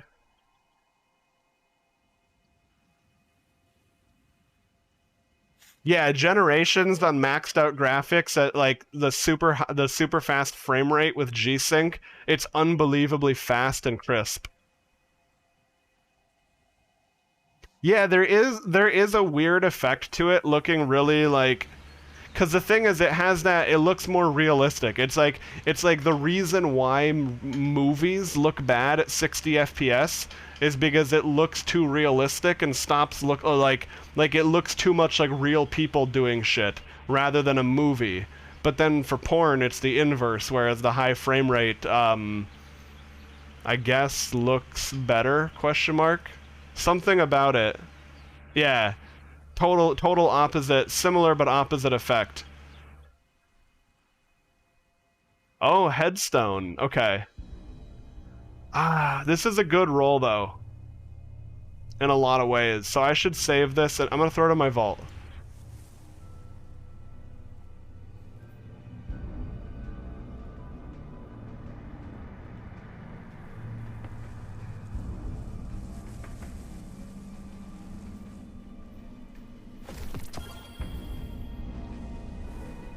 Yeah, the Hobbit, well, the problem is The Hobbit is such a fucking short book, and they wanted to make the same three-piece movie that they made with the Lord of the Rings trilogy, and that's just like, what the fuck were they thinking? Like, that's what I need to know, is what the fuck were they thinking? How did they think they were gonna be able to do that and not have it just feel like goofy and like forced, like painfully so?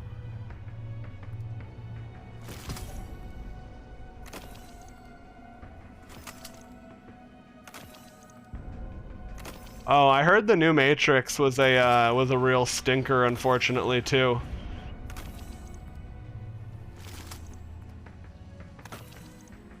Although I have actually, like last night, because I didn't stream, I watched more of that show Extracurricular, that Korean show my girlfriend and I are watching, and holy shit, dudes, I'm actually digging it. Like, it's like the first show that I've watched in years that made me actually want to keep watching it. It's not like I don't think it's like some amazing life-changing show. It's good, but like it's just cool because usually I just feel like I'd rather play a video game or read a book instead. But like I guess what's funny is the characters in that show are super they're almost like fucking anime characters, like the way they behave. But somehow instead of that being really fucking annoying, it's actually amazing. I can't describe it. But I would recommend that show, Extracurricular. It's got a pretty compelling plot so far. Okay, so the crate could have headstone, moving target, Vorpal, focused, adagio. What do people want with Okay,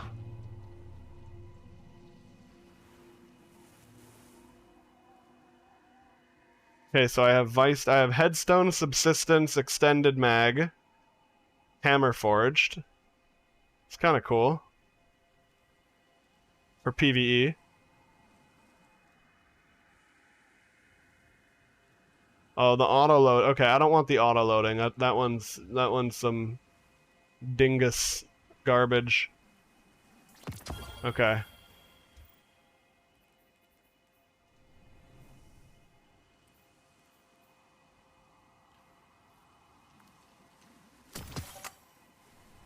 Oh, and that dropped alloy. Interesting.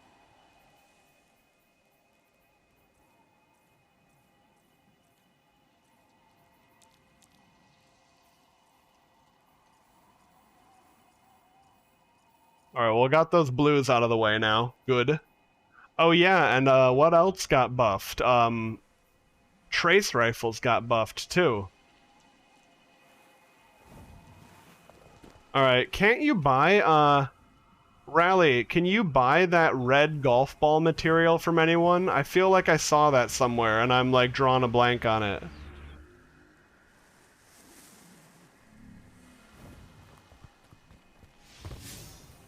Unless I'm just dumb and imagining it. So the game you're making for Sonic fandom, basically all the universes that Sonic's ever been in. 4 heroes, Sonic, Silver, Blaze, and Shadow. Okay. Nice, man. That's a pretty cool concept. So does it play like a 3D Sonic game then? And like that's like the design concept?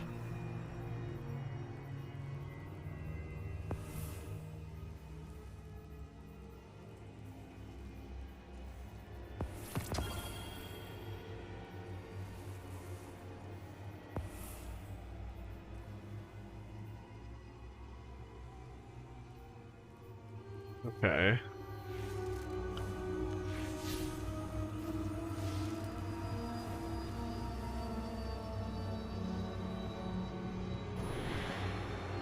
What else did I have to craft in here? There was one other weapon that I can't remember.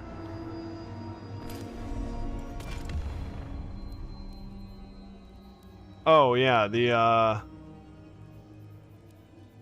fusion rifle. Have I crafted that yet? Let me double check. Okay, likely suspect. Because I have this now.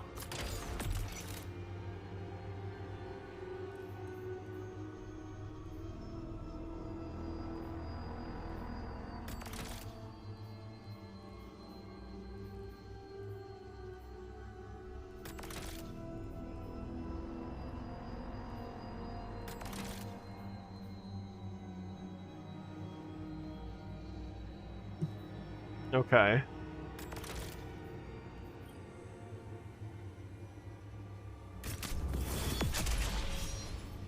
Oh, yeah, thanks for the heads up, Based. Every now and then when I tap buttons too fast on Leorin board, it doesn't catch both of the inputs. So, yeah, good looking out, man.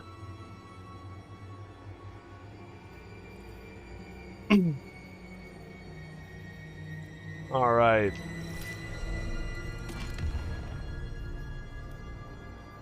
So...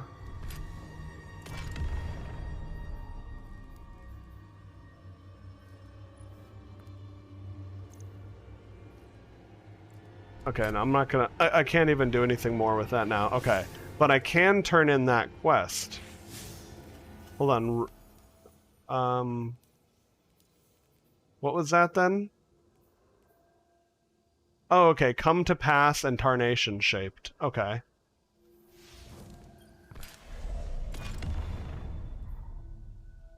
Alright, so that's an auto rifle. Don't know what the fuck tarnation is. Grenade launcher. Okay. Alright.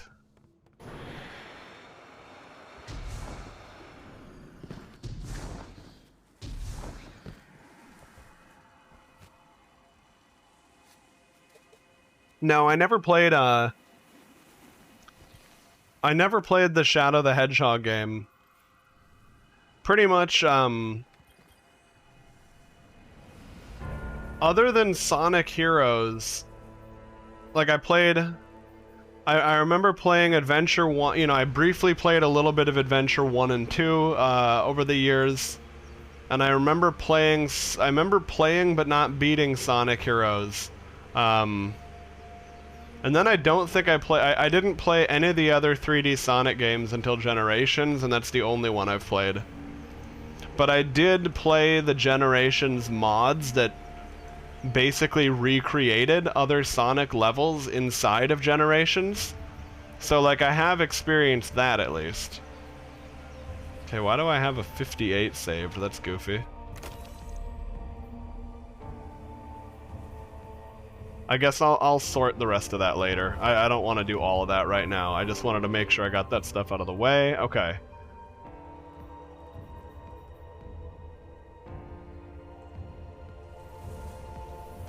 Yeah, alright, I guess let's just go back to the, this area.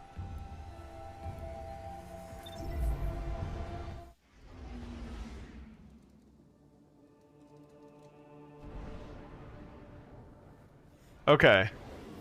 So, if it's about to be the weekly reset, I should go to grab my clan bounty thing.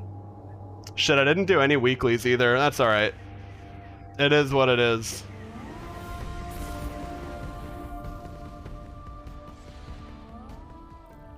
There's really no way around it, playing two different MMOs at the same time. You know, the cool thing is, even though I'm not making maximum pace progress in either game, playing both of these games makes it so I'm never really ever hitting that point of not hitting that efficient daily progress. It's like any time I spend in either game feels super rewarding because I'm not like capping out on things for the week and not having anything really to do other than like longer term goals. So that there is a benefit in that. Like, definitely is.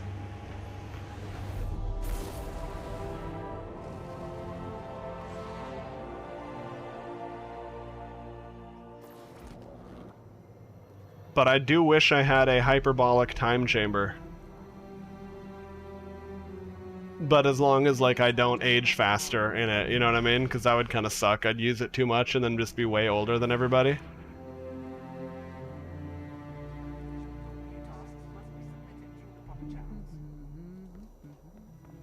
Okay. I feel like... A transaction to make, Guardian? Yes, Guardian.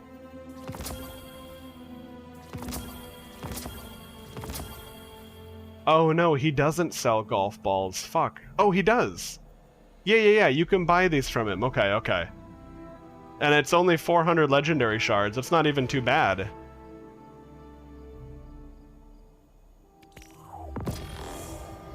Oh, weekly limit, by the way. So if you want to buy more of them shits, buy it right the fuck now. Before your weekly rolls over.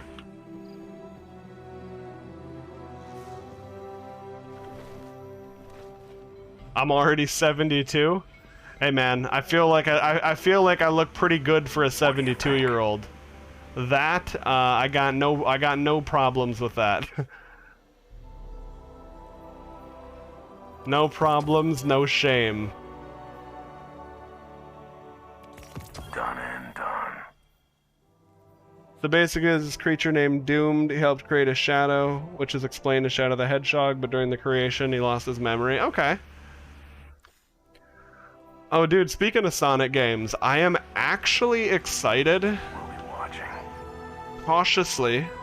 I am cautiously excited about the upcoming Sonic Frontiers game. I think it was said that it's going to be an open world Sonic game, which could really end up being so bad because like a lot of open world games just don't really feel good in significant ways. But like I just have this oddly optimistic feeling that it's gonna actually be pretty good. Oh, what the fuck? There we go. So I can buy it. There we go. So I can get the grenades I'm missing. I knew I had to visit Ikora for something. Meditate. Okay. Meditate with the device. Got it.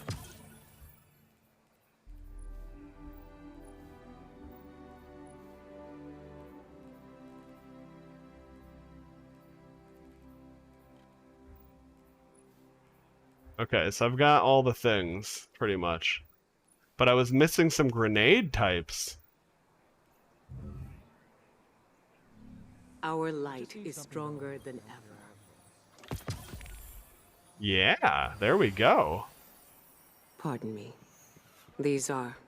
That's why I'm feeling optimistic as well. It seems like when a lot of games have been introduced and then canceled for years, it seems like we end up getting really, really good games out of it as a result.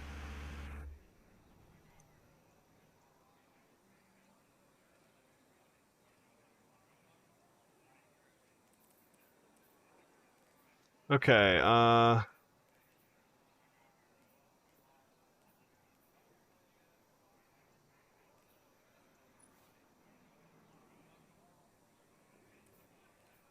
what am I looking for? Okay.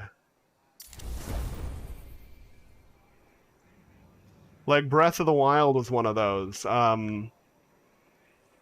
Metroid Prime 4 is one of those. Hopefully Metroid Prime exists one day. See you soon.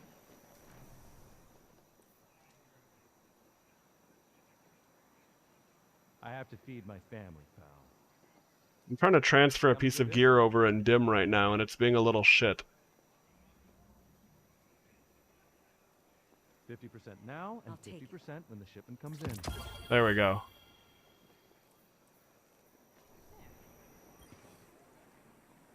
Clan going okay? Everybody Yeah. happy? Everybody's perfectly peachy.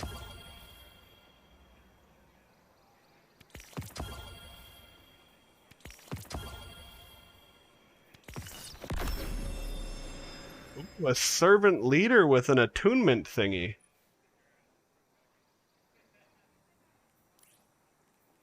Okay. Rapid hit snapshot.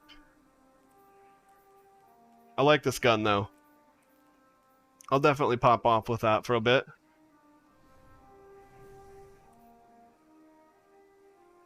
Yeah, I guess it's as we've all learned over the years as gamers, it can be very dangerous to get excited about a game before it comes out.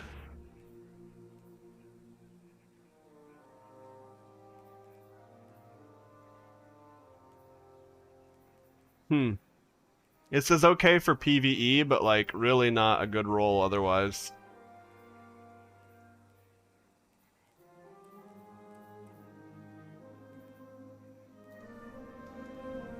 But I still gotta keep leveling though, so.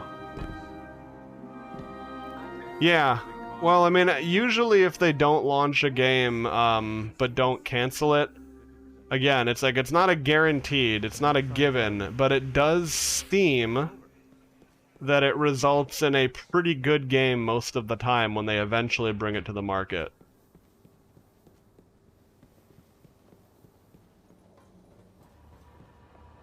I think Mario Odyssey was another one of those games that was, delayed. No, maybe not. That one I can't remember about. I just know that for sure Breath of the Wild was.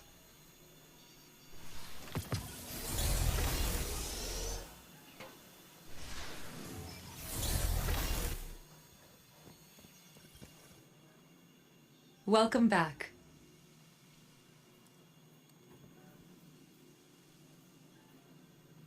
Okay, we can get more enhancement cores from there too. That's good. Or upgrade modules, rather.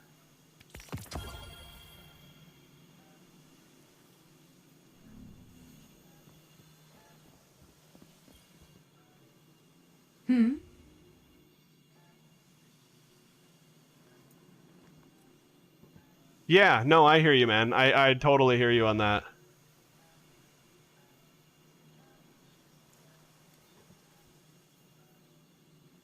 But yeah, definitely Sonic does not really, like, the whole franchise, even though there are some fans out there who really like it, for the most part it does not have a very good reputation. Not terrible, but like, you know, it's love it or hate it, it's not met with the same love and reverence that Mario is. So, oh, they have Destination and Raid Dungeon Threader as well. Interesting. The Black Armory thanks you. So I think it's gonna really benefit them to be careful with it and launch a very good product. Because like, if after all of this it drops and it's not very good, people are just gonna be so disappointed.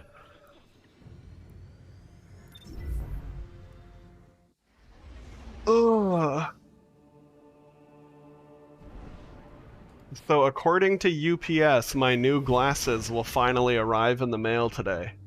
They had arrived, like I had gotten them in early January, but I had to send them back for a warranty, and that process took for fucking ever because they had just been made with a slight error in the prescription. So, you know, fingers crossed that shit all arrives and it's all bueno.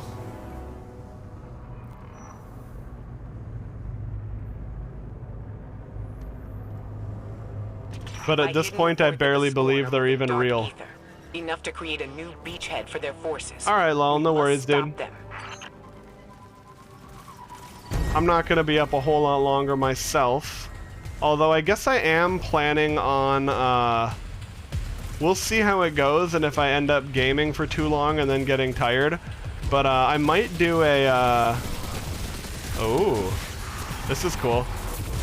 I might do a... whatever you call it.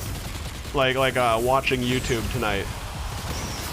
Catching up on some games. Game news. So if that interests you, you'll have to check the VOD. But yeah, take it easy, man.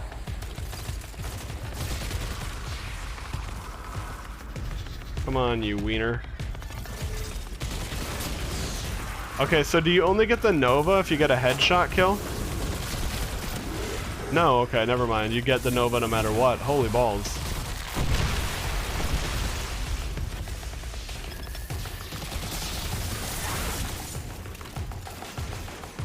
Wednesday is chill day. Nice.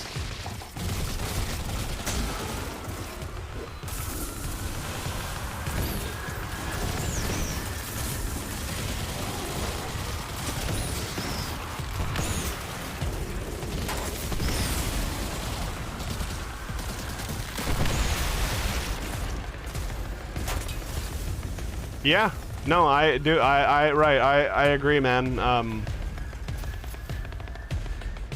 They launch a good game, it gets received well, and then it can totally... franchises can totally change. That's definitely something for gamers to keep in mind. For the better and the worse. You know, a game franchise that's going through a tough spot can release an amazing product that changes the entire scope of things, and a good franchise can fall from grace, fall from glory. Perfect example of that is Halo. Halo 1, 2, and 3, fantastic. Halo 4 and 5, not so much. Halo Infinite is actually a pretty good game again, though. It's actually really good. I think the only thing against Infinite is just that there's more good shooters out there that compete with Halo. But I think Infinite is a great game.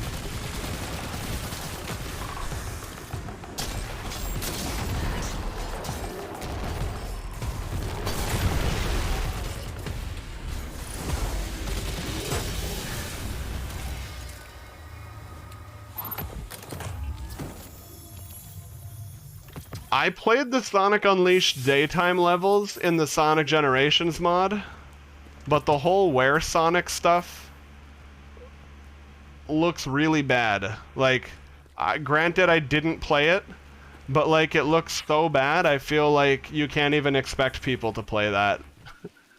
But you know,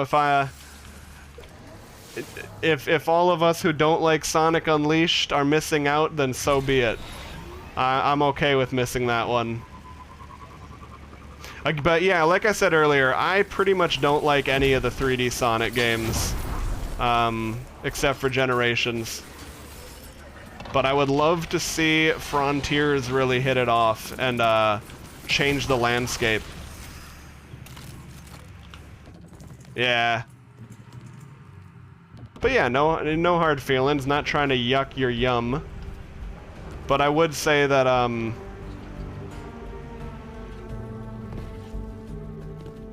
well, yeah, everyone's got their own tastes, and, I am definitely acknowledging that I haven't played it. I don't think you always have to play a game to look at a game and say, you know what, I don't like this, but at the same time, yeah, you do have to be aware that you didn't play it, so you can't say it's definitively good or bad. There is that.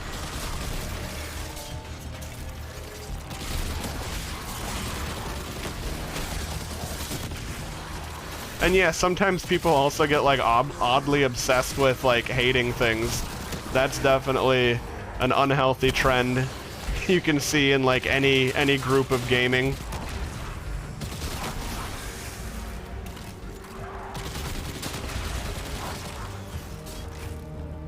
Man, I can't wait to get the catalyst for this.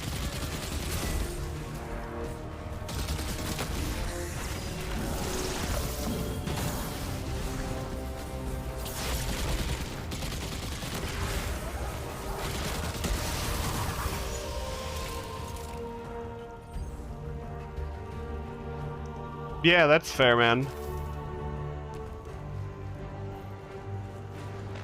Sometimes I think you can have, sometimes some of the harshest critics of a game just enjoy focusing on the negative and all things in life. But I guess another thing to keep in mind too is that sometimes people are really negative and critical of a game. Like for me, for example, I'm pretty critical of Pokemon and Game Freak. It's like because I grew up with it and I loved it so much that I wish Pokemon would be better. Because, like, if I don't care about a game, I don't care about a game. But, like, if I used to like a game and I'm not happy with how the studio is carrying on with things, it's like, it's not just a game that you don't like, it's like a thing you used to love no longer being interesting. And that's a bummer. Sometimes, though, and one thing I'm starting to, one thing I've been feeling for a while with Pokemon, for example, is that I'm just not the target audience anymore.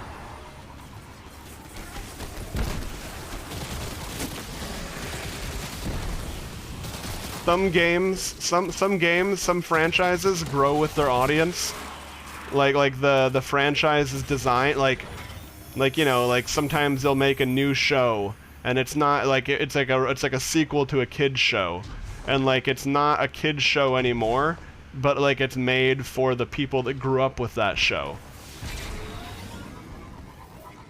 And then sometimes they just reboot the whole concept again, but it's for the next generation of kids. And, you know, if all the next generation after me, if all those kids love Pokemon, and I, a 32-year-old man, don't, then it's like, well, shit, maybe it's just, you know, that's just time. Yeah, well, collecting is one thing. I mean, for me, where I'm at with that is I love the franchise. But like I'm just not. I haven't been enjoying the games.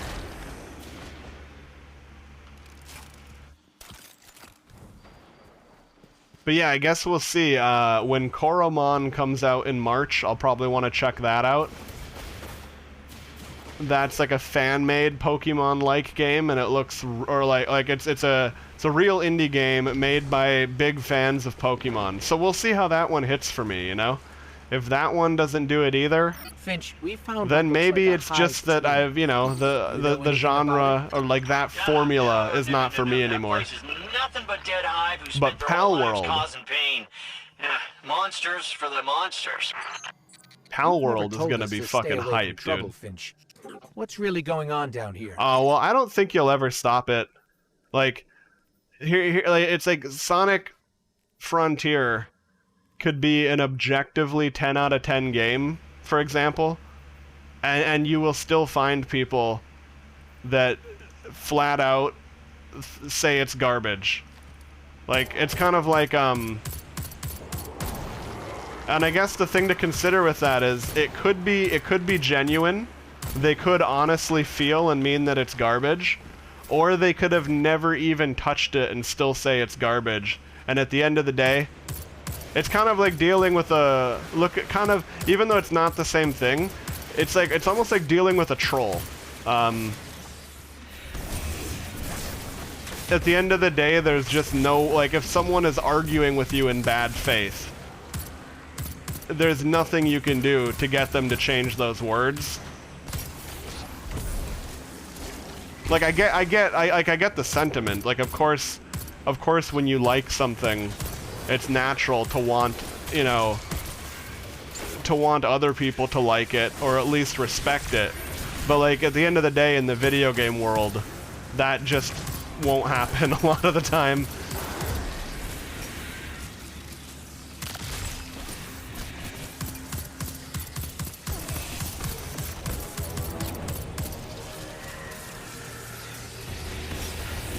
Yeah, oh, dude, Sonic definitely has a fan base. Definitely does. Like, I don't think anyone's got to worry about that. There are people, I mean, hey.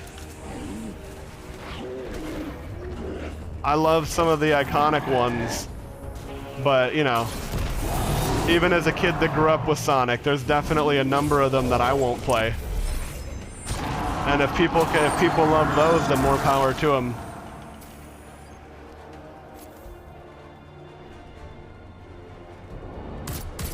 Yeah, no, for sure, Dusty. And then to bring it back to video games, video games are so subjective that at the end of the day, everyone's like, yeah, like, you know.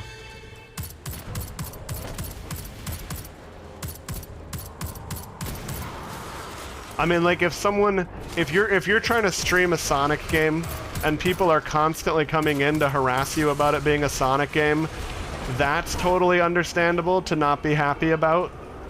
You know, it's like when I want to play Destiny, there were like, you know, there's like a number of people in my community who don't like Destiny. If they make it their daily mission to show up and complain about Destiny, it's like, oh my god, like, grow the fuck up. But like, if they, you know, if it's like, if people just don't like Destiny and sit in their own corner not liking it, I don't care.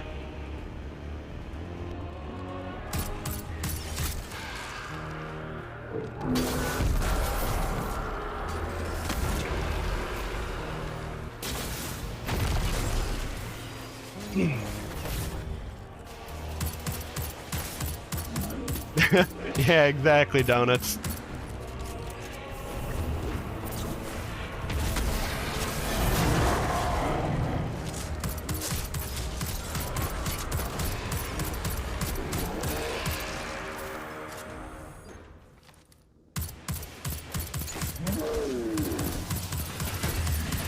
Man, the Servant Leader, this gun just feels so good.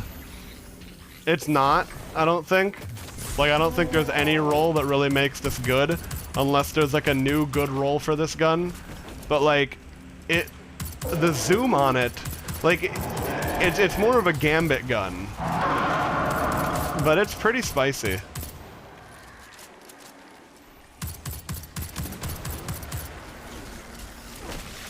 But that's kind of the thing I'm saying, though, is like, I totally get feeling that way, but I think the most powerful stance to take is loving the game you love and not even giving a shit if other people don't like it, because then you've just got that level of confidence, right? Like, I'm gonna throw out a scenario here. When I'm discussing my dislike of the way the Pokemon franchise has become, imagine the fan who's like, no, Tier, Pokemon's still really good, you just don't get it. Like, imagine that guy versus the guy who's like, you know, lol. What the fuck? Yeah, Pokemon has some problems, but I still love it. Like, the dude who says the second one not only seems much more confident as a person, but like, they actually make the game, the franchise, look better. What the fuck, man? Like, if you're like when people have to like screech and argue at people who don't like their game, it's like it almost makes the game look worse, if that makes sense. The more powerful stance is got you power. Well, yeah, of course. Because I mean, like, I hear you. I love Destiny, but like, if other people don't, and like, yeah, like especially if someone hasn't played it and wants to not like it, it's just like, you do you, man.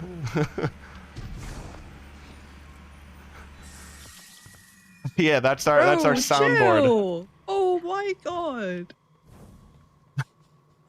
I like how Elastis is basically fabricating a conversation between me, Donuts, and Doc. Hey there, Badesser. Alright, so what the hell do I do here? Oh, I think I go this way. Okay. I thought this door was grayed out as well. What's our percent at? 31? Okay. The attunement percents are pretty fast. It seems like it's just about the right length of time.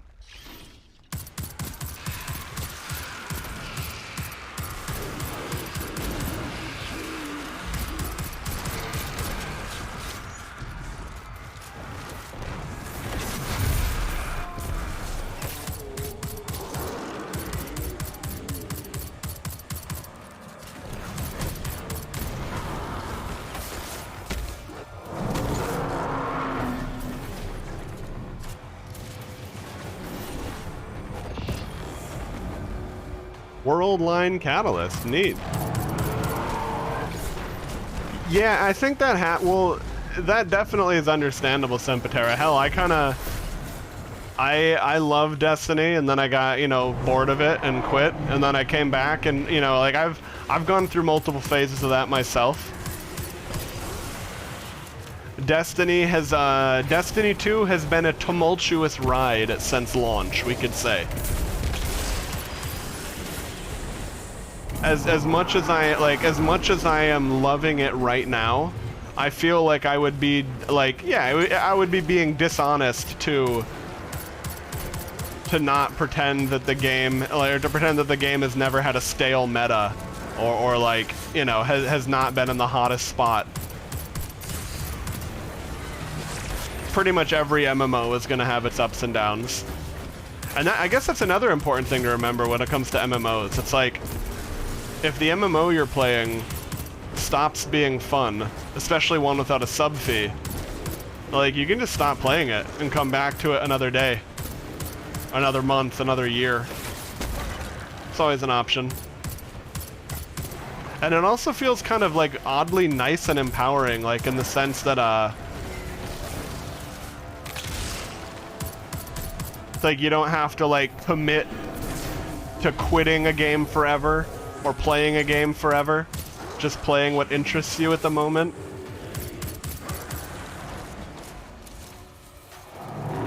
Yeah, no, that can happen. I still really, really like the gunplay and movement of Destiny, but like, yeah, Apex Legends gunplay and movement is genuinely so good that there for sure will be games I don't like as a result of that. Like, as soon as I play said game, I'm gonna instantly feel like, hey, wait a second.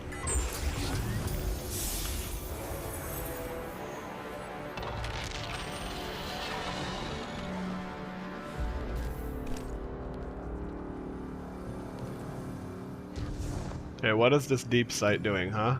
Oh.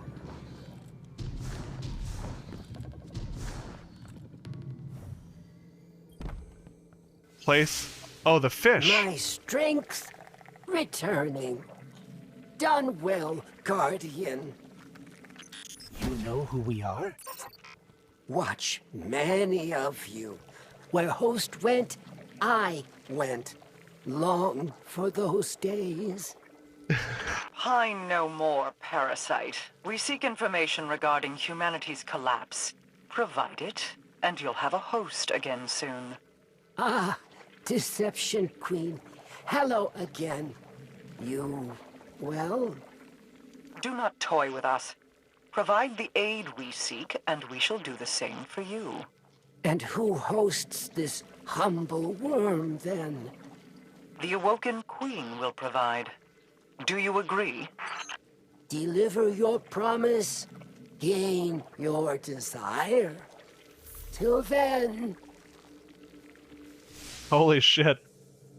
Alright. So like, the worm has its own unique personality. Okay. Oh, I didn't do any xenology stuff, fuck.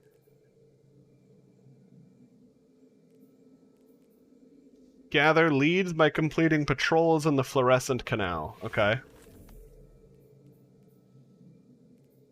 Over there, got it. Okay.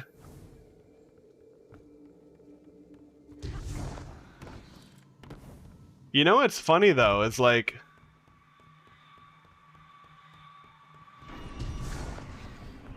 I feel like everyone just kind of one day gets over those kind of franchise things. Because, like, for a while, I was like, I would definitely say I had no interest in playing Call of Duty and would kind of look at it with disdain. And then I ended up playing Warzone when that came out, and I was like, hey, this is actually pretty good. I don't play it anymore. I kind of had my fill with it. Like, I had, you know, a good chunk of hours of fun with a free game, and that was dope, and now I'm kind of like, whatever, I'm not really looking to play it, but... yeah, I had fun with that. I wouldn't want to play it. I certainly wouldn't want to play Call of Duty all day, every day, but it's like it gave me this, like, it's like I had a certain level of appreciation for it. Fuck that mob in particular.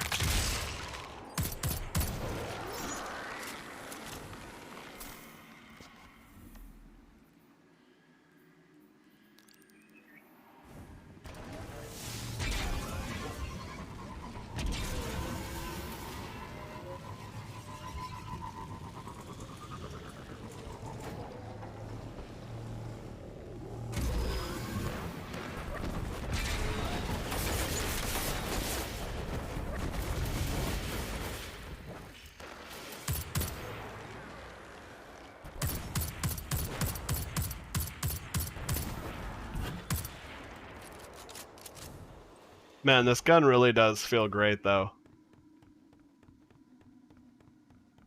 What roll did I get on this? I know it has rapid hit. Oh, snapshot sight. Right.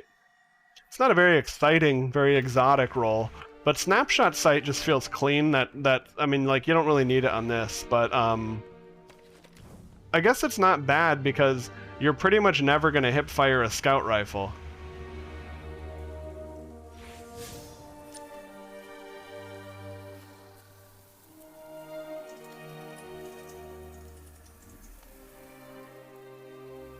Place the umbral helmets and defeat the hive light bearers. Okay. And yeah, that's exactly true, Elassus. We wouldn't have had the what the fucks without that.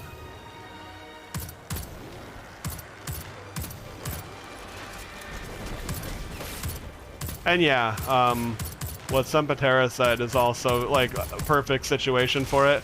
Sometimes you play a game that you like that like reminds you of the same game that you were playing but better. Apex Legends is not, I mean, no game is perfect. There's always going to be something you don't like about it or something that could be better. But yeah, right, like after experiencing Apex Legends, I wouldn't feel very motivated to go play Warzone.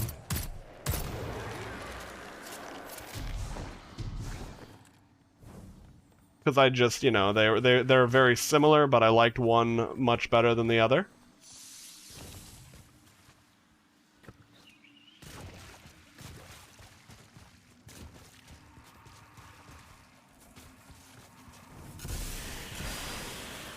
I mean, hey, if they actually get working anti-cheat, that'd be great. But I mean, Destiny, I guess Destiny used to have terrible anti-cheat. And now, it's actually really good. Like, I haven't seen a cheater in Destiny in a really long time.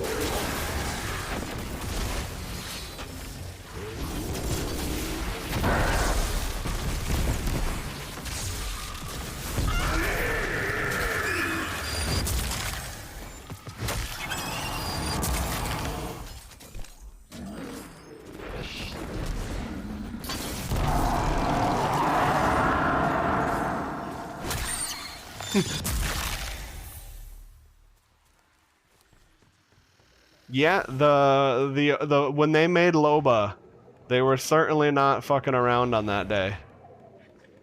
That goes without saying. Okay, so return to Finch.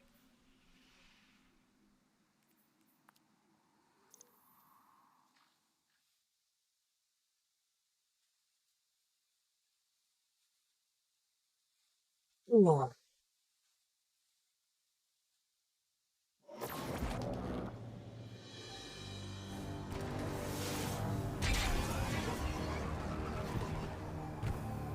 I've been waiting to talk to you about this all day.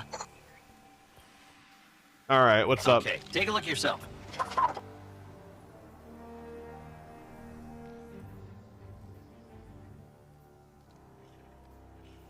Oh, I'll just toss that into that to keep the item level rising. There we go.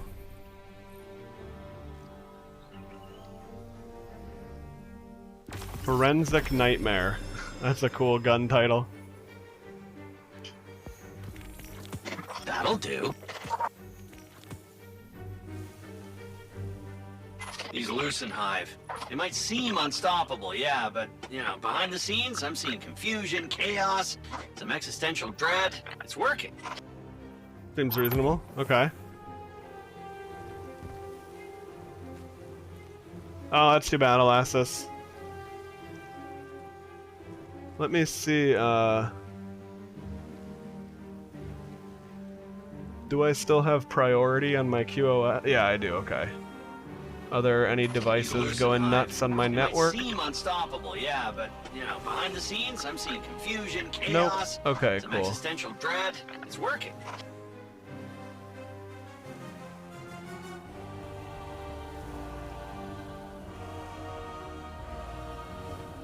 Alright, so what was I looking for again?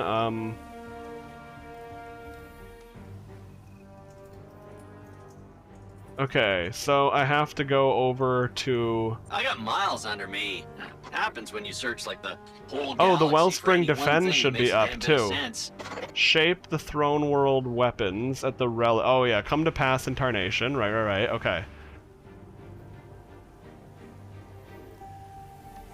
Just in case I don't do this tomorrow, like in case I'm not on later today, I want to do that because we did the attack, now we have to do the defense mission.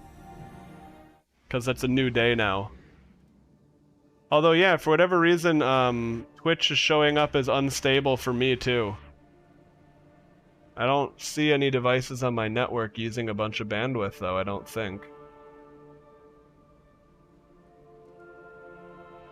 But yeah, something's weird.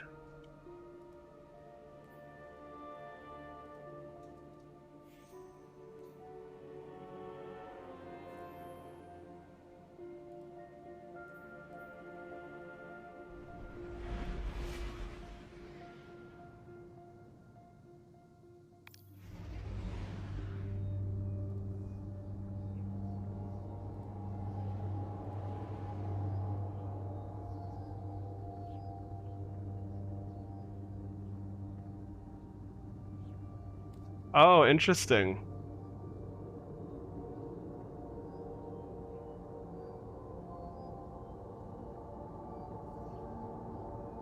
Huh. Take it easy, KM.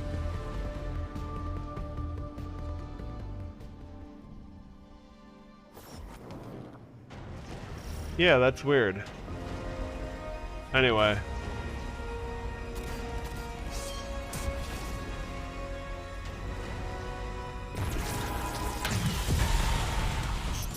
Ikora, we've got immense Scorn movement on the Wellspring.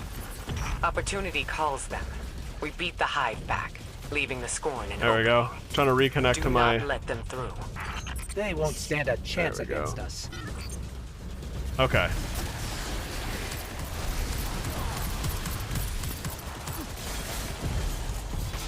Oh wait, no, okay, yeah, Twitch is stable again. Yeah, okay.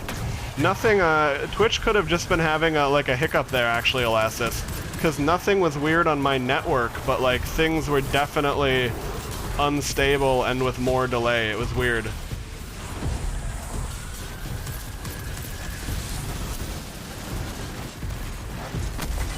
It's like, it looked like my video was all going through properly, but the delay was adding up in a very annoying way. It'd be great if, I wonder, I mean, it doesn't look like I'm having bandwidth issues. But it'd be cool if I could test.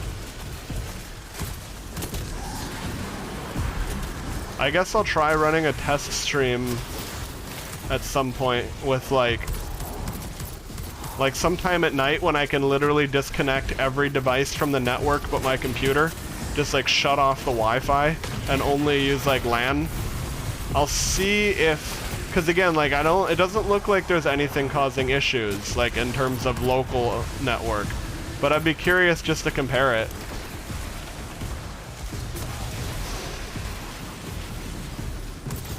That sucks.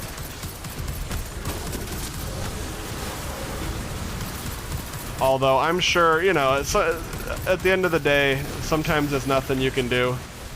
I think everyone reasonable knows that. And I'm sure the streamer, you know, replayed the donation and or whatever, you know, when things cleared up again. But yeah, it's not definitely not fun. No one wants their stream to go unstable during a stream. Still detecting hefty scorn numbers ahead. Let's get after them.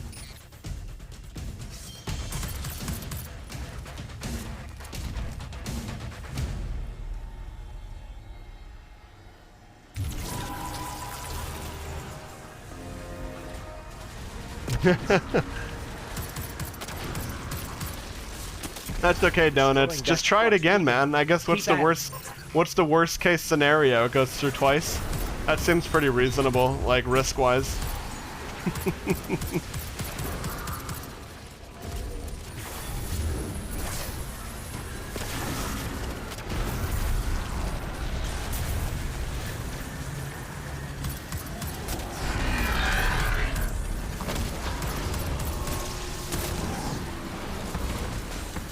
Yeah, no worries, Donuts. Next time. Holy shit, these guys are gaming. I'm like out here trying to get like my weapon perk, my weapon grinding, and these guys are just blowing up tanks in 2 seconds flat.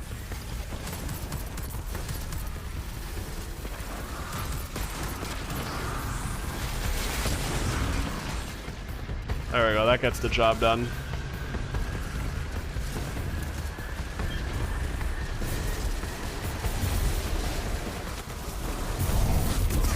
Oh damn, everyone like popped super at the same time there.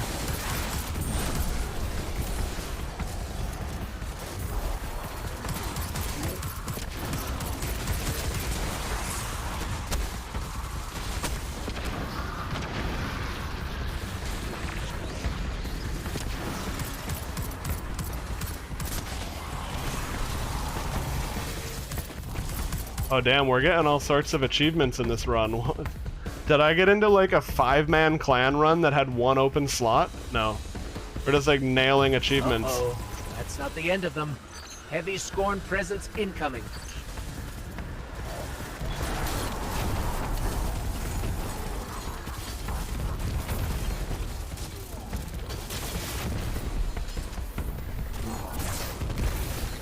He's getting away. They'll regroup and be back again in no time if we don't end this now. After him. Oh, this area is cool.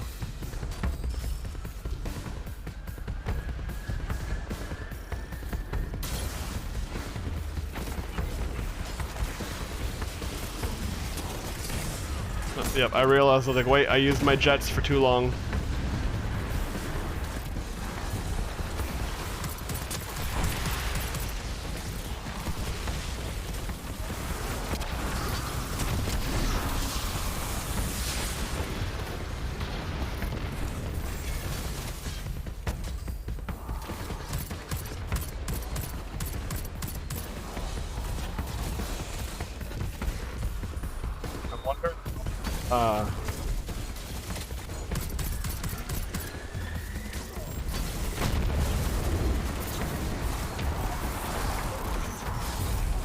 Ooh, nice, those chain reactions.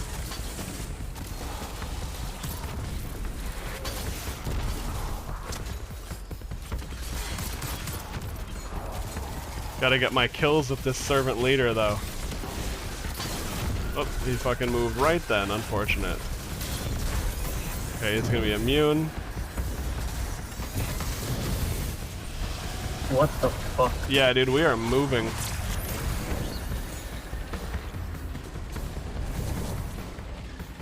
Yeah, it's the weird thing is it's actually not at all on my end. Like, I've got 0 dropped frames in OBS still, so I guess it's just Twitch.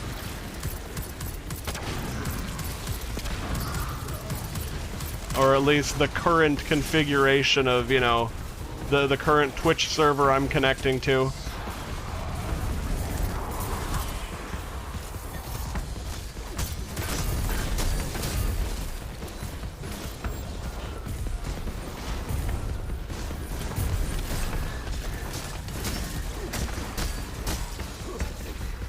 Yeah, weird. Things look good on my end, at least. I wonder if it's an EU thing, because my tablet's running fine now, too, interestingly enough, without that much delay. Fucking weird. I wish that was just like a super, super rare occurrence that would almost never happen.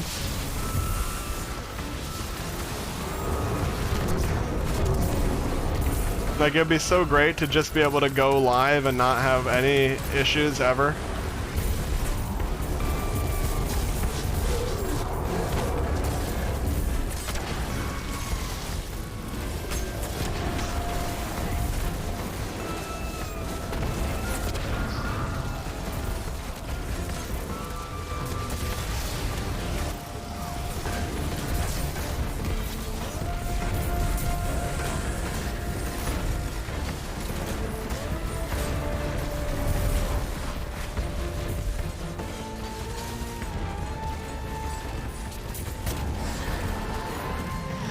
That should be the last of them.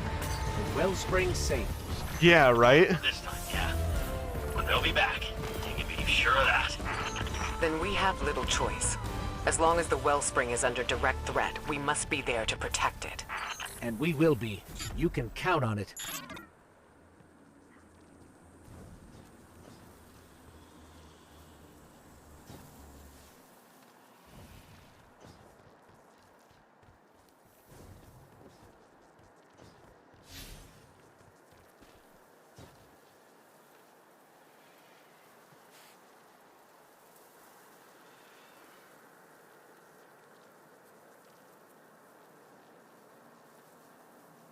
Okay.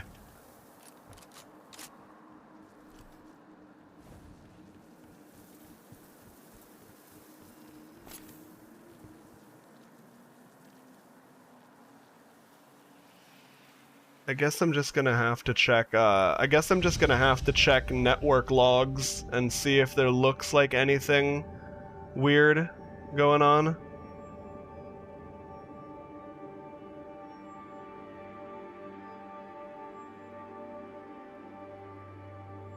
But yeah, I don't think so.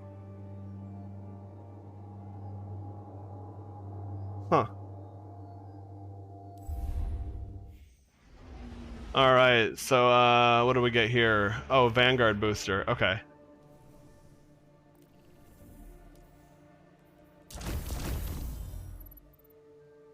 Shape? Okay, so what did I just do? Okay. Let me go to the evidence board here.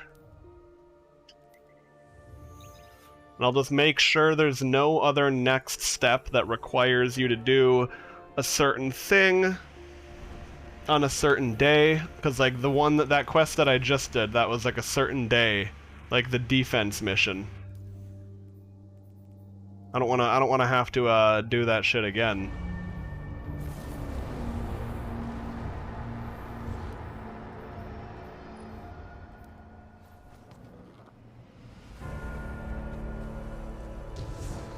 Oh yeah, how are we doing on the...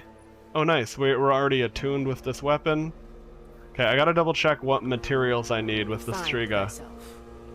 It's not just keeping a diary. The osmic fragment from the wellspring seems to have a stronger pulse. Let me refresh dim here, make sure that nothing is in my postmaster that would be better item level.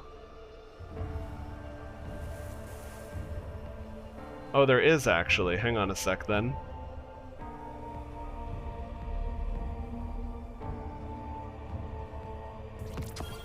Okay.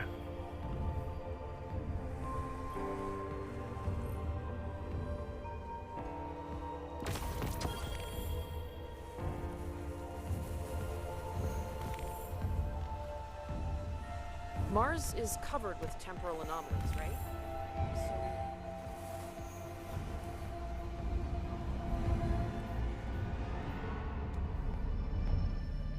Okay, so what item? Okay, no, we're good, we're good. That can stay in my post box for now.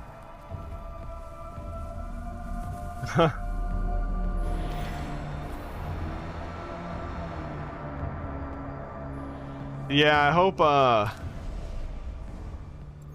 I hope everything gets better over in that region of the world. As swiftly and painlessly as possible. It's not really...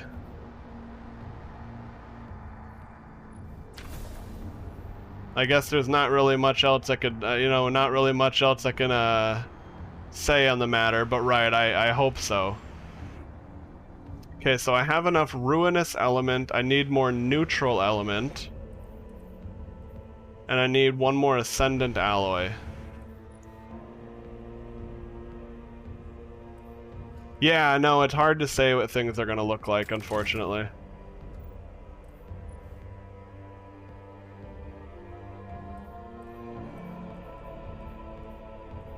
Adroit and ruinous, okay.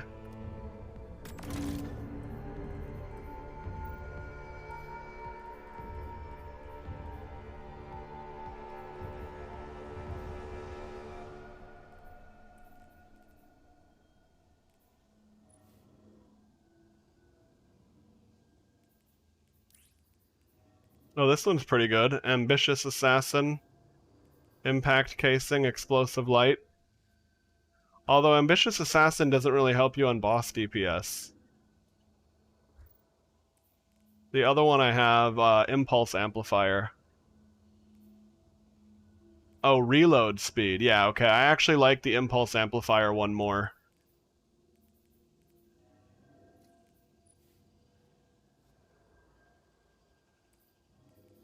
Yeah, man. It goes without saying, but be careful and take care of yourself.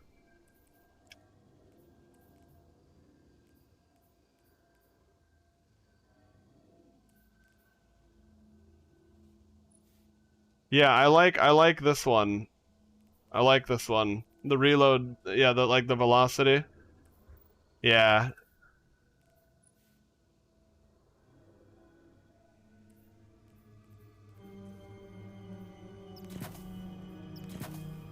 Shit.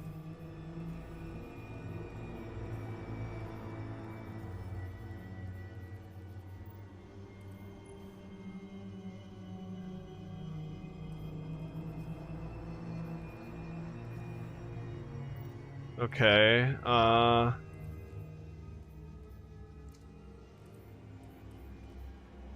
Alright, so I can't do... I don't know, let's see, what do I get? Is there any crafting, or materials, Nothing I'm seeing yet, okay. So I guess neutral element, I just have to keep getting that by completing various guns. I guess that's all there is to it there.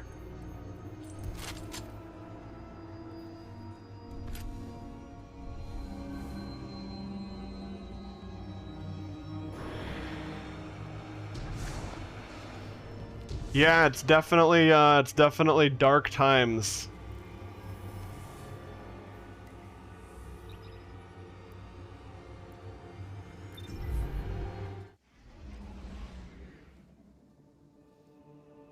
And yeah, it sucks because it's very easy to feel powerless as a single person when it comes to global conflicts and stuff.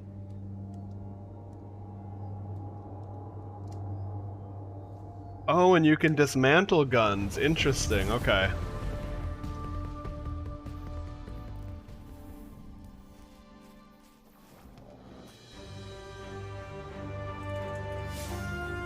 Oh yeah, no, I already did hit the daily reset. That's right. Alright, so I have to do Come to Pass and Tarnation. The other quest, I have to do the worm, okay. The Parasite one over there. And that requires me to, do patrols over in this region.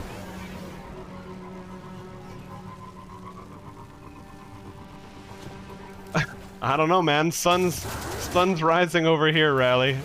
Doesn't check out on my end. Well, that feels like an eternity of a reload for an SMG. Oh, I'm not wearing my bullshit gloves that I'm used to, Ophidians.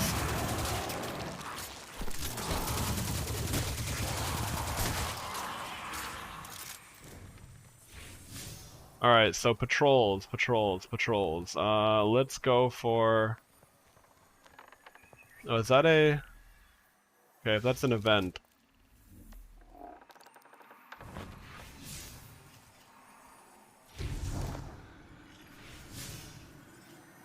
Oh, that's really far away. Yeah, I mean, sometimes you have to laugh to make the best out of a bad situation. But right. The hive's got something to hide, yeah, so what we're gonna do is play some hide and seek.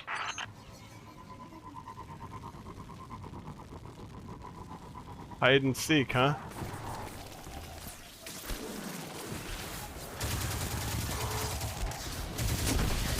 I wish I could get one of the simple missions where you have to, like, just kill shit during, like, a public event.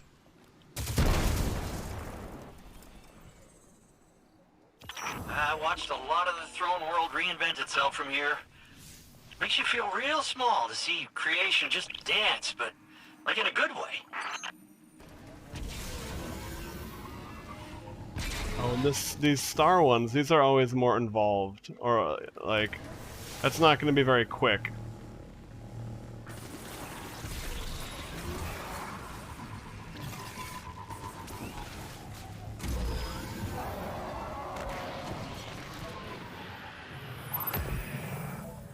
Yeah, I mean, like, yeah, gaming and internet socializing is definitely a very healthy and reasonable distraction from, you know, world events and such.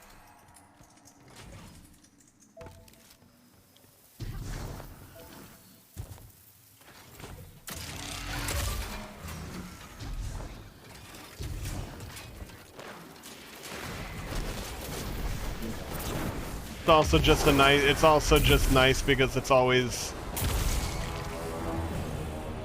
regardless of what, you know, of what kind of social activity you get, you know, being social on the internet is, yeah, it's much better than just being alone with yourself and dark thoughts. It definitely can, not that I can relate to the global events, but I can relate to the sentiment. Oh man, I wanted to try to jump on top of that spike.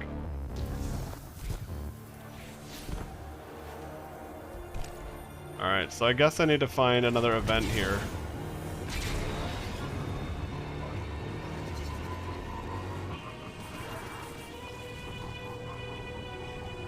Damn, that one's kind of far away. I wonder if this even counts as a different location.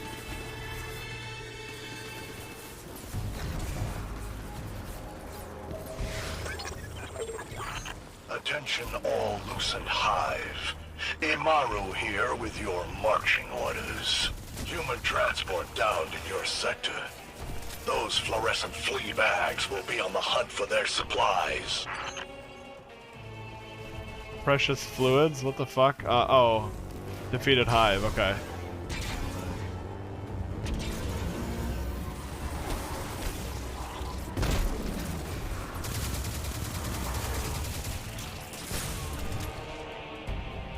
So, let's see. Over here?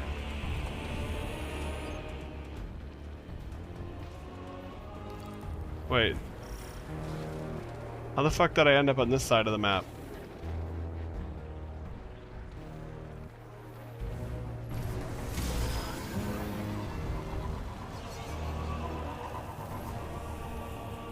Oh, yeah, weird, okay.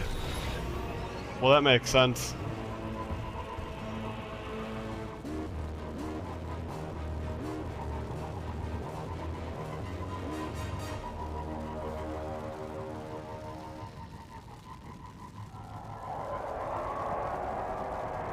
There we go, now I'm in the right spot. Let's see if these hive drop what I need. Oh, interesting. Is this actually going to work? Maybe. Uh-oh. Big boy over here.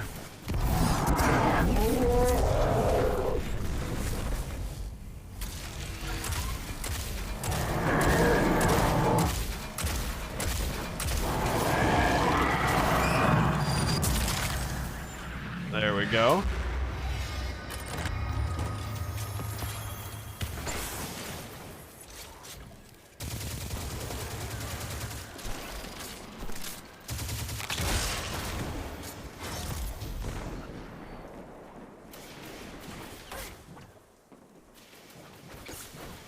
Nice. That item level slowly but surely going up.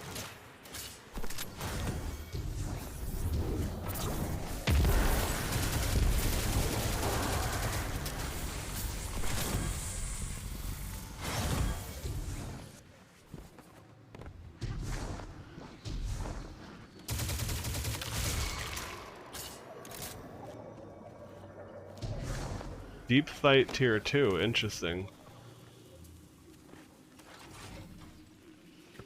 Okay, let me check. I think I have more points in my...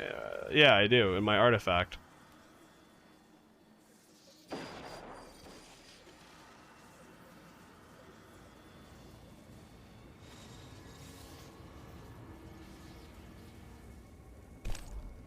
Haka, Breach, Ornaments, Origin Trait.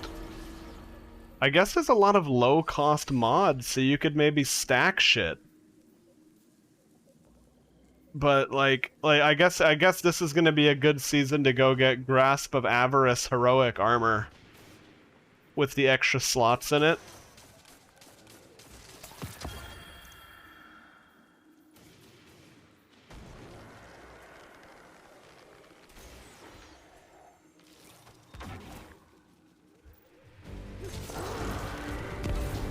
Because like when the mods were super expensive, it was like, okay, whatever. You know, like you can't stack them anyway. But yeah, this is gonna be a season to go get good armor from there. As long as you're close to 1590. Wait, is 1590 the new the level you need for Grasp of Avarice now, or what's the significance of 1590?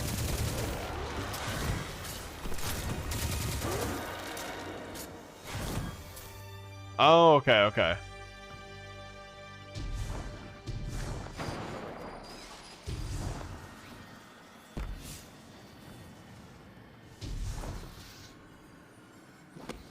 Okay. That makes sense. Well, yeah, I'm not in a rush to do it now anyway, but I will definitely want to gear up a bit more for that.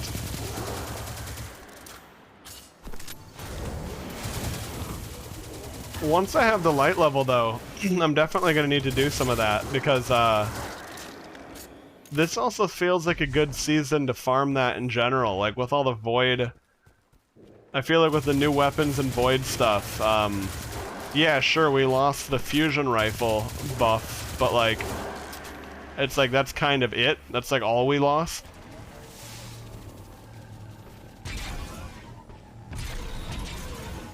I mean, after particle deconstruction and focusing lens, like after the nerfs for that went through, I feel like this season is just better for power. But I don't know. I obviously haven't done testing. Haven't even looked it up. Scorn is scavenging the Vanguard supply line we hit. Stop them and take that crap back.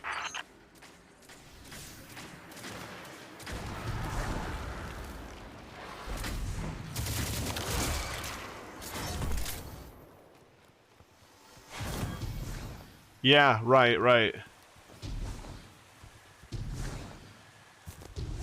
Hey, Freaky, how's it going, man?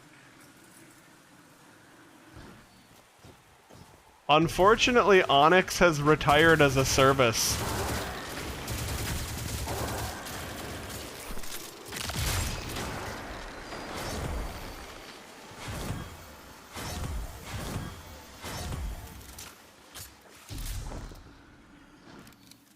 Yeah, I'd imagine it was due to the landscape changing,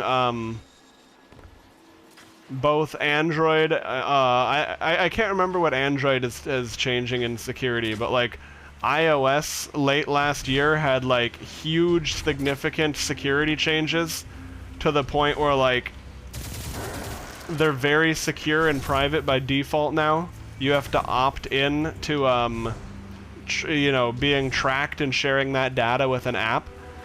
I don't know if you like if you follow tech news, like general tech business news, you might have noticed like Facebook's revenue is significantly down last quarter because they don't just make crazy ad revenue from any up-to-date iOS device. They basically make no ad revenue off of them anymore because like it's so significantly locked down. So it's like it's probably a good thing for the overall world. But yeah, unfortunately, projects like Onyx, the whole reason that was valuable is like, you know, the metrics and stuff, getting people to install and use their games.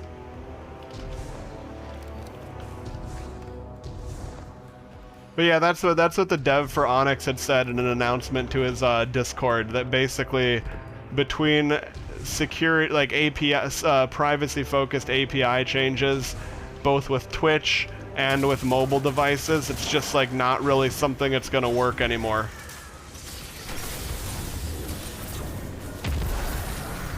Yeah, no, I don't really follow every detail either. I just happened to catch that specific bit of detail.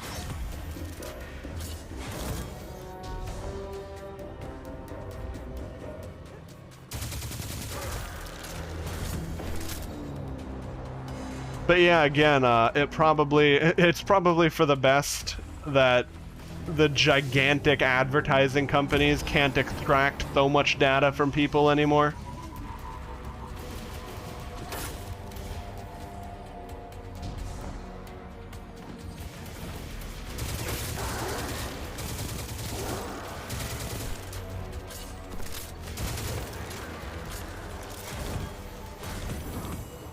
Wow. Well, hopefully it's been changing for the good, man. How have you been?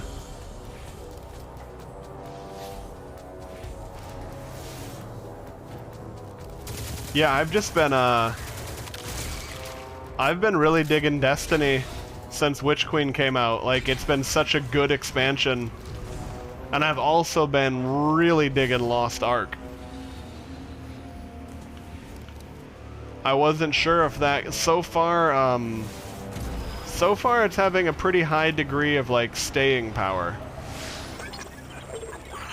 I know you're eavesdropping, neon nerds.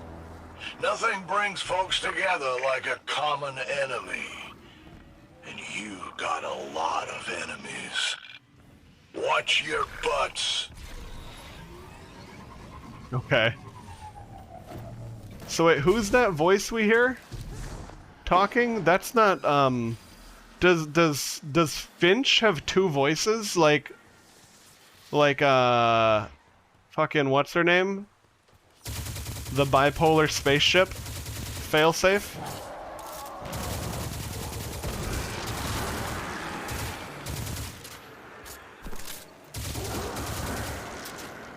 Yeah, I don't, that's definitely gonna happen. If you're already busy with multiple games, I'm sure, I mean, I think, given the sheer popularity of Lost Ark, I think ultimately, there are definitely gonna be some people who jumped in to check it out and either didn't make it through the first 8 hours of the game that are kind of too easy, or they, did, and then they hit that difficulty spike where they had to start getting good and learning stuff and gave up. And then sometimes people just don't stay interested in a game. I think mechanically, the game is fantastic and stands on its own two legs. But yeah, like if you're not really itching to pick up another new game and your friends didn't want to play it, I don't at all blame anyone for like sitting out an MMO. It's like we all got plenty of stuff to do.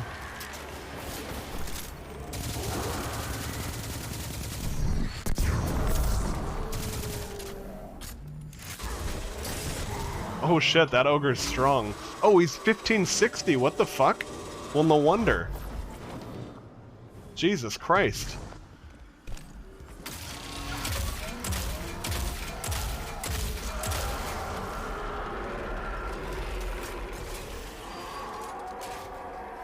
Oh, yeah. Yeah, I mean, I'm glad I didn't rush out to buy that day one, but the PC release is not in the greatest spot right now. I'm definitely gonna play that when it's like once it's, you know, at some point in the future. Like bare minimum, like I'll wait for sure. I'll wait until the bugs are ironed out. Yeah. Yeah, I'm a big fan of Souls and Sekiro, but I guess I just have so much on my plate right now. It's easy to be flexible.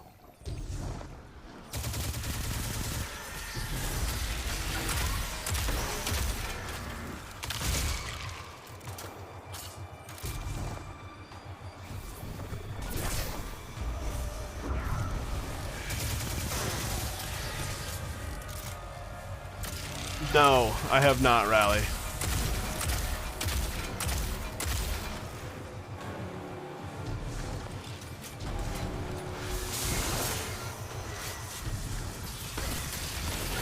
Oh, was the game,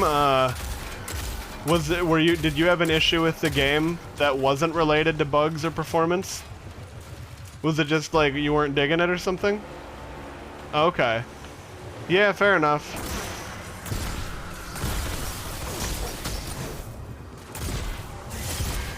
How did you feel about it? Were you not a fan of yeah, you can share your experience, man. I'm not worried about it. But if you don't feel like it, don't worry either, man. It's all good. Ultimately, I know how it goes.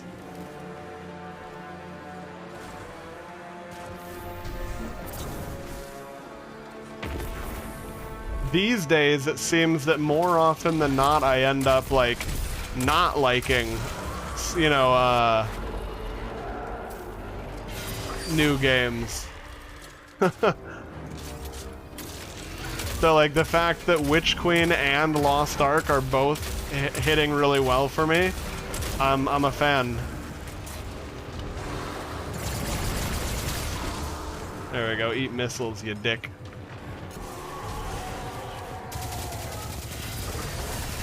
Oh, these guys are big.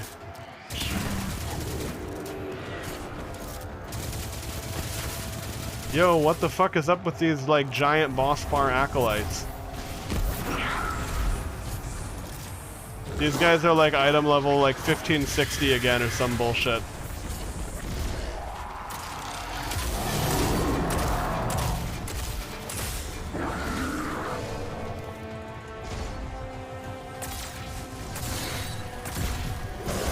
Yep, okay. These are the 1560s, okay. Why are these super powerful badasses spawning? Oh, this is for my, this is for my, fucking thing. Well, there's no way I'm doing this. Shit. Yeah, sure, I'll check it out, Freaky. Alright, let's see if this counts. Okay, good. So I don't have to fight those ridiculous 1560s. Because, like, I'm 1526. Like, that's not healthy for me. But yeah, have a good night, Badesser.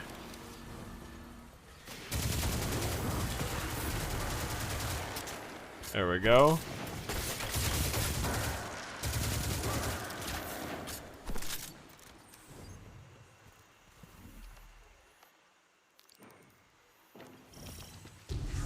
Alright, we'll go here.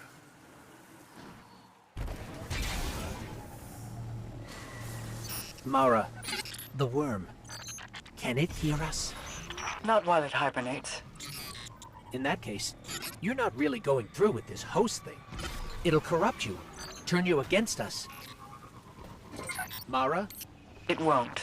It said you were... Listen not to the treacherous words of a parasite. You're deflecting.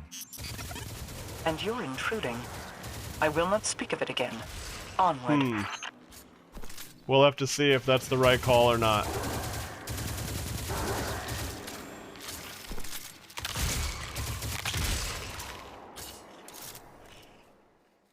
Oh, well, that's cool. about Genshin improving.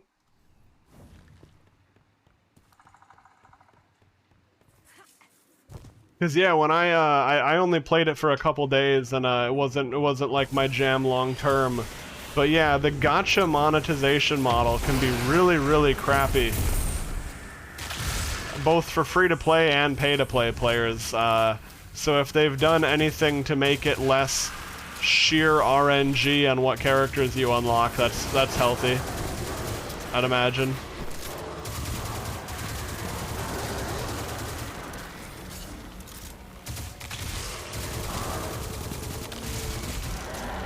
Man, sometimes those moths are doing like more harm than good.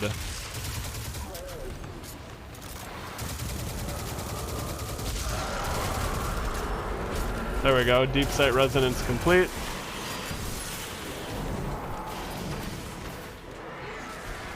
Well, yeah, no, that's good. Like, anything that's better, like, even if it's, like, far from perfect, like, any improvement is still an improvement. That's good to hear.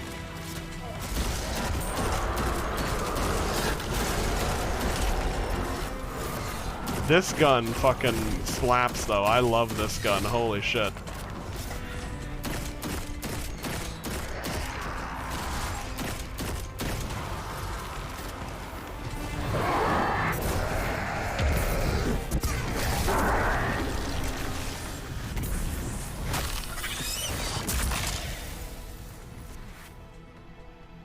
You have guarantees now. Ah, yeah, that's a huge deal.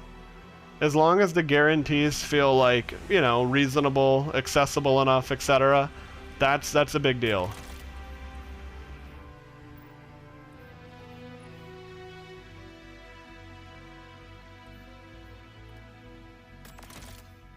All right. So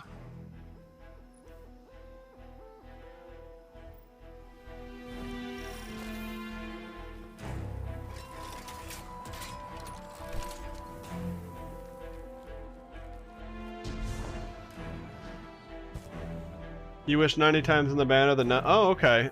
About how long does 90 wishes take? I can't tell if that's a lot or not much or what.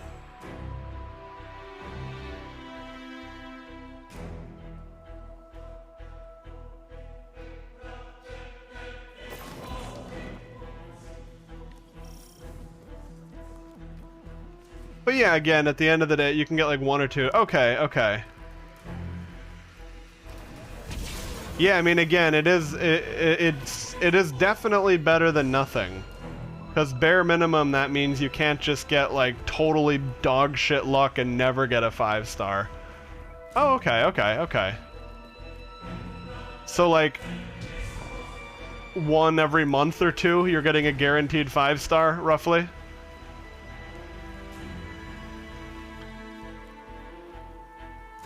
Oh shit, okay, well that's way better than I thought. Damn, dude, that's kind of impressive. Oh, holy shit, I will be right back. I suddenly have to monstrously pee.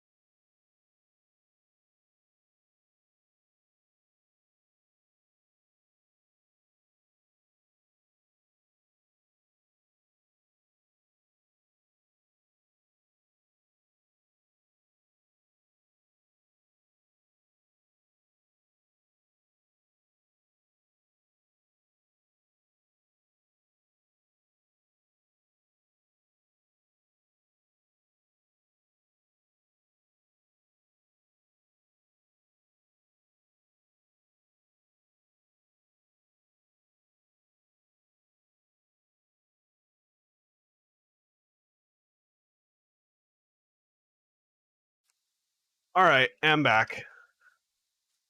Didn't have to do anything else, so it was a quick AFK. I wanted to keep it quick. There we go. Anyway, yeah, Freaky, 1 5-star every 3 to 4 weeks normally. Like, that sounds really, really reasonable, yeah. I guess you might still not get the 5-star you want, I'd imagine. But, like, you know, oh well. It's gonna happen sometimes, can't avoid it all the time.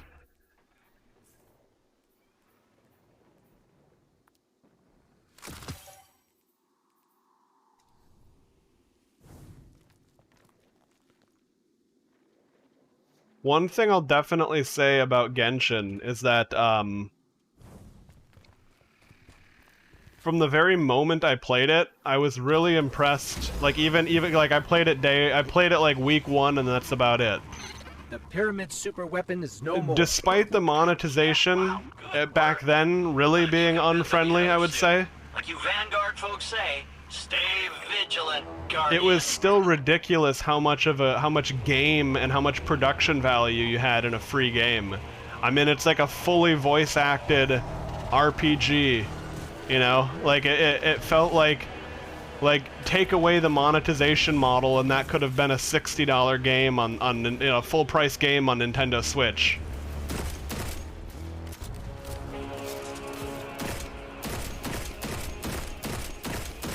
Hell, honestly, if it was a take away the monetization model, and I think it would be better than almost every, like, full-price Bandai Namco RPG anime game that's come out in, like, the past 10 years.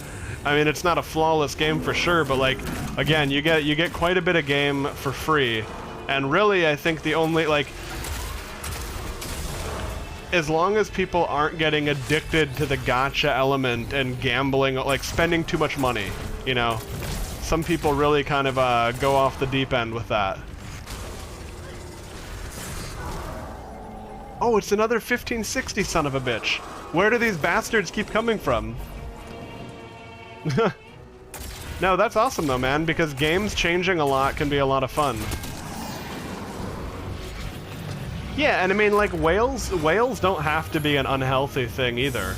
Like, if someone is super wealthy and they're just, you know, like, their life is going very well, they're wealthy and they're spending, like, you know, they're spending like 10,000 US dollars on their game a year.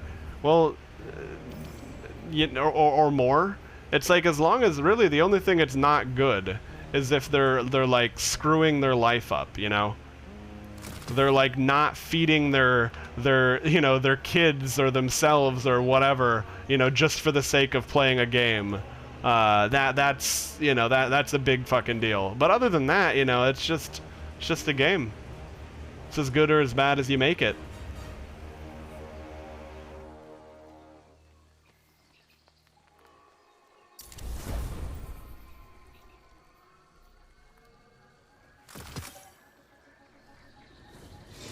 That's awesome, Sempatera. Dude, I can't wait to play more. I guess tomorrow when I play Lost Ark, I'm not gonna have a whole bunch of... Well, I mean, there's a ton of stuff to do. You can bet there'll be another soon. But in terms of dailies and weeklies, Stay vigilant, not a whole lot to do. So, like, I'm probably gonna be looking to spend more of the time in PvP, or at least, like, half of the time, whatever.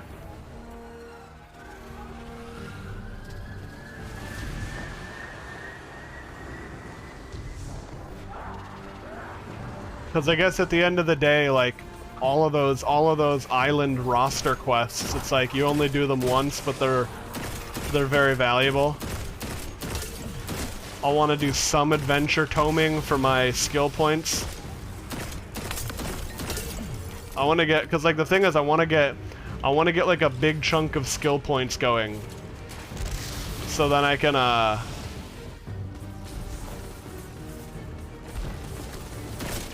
like make an alt and just like really pop off. That headstone trait is nasty. I love it so much.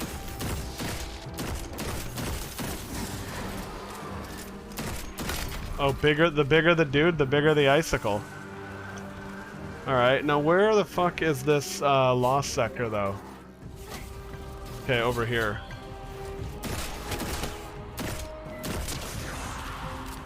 I always love that. They hide behind their shield, shoot them in the leg, they stagger, shoot them in the head.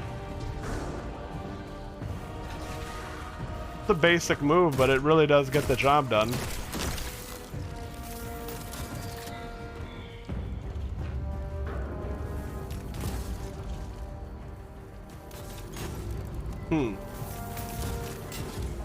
Is this? Do we go in here? No.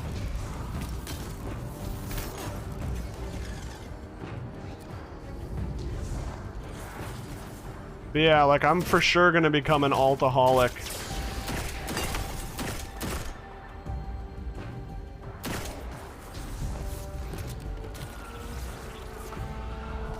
Okay, that doesn't open from this side.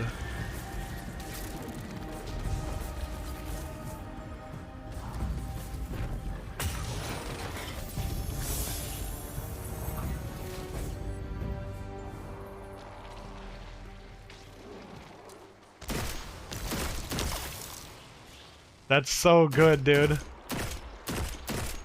That one headshot turning, you know, the headshot kill, turning him into ice and then blowing him up.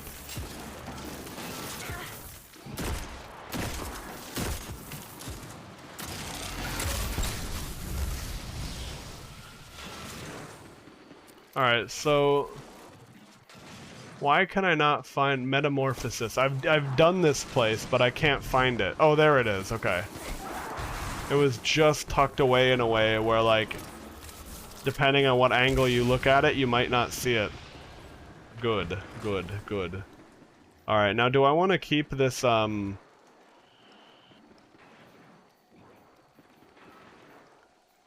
I actually don't want to keep that. I don't think.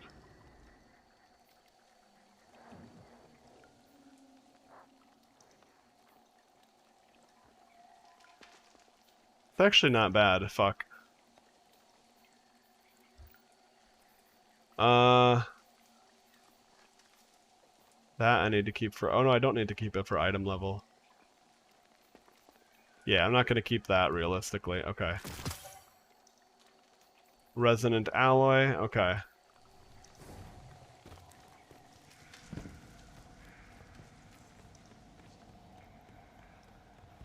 Servant leader is cool, but there's like no way I'd be using that with this scout rifle.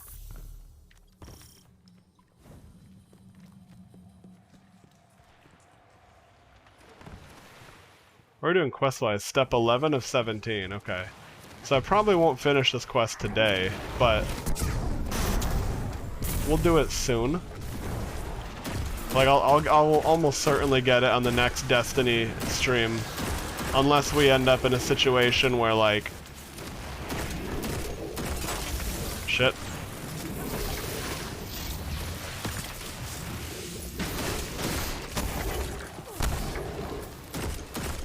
Unless it's got some, like, well, the last step of the quest is, like, way harder than it should be.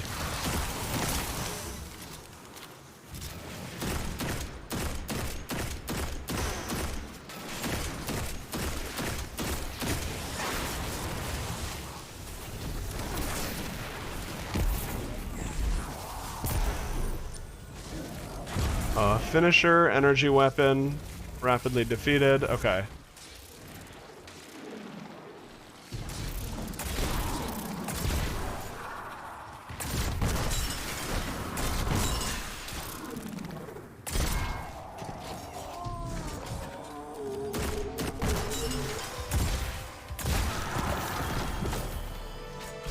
Oh, okay. Prime Engram and weapon level up.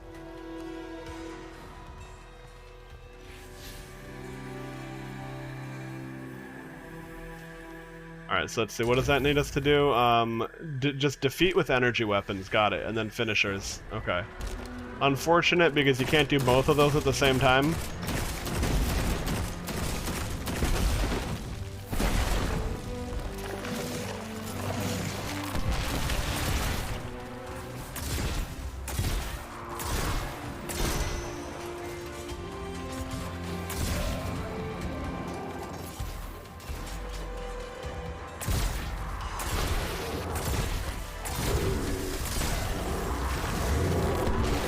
Not Screeb, no.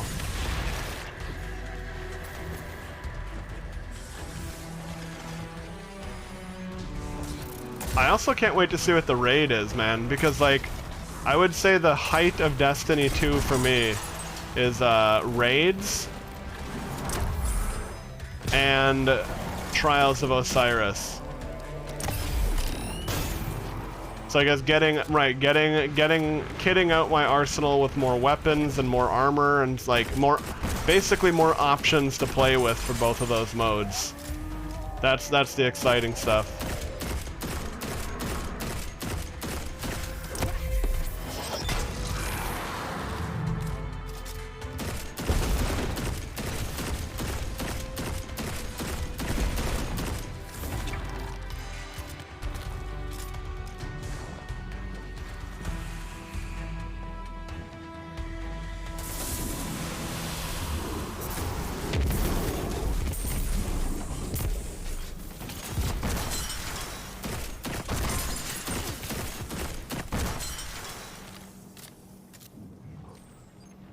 Alright, where'd you go?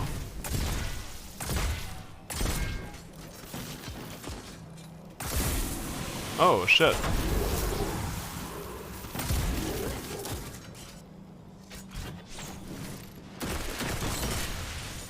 Dude had like a surprise immunity phase. I guess Lost Sector bosses sometimes have that.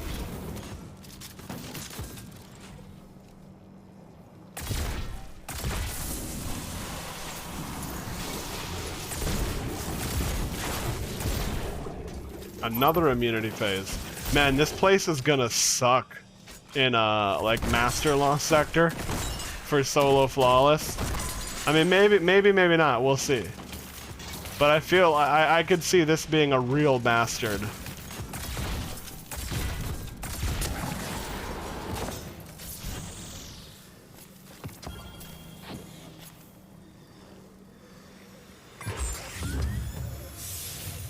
Okay, so... here we go.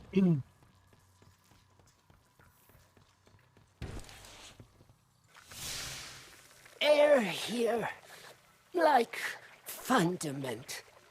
Good to breathe again. This fucking worm is so weird. Don't get used to it. You'll be back feeding off a host soon enough. A great team, Mara and I. Better than by herself. Untrustworthy, that one. Plotting to kill Eris Morn? Crow, you even. You're lying. The parasite speaks truth. Or adjacent to it, anyway. They're not plots, more contingencies. In case evil sways them. Or you. Yeah, that's fair. Usual. Deception Queen provides half-truths. The what, not the why. Pulls wool over eyes once again. Enough, Yeah, parasite. okay. Keep your tricks out of the Guardian's head. You first. Okay, well we definitely got some weird shit going on here, don't we? Parasites and all that.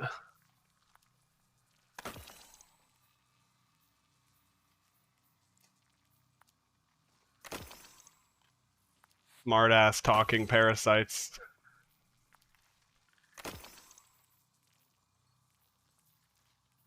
Nice, okay.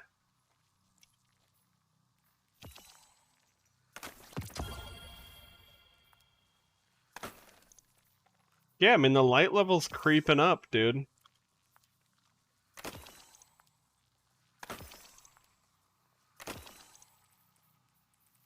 Slowly but surely. Yeah, I mean, in her origin story lore, she's like a tricky trickster.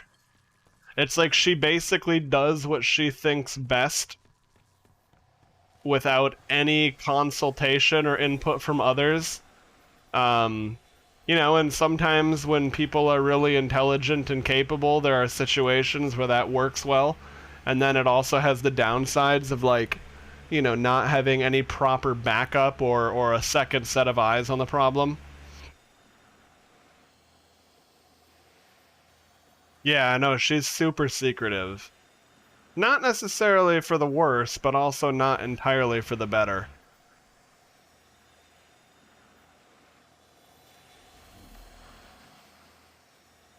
But she's a well-designed character nonetheless. Alright, so what the fuck do I do? Sorry, I gotta shape those weapons, locate a cryptoglyph rune in the alluring curtain. The fuck is the alluring curtain? Is it gonna be like over here? Oh, okay. Yeah, way over there. Alright, well I guess let's just go, how many more steps do we have? Quite a fucking few.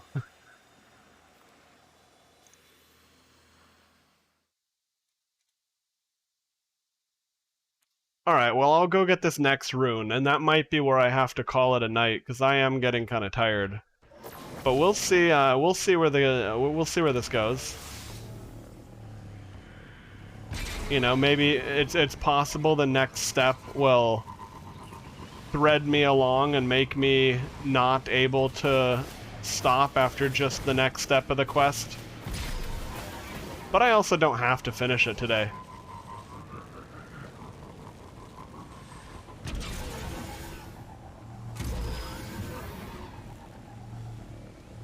Hey, Onion. I'm doing well, dude. Oh shit, did I take the wrong... No, I guess this is maybe okay? Oh yeah, this is fine. I've been really enjoying Witch Queen. Like, I beat the legendary campaign on the last stream. I've been doing some quests now. Plans. Darkness corrupts. Eris, my brother Aldrin. You. Whether it be in this timeline or another, we cannot risk it. Sparing you all that dark fate is my burden. Uh-huh. It's an absolute last resort. They all are. Okay then. I'm not lying to you. But you're not telling us the whole truth either. I have my methods. You have yours. I only ask that you trust me. We'd ask the same of you. In due time. Yeah, dude. Right, I mean, honestly, it would have been a good campaign regardless, but the whole legendary mode, that was really impressive. Like, they did such a good job with the difficulty. And so far, even all of the post-game questing, it doesn't feel like some forced, you know, BS. It feels like genuinely badass content. So I'm supposed to go over there, but like, how do I swing that, I wonder?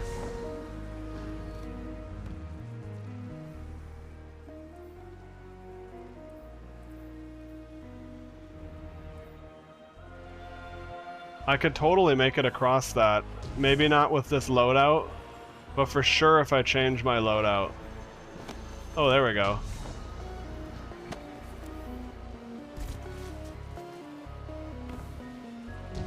Like, I was like, if I Eager's Edge and Solar... I guess that is a downside. Oh shit, we can't go through that. I guess that is a downside though, like, having to equip Solar would not be my favorite thing. Because, like, Void feels so fresh and good right now. But it just depends. Like, there's still a lot that I love about mid-Solar for, PvP.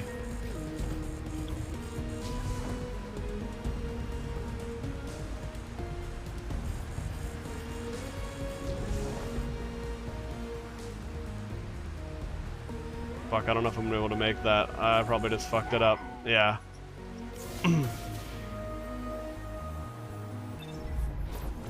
I don't know where I'm going. Oh, here we go. Nope, that's Deep Sight Tier 3. Huh.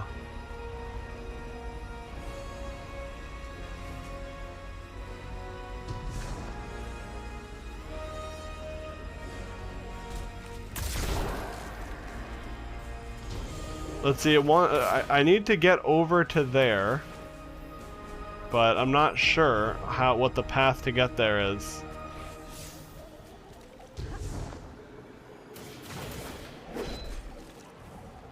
Let's see if that leads us to anything. There we go.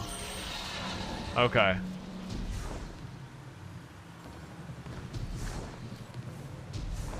So I wonder if I could have jumped up onto that without the help of that.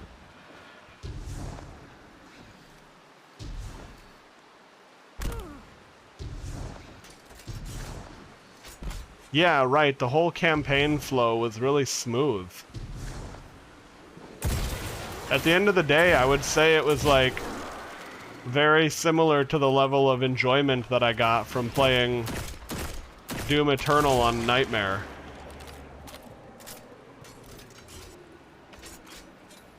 Not quite the same experience, but like, yeah, it was very good. Like, I would genuinely say that the Witch Queen campaign could have been a standalone single-player FPS experience. Like, I think it really could have.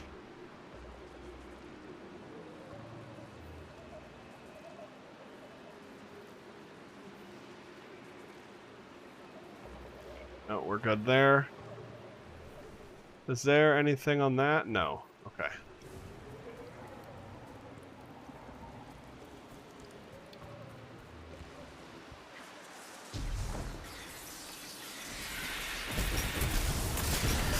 I gotta get more,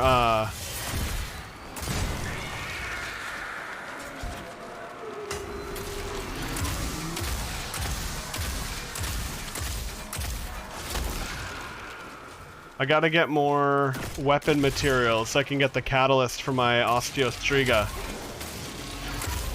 That's a pretty cool gun. Honestly, so far all the new guns I like. Like, this railgun LMG fusion rifle thing is kind of weird, but I also kind of like it.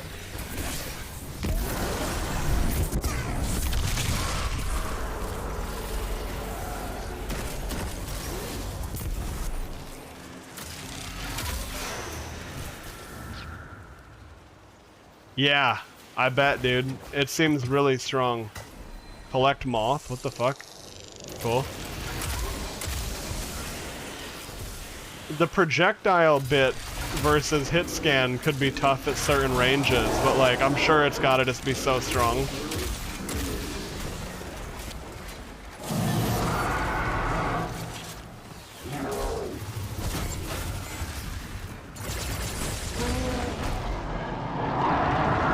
That missile volley.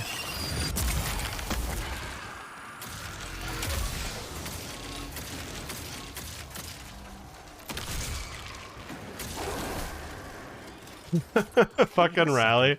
Doc asks in clan chat how to get insight for War Table. Rally says, look within you. Sounds like they beat you to it. I'd look around if I were you. Use some of that special vision magic you Guardians love so much. Yeah, I mean, I guess Hunters have a lot of invis right now. Titans have a lot of overshield. Got it. We'll keep an eye out. Warlocks have the Void Soul and just general good Void abilities in terms of dealing damage and such.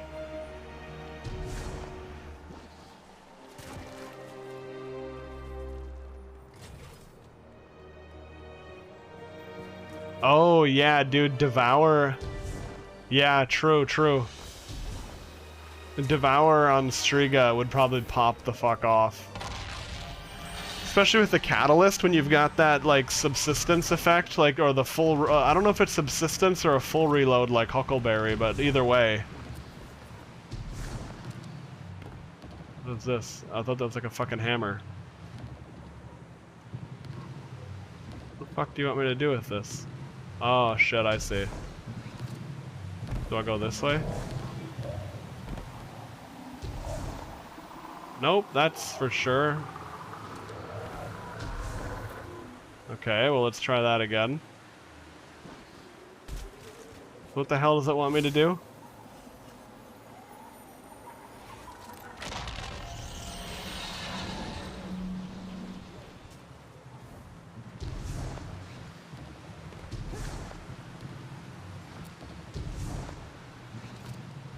Like, it looks like I meant to go there. But, like... Oh. Fuck, I see.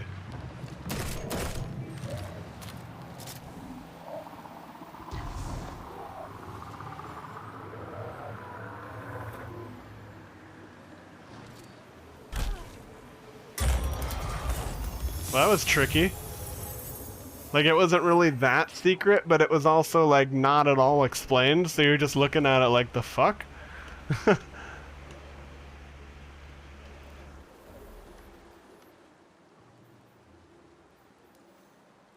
Alright, 14 of 17. Fuck it. We'll just go to the Lost Sector next. We'll see if it's gonna be, if we get if the final step is just talking to people, we'll just probably do that. If the final step is like go do a strike or like a more substantial mission, then I'll just save it for another day.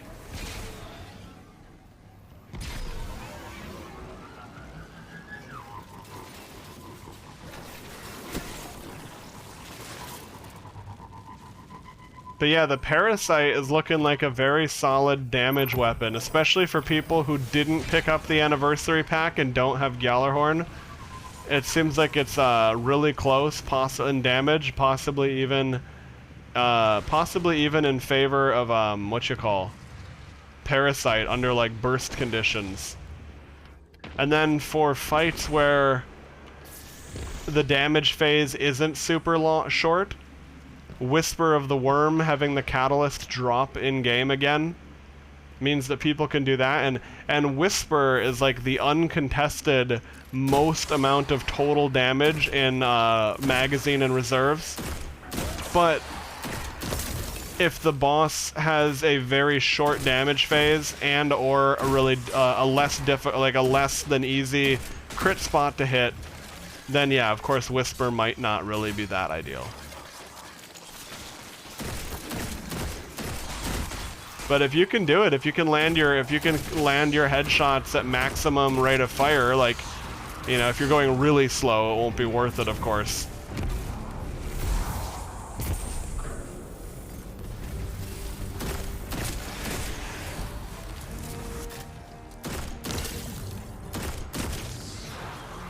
Man, the gameplay with Headstone is just really satisfying.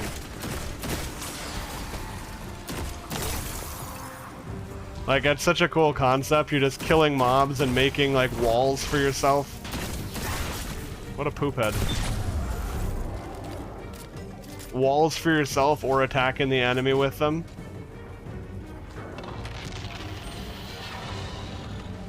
Oh, there's another one of these. Shit.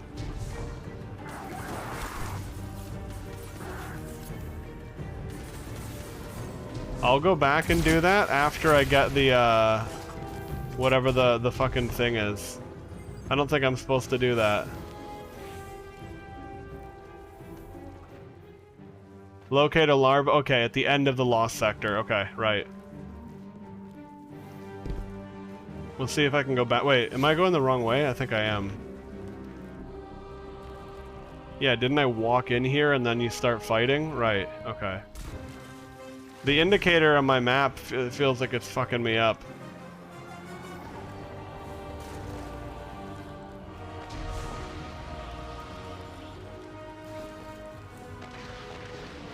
Okay, this looks familiar.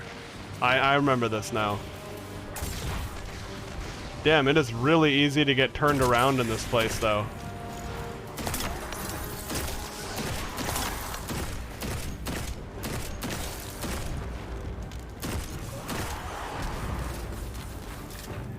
No, the big ogre got it.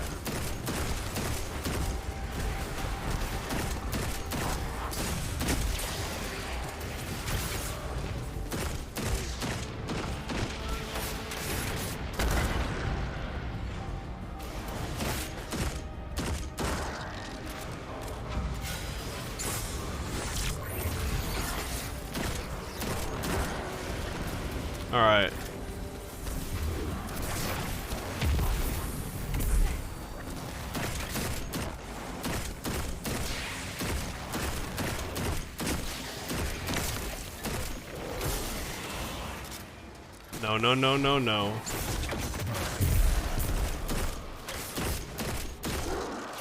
Alright, do I have this capped? It looks like I do.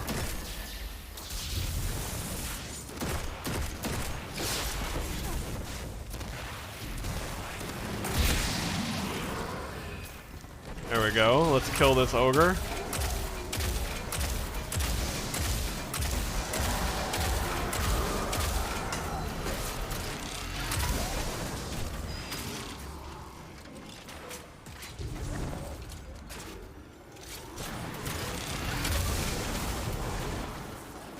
Holy shit. You know what? Let's just throw that out. Who cares?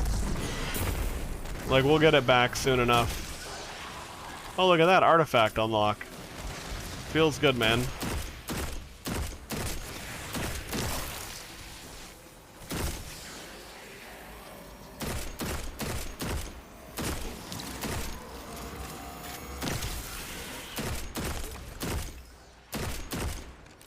Alright, so that's 2. I think I need 3 to open the door. Oh, yeah, this one right here. That's not a... Hang on, that's not a knight. That's not like a Titan knight, is it?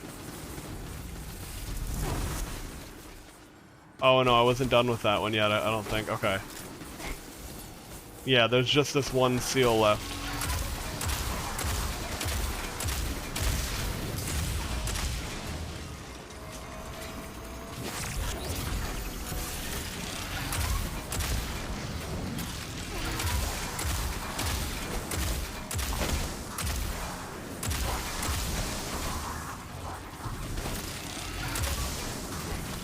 Alright, I got 18 missiles loaded.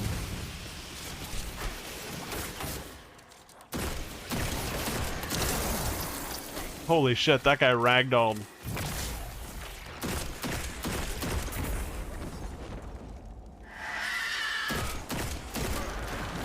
Yeah, dude, I never ended up finding a headstone weapon that I liked last season. But like now, holy shit, like this is the gun for me.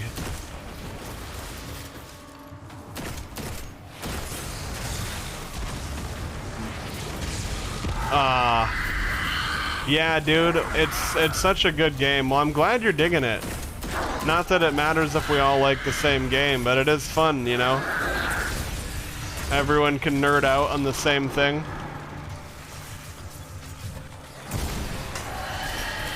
Ah, that moth just got jebaited.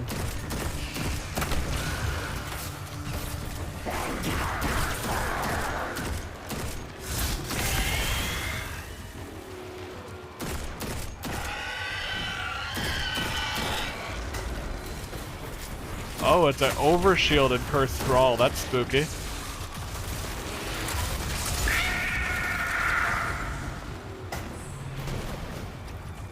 Oh shit, his fucking ghost, I didn't kill it. Gotcha. Alright.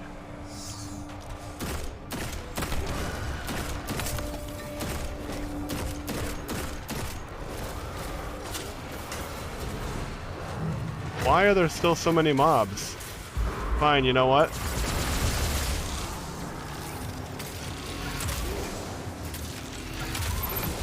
No more mobs. The end.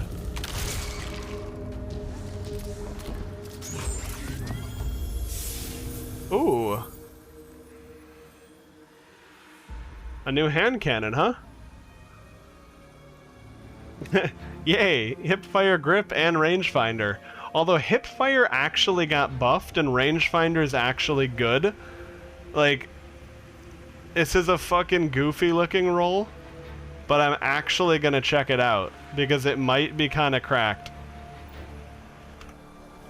Because hipfire got the hipfire thing got like a big buff.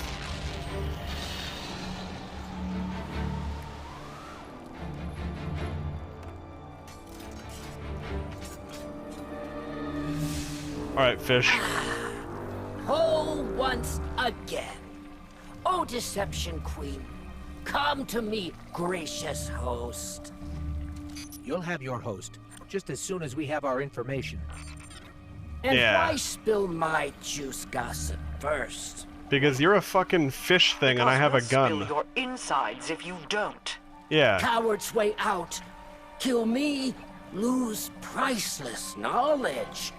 Humanity suffers. Perhaps there's contingency for them too? Guardian, smash the parasite's skull. Relax. Have your precious knowledge. Surprising, you'll find Savathun, much like Mara, riddled with doubt. And now we'll In the turn it face into no, hang on, which one? Savathun, Yeah, we'll turn it into spicy noodles. help! Its energy is draining fast. Ah! Cursed by the Witch Queen after everything! Mara, it needs our help now. What do we do? I don't. Oh shit, yeah. I'm sorry. Mara, hello? She really just left. Pain! Pain! Pain! The fuck's going on? Okay, who can help us? Who else knows about hive worms? Of course, Finch! Don't fail us now. No, something about, something's fucking going on with the worm.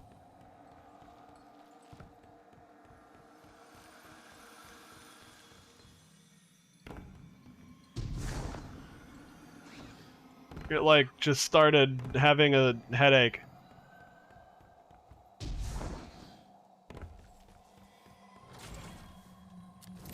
Eris Morn isn't Hive, she just has the eyes of an acolyte. Like, she ripped, like, when she was blinded, she, like, didn't she rip the eyes out of an acolyte to get her sight back or something? I forgot what her exact story is. Yeah, Eris Morn. I don't think she's gone anywhere. Okay.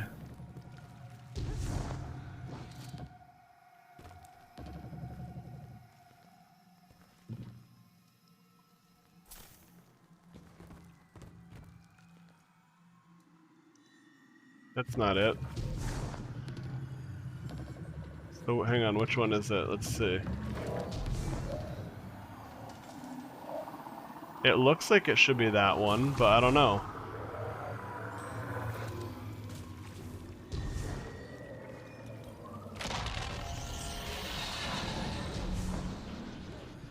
Yeah, I can't remember why she was blinded though. Can't remember what the fuck really happened there. Alright. Oh, there we go. Okay. God, yeah, these are really so pixel perfect picky.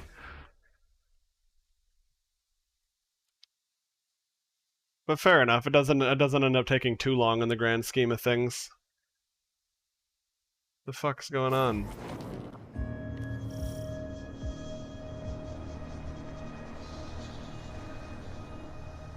Alright. So here we go. We got another one of these memories. These are puzzly. These are like a mild puzzle area. Alright, mushroom, turret, the letter A, hamburger. Okay, mushroom first.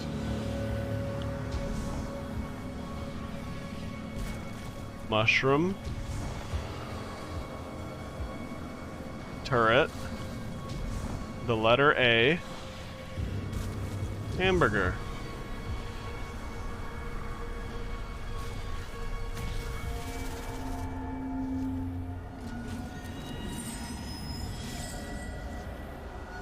Sea urchin, hamburger, mushroom, the letter A. Okay.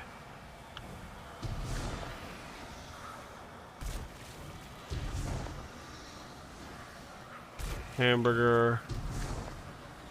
Wait, where the fuck is mushroom at? Oh, there's mushroom. Oh, and there's the letter A. Okay.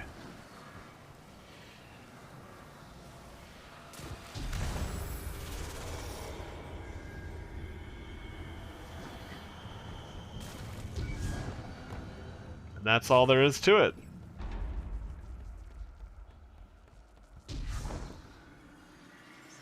Well, that's right, now we gotta fight, though. I can't believe that doesn't cut it, right?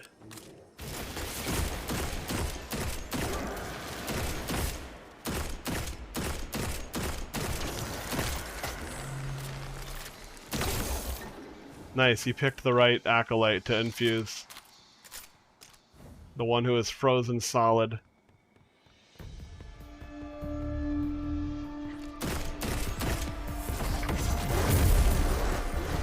There we go, nice chain reaction effect. Oh shitballs, I probably have to get some more executions. How are we doing on that? Yeah, okay, I gotta get a couple more.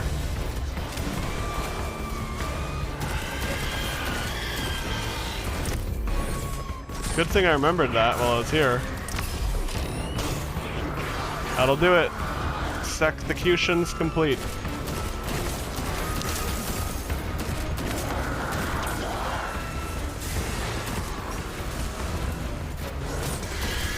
That's kind of the cool thing too, you can use these for cover.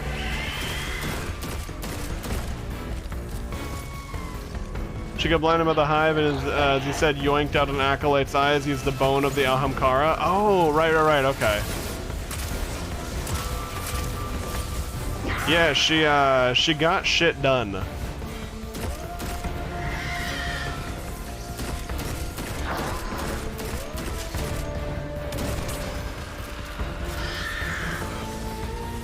That goes without saying. She got shit done.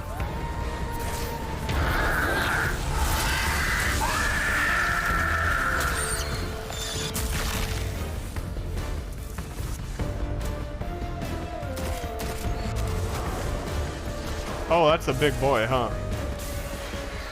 I thought we were like done, but not quite. Not even close.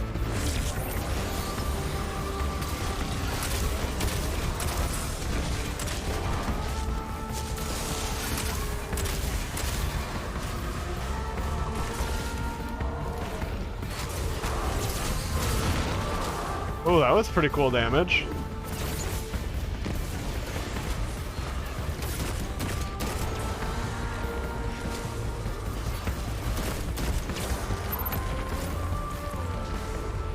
Oh, he died? Wait, did my Void Soul finished him off?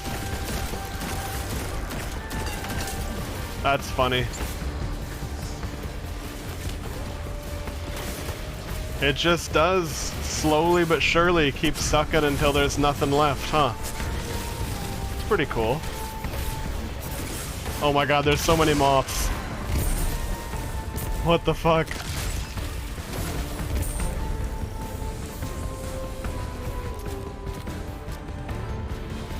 Oh, right, I forgot what Toland's role was and all of that.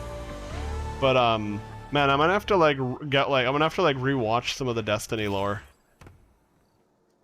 Alright, there we go.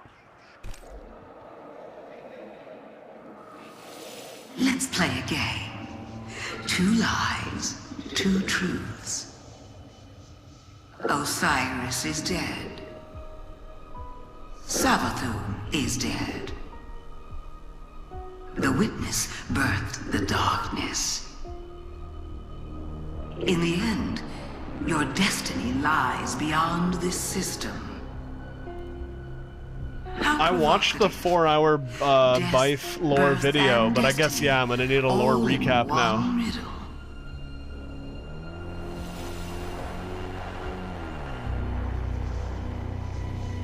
What do you think, Guardian? These are fairly accurate holograms.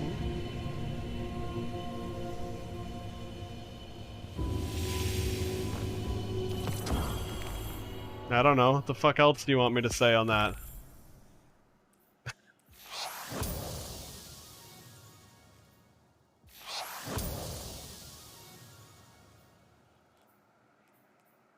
Savathun's over here like, look what I made, Guardian. And I'm like, alright, cool.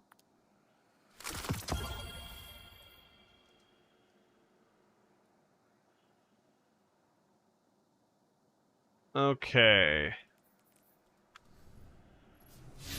So where are we at with... Oh, I didn't finish grenade launcher, that's funny.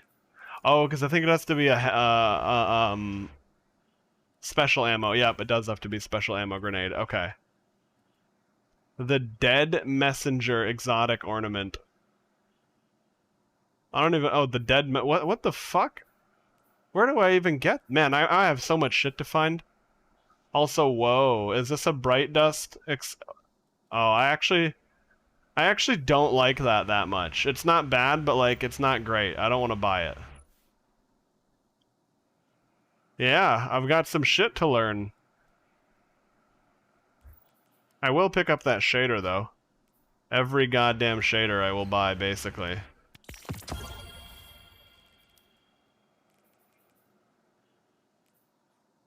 Oh, Pog. There we go.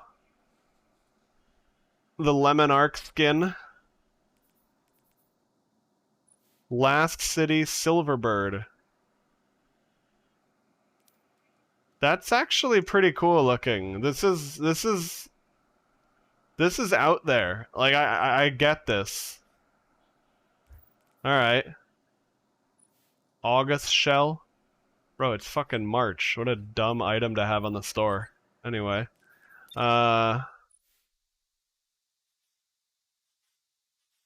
Flight of the Interceptor. I guess that's alright.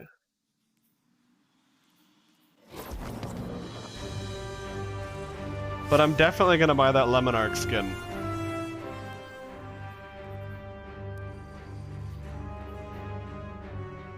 Dual engine Retric capsule. When I was little, this is what I figured all ships would look like in the future. Yo, what the fuck? That's got just like massive turbine jets on a little needle-thin cockpit.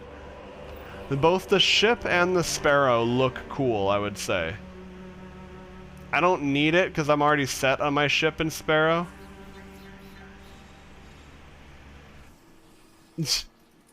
Walk softly and carry an absolutely enormous mallet. That's funny, but Christ, that's such a long emote to, like, deliver the payload. Alright, anyway. I don't have this... I didn't buy this yet, did I? No, I didn't. Okay. Oh, yeah, you can't buy it again, just to be sure.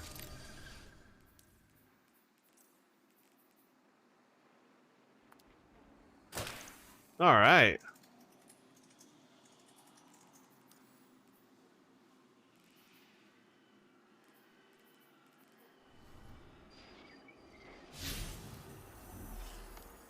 Alright, now where were we? Visit Finch? Okay. We're at step 16 out of 17, so... We're either gonna get the item, or it's gonna be like, alright, you're almost ready to get the item, but go do a big quest, or go do a strike or something.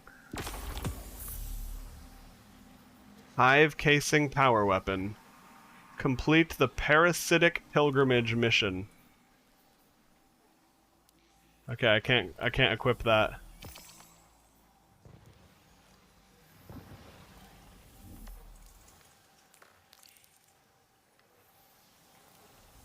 What is it?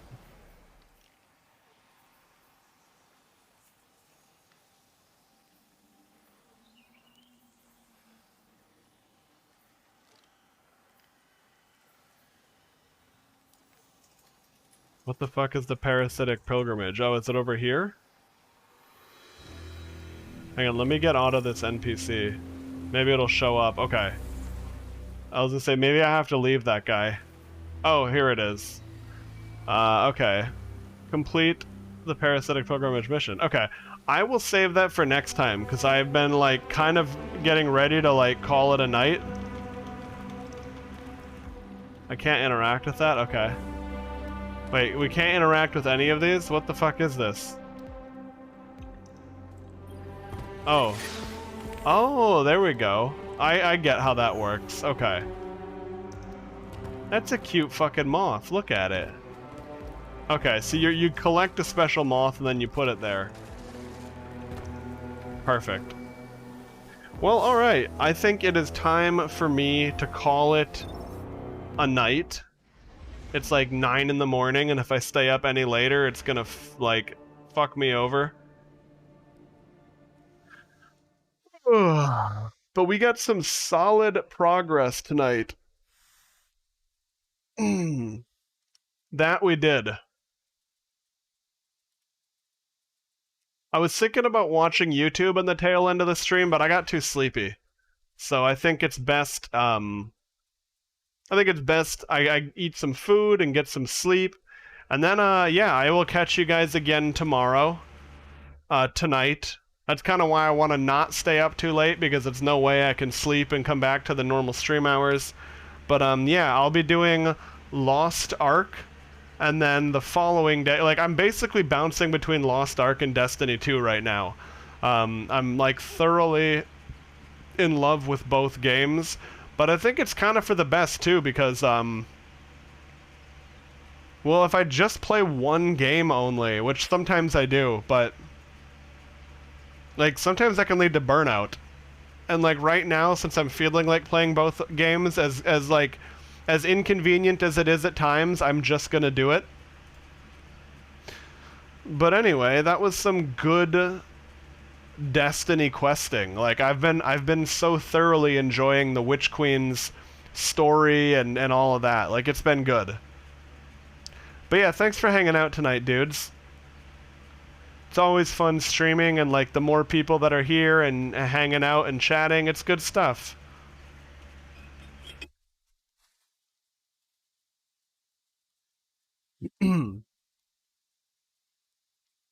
Let me see here. Oh, you know what?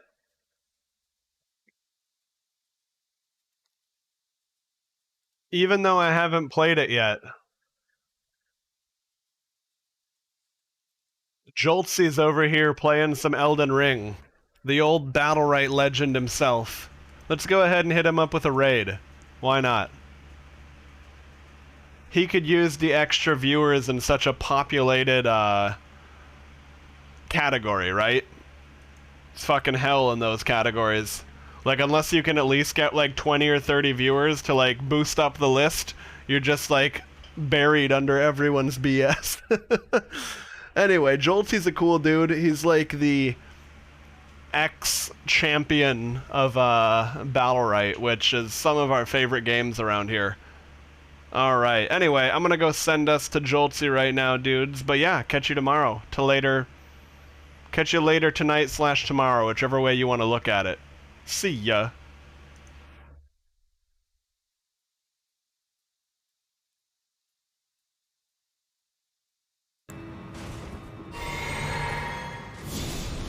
Auteur